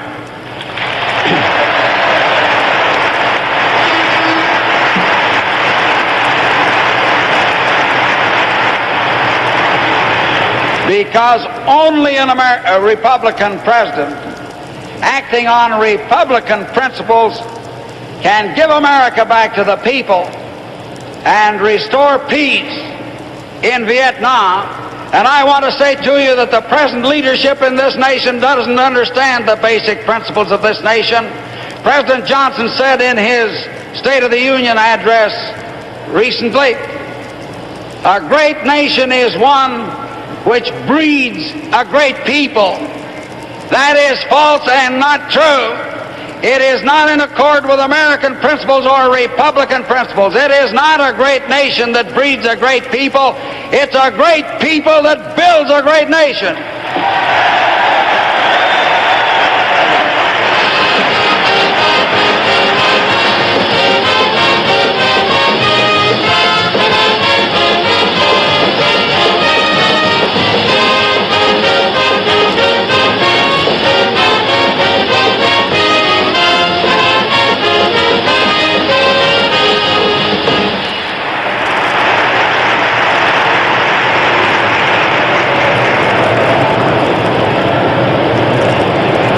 Delegates and fellow citizens,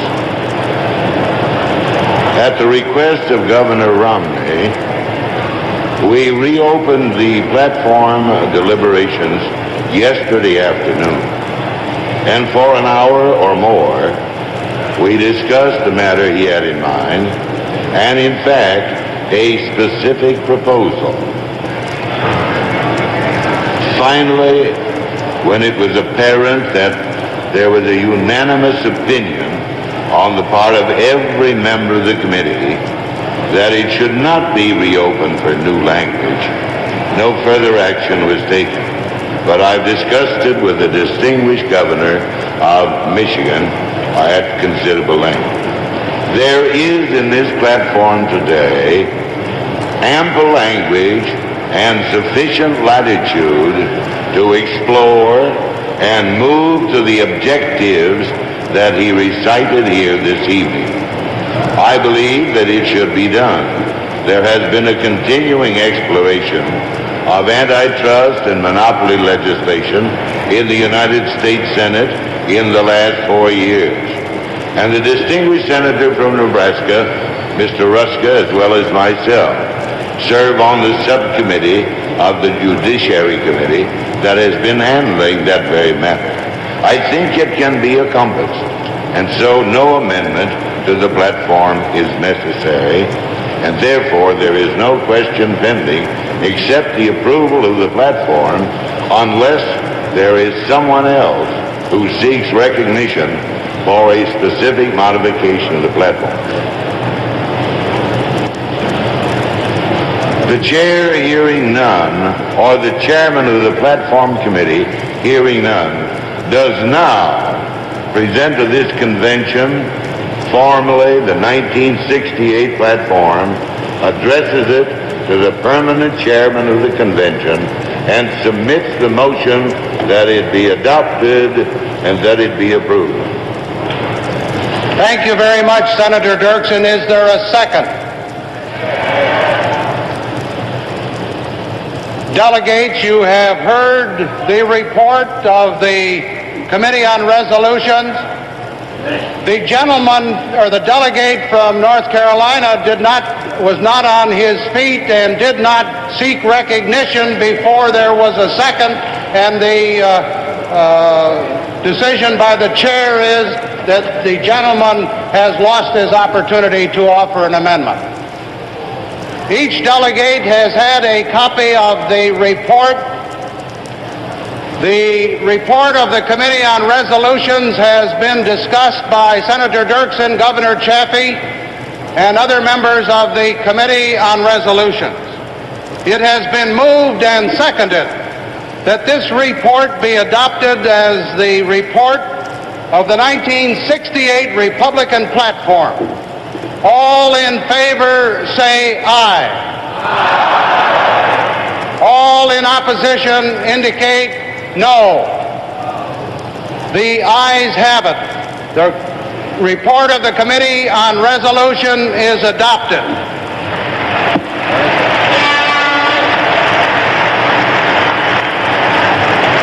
The benediction will now be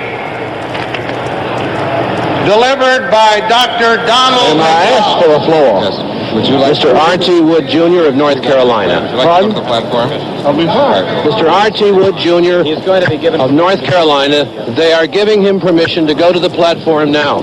What do you want to say, Mr. Wood? I'll say it from the platform.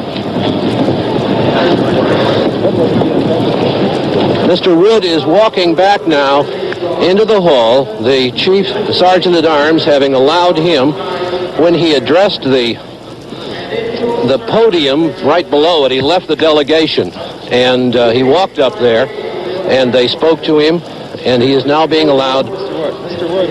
It's the wrong way. Mr. Wood has gone into the press section inadvertently, and they're trying to get him out of there so he can get up to the platform. Walking up now.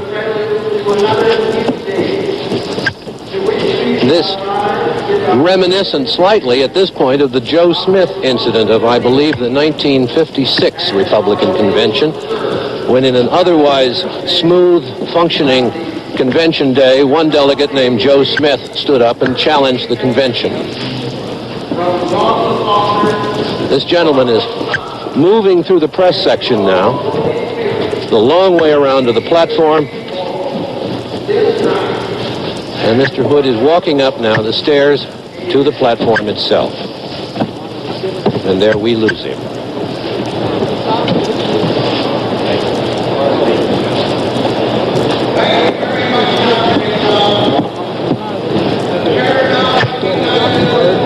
The Honorable Donald Samuelson, delegate from Idaho and governor of that great state. Governor Samuelson. Mr. Chairman. The chair recognizes Governor Samuelson. Mr. Chairman, I move that this convention be adjourned until tomorrow, Wednesday, August the 7th at 5:00 p.m. Is there a second? The motion has been made that the convention adjourn until 5 p.m. Wednesday, August 2nd, 1968. All in favor signify by saying aye. All opposed, no.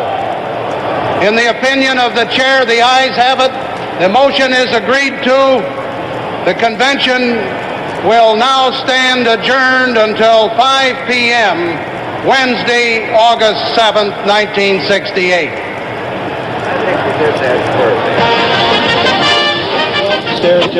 All right, this is John Chancellor standing at the steps at the bottom of the platform. Mr. Hood is still arguing with officials on the platform, but since the convention now is adjourned, it's hard to see how he's going to get on. We are being pushed back by the anti-Frayne ushers here on the platform, doing their job well, keeping people out. And Mr. Hood, you can see him better than I can, is walking to the front of the platform to talk now with other convention officials. He's talking to George Murphy, who has been handling the theatrics of this convention, and this a minor theatrical incident taking place at the end of this session. And talking with Gerald Ford, the convention chairman. We can't, at this point, understand what he's saying, and people on the platform can't understand either. He seems to be a very determined man. Mr. Ford talking to him now, George Murphy. John? Yes? Is his name Thornton Hood? He only had initials. I couldn't read the sign other than that. Is he from North Carolina? Yes, sir, he is. And he's a doctor. He's being taken inside the VIP quarters back there, behind the blue velour curtain at the rear of the platform. Kinston? And that, I think, is about as much as we can tell you about it now. Well, he is a doctor from Kinston, North Carolina, which is down in the southeastern part of the state. And that's about all we know about it. Well, I can't tell you any more from here, David.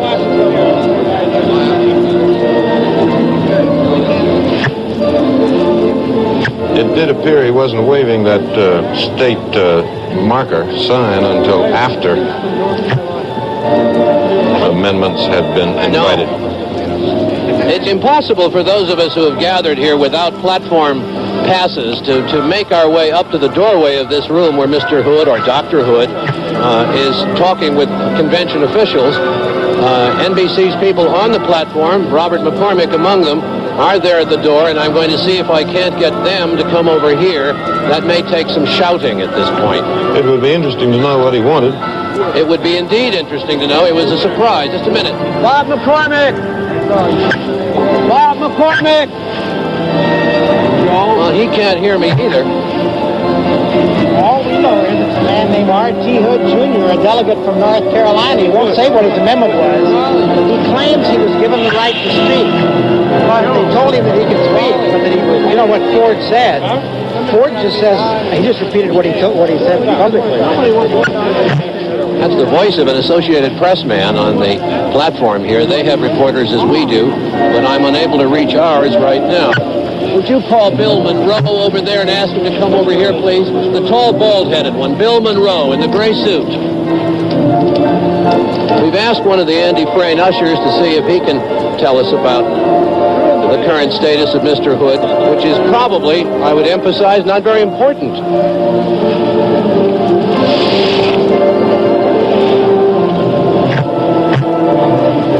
In any case, whatever he wants, it's too late for tonight because the convention is adjourned until tomorrow and the delegates have left.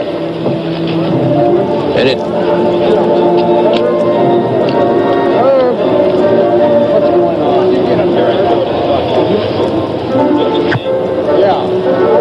R.T. Hood Jr.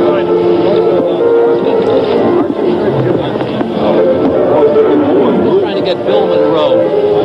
Senator, do you know what he wanted?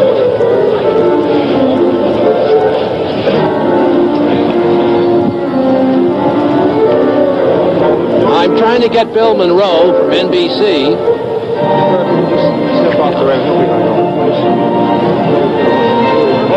I can't step off. Gentlemen.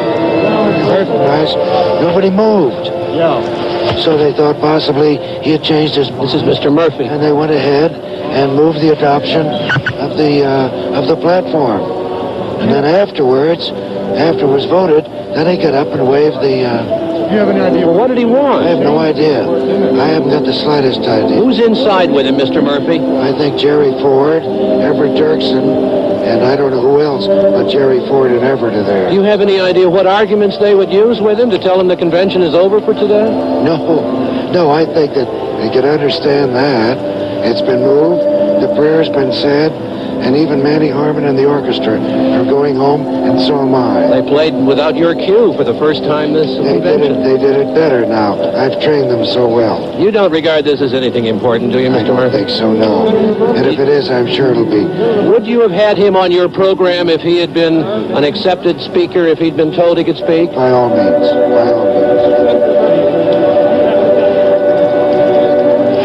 In a convention this big, in a hall this big, as you know, John, it really is not feasible. All right, this is John Chancellor on the program. Frank McGee is with Mr. Hood now. Hood, we were not on the air as you were saying that. I wonder if you'd tell us again what it was that you were trying to say. I stated to you, sir, that I had no comment to make about my actions. However, I might have a comment to make to you and the other media before the convention is over. Well, when and where will this be, Dr. Hood? I said I might have. Well, even if you might I do have it. no comment now. I might have a comment. This I cannot guarantee. Well, you realize, sir, you've created a great deal of interest and concern here, and you have a beautiful opportunity to make your point now, if you will. I'm sorry, I choose not to do so. Well, how do you feel about the fact that you were not allowed to get on the platform and make your point? What was the amendment? I have no comment. Well, that was Dr. Hood of North Carolina or South Carolina. I'm not sure which yet, and he adamantly refuses to say what it was he wanted to bring before the convention, and he has said that he might have something to say to me as well as other members of the news media at some time in the future.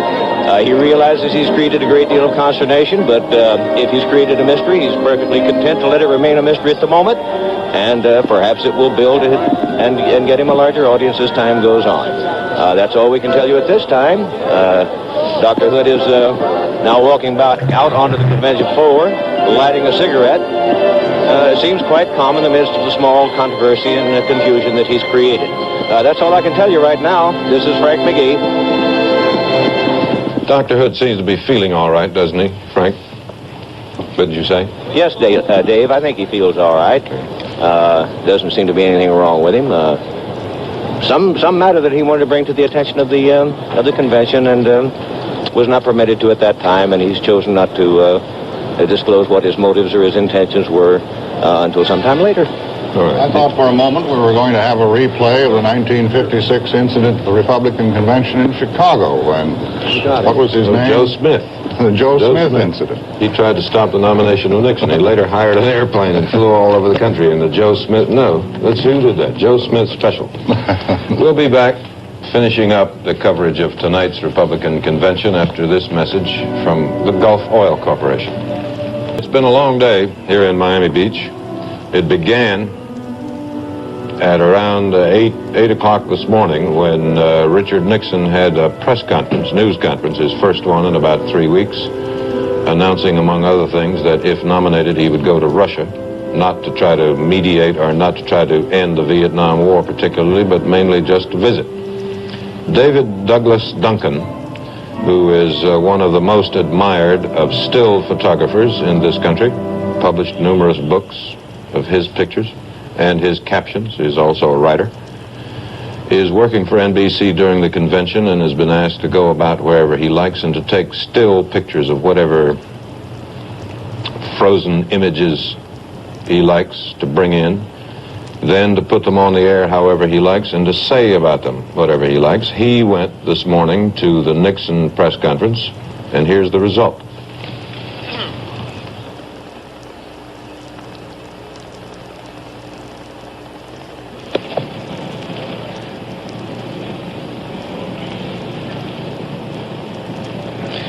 Last night, I promised to show you some of the fun at this convention, but I changed my mind. After listening to Mr. Goldwater and the keynoter, during which they referred at great lengths to the problems facing America, especially Vietnam, I couldn't help but think of my friends out in the DMZ whom I met during the last year. One of them, PFC, Marine PFC, John L. Lewis of Penns Grove, Pennsylvania, is one of 15 kids. I photographed him up at Quezon, which is then under siege.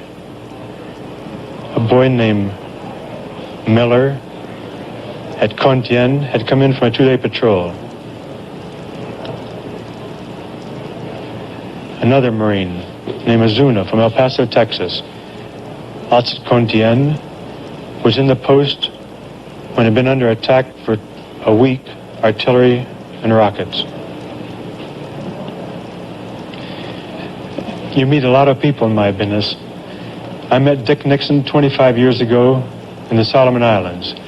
I was a scrawny lieutenant in the Marine Corps, and he was a scrawnier Lieutenant J.G.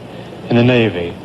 He resupplied me with gear after I'd walked back to the Japanese lines while serving with a bunch of Fijian guerrillas. You know, today I went to his headquarters, and mostly as a challenge tried to show his activities here in Miami Beach.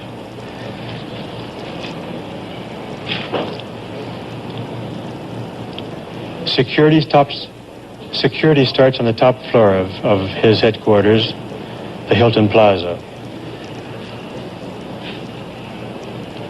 I must say, I face this as something of a challenge myself to try to make these pictures. There's no violation of security here, both to Mr. Nixon or to his campaign plans.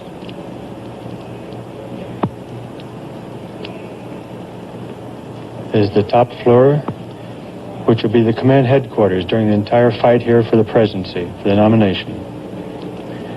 This was a sauna, a steam room, on top of his hotel. Right now, it's filled with lieutenants hard at work.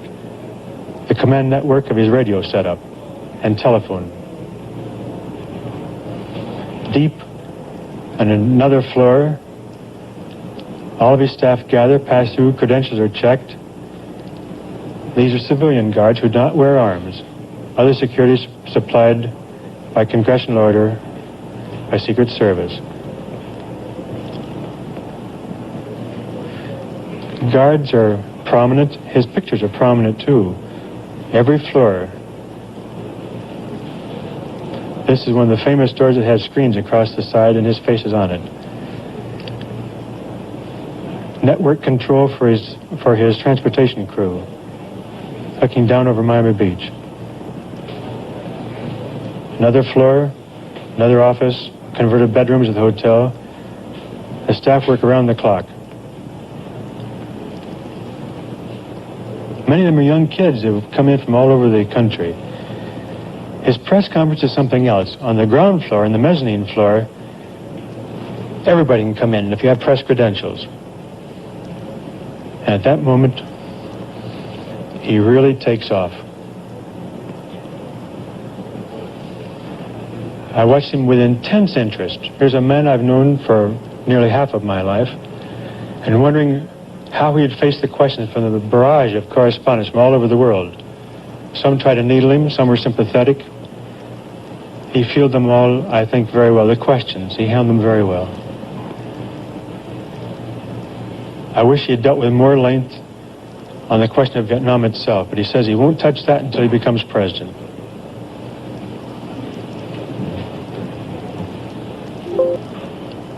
His hands were those of an orchestra leader. He was cueing every question to his audience. Some didn't please him at all, some of the questions.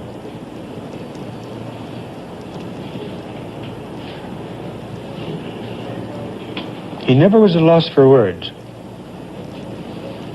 which I find surprising. A man who must be so tired after campaigning at this length.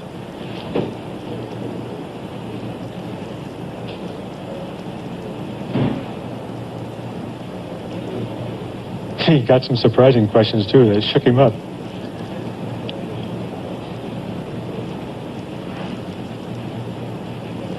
He's aggressive, came up with tough answers on every question except Vietnam.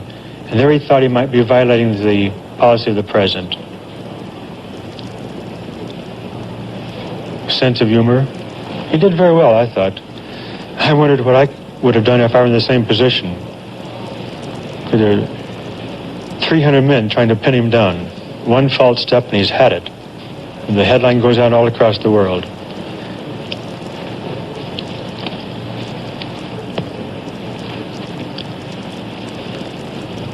It must be fearsome, truly fearsome, to be a man facing the job that he's seeking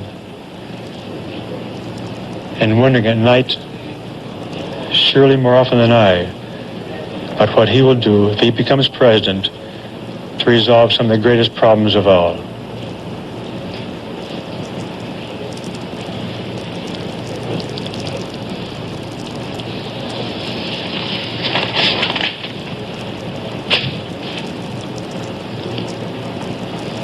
Well, he's on his way. He has 2 more days to go.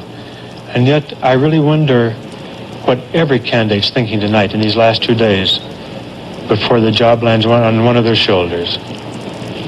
I wouldn't want the job. This is David Douglas. Thank you, David, for our debate. Now, we're going to call in our 4 floor reporters in a little bit, and they and David and I will try to summarize what has transpired here this evening and today, with particular emphasis on the platform, of course. That in a moment. Right now, a message from the Gulf Oil Corporation.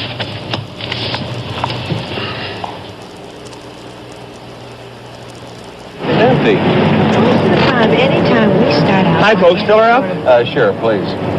Say, you get your choice of a political party pin free with each fill-up. This one's a donkey and this one's an elephant. I'll take the donkey. Okay. John, I would rather have the elephant. Okay. Look, Gene, why don't you come in tomorrow in your car? No, but I want it now. Look, Gene, come in tomorrow in your own car, and then you can get your elephant. You would say that. I'll take the donkey. You would say that knowing full well my car is still in the shop. The only reason your car is in the shop is because you backed into the bird bath. I never would have hit the bird bath if you hadn't scared me by yelling at me. If I hadn't yelled, you'd have... People don't always agree, and particularly about politics. Show America where you stand. Get the political party pin of your choice. These golden metallic pins are free with a fill-up at all Gulf stations displaying this sign. Look, the man offered me a donkey. I'm going to take the donkey. I think it's very important that we straighten this man.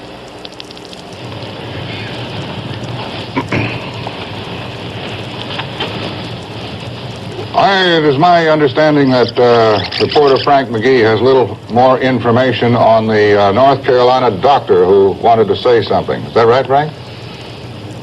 Chet, I talked to Mr. Shawcross, who is a member of the North Carolina delegation, and asked him if he knew what the doctor wanted to get on the platform for.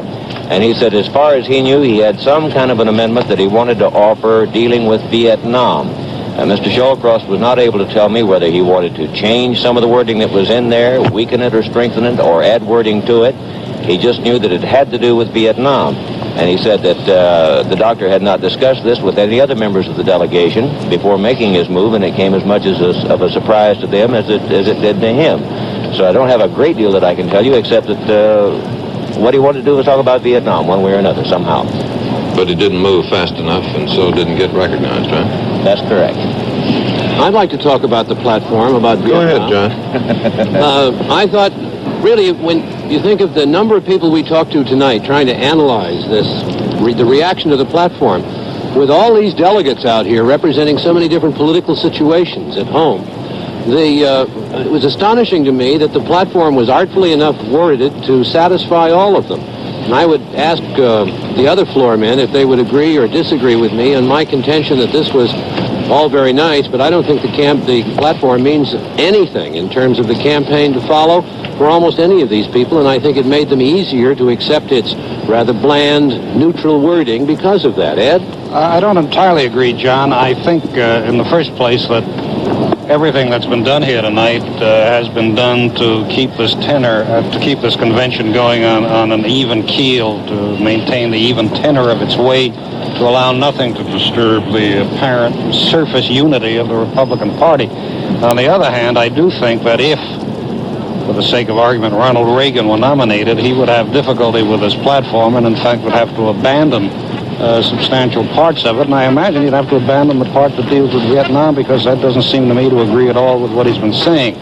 Now, I entirely agree with you if what you're saying is that politicians don't normally have a lot of difficulty in abandoning platforms when they want to. You know, the point about the platform and what you say, Ed, Ronald Reagan might be very happy running on the platform of the Democratic Party insofar as the administration determines the Democratic Party's platform, and I dare say the president will have a great deal to say about what goes in the platform in Chicago. It'll be more a President Johnson platform than a Hubert Humphrey platform. The other two candidates, Mr. Nixon and Mr. Rockefeller, could and would run on a platform that I think is considerably softer than the present administration policy. Mr. Nixon, in recent weeks, has moved to a line on Vietnam considerably more soft, if you want to use that word. Some people would say more intelligent and more reasonable than the administration's line. Well, a platform, it seems to me, is good or bad, depending on the purpose for which it is intended. It varies from convention to convention.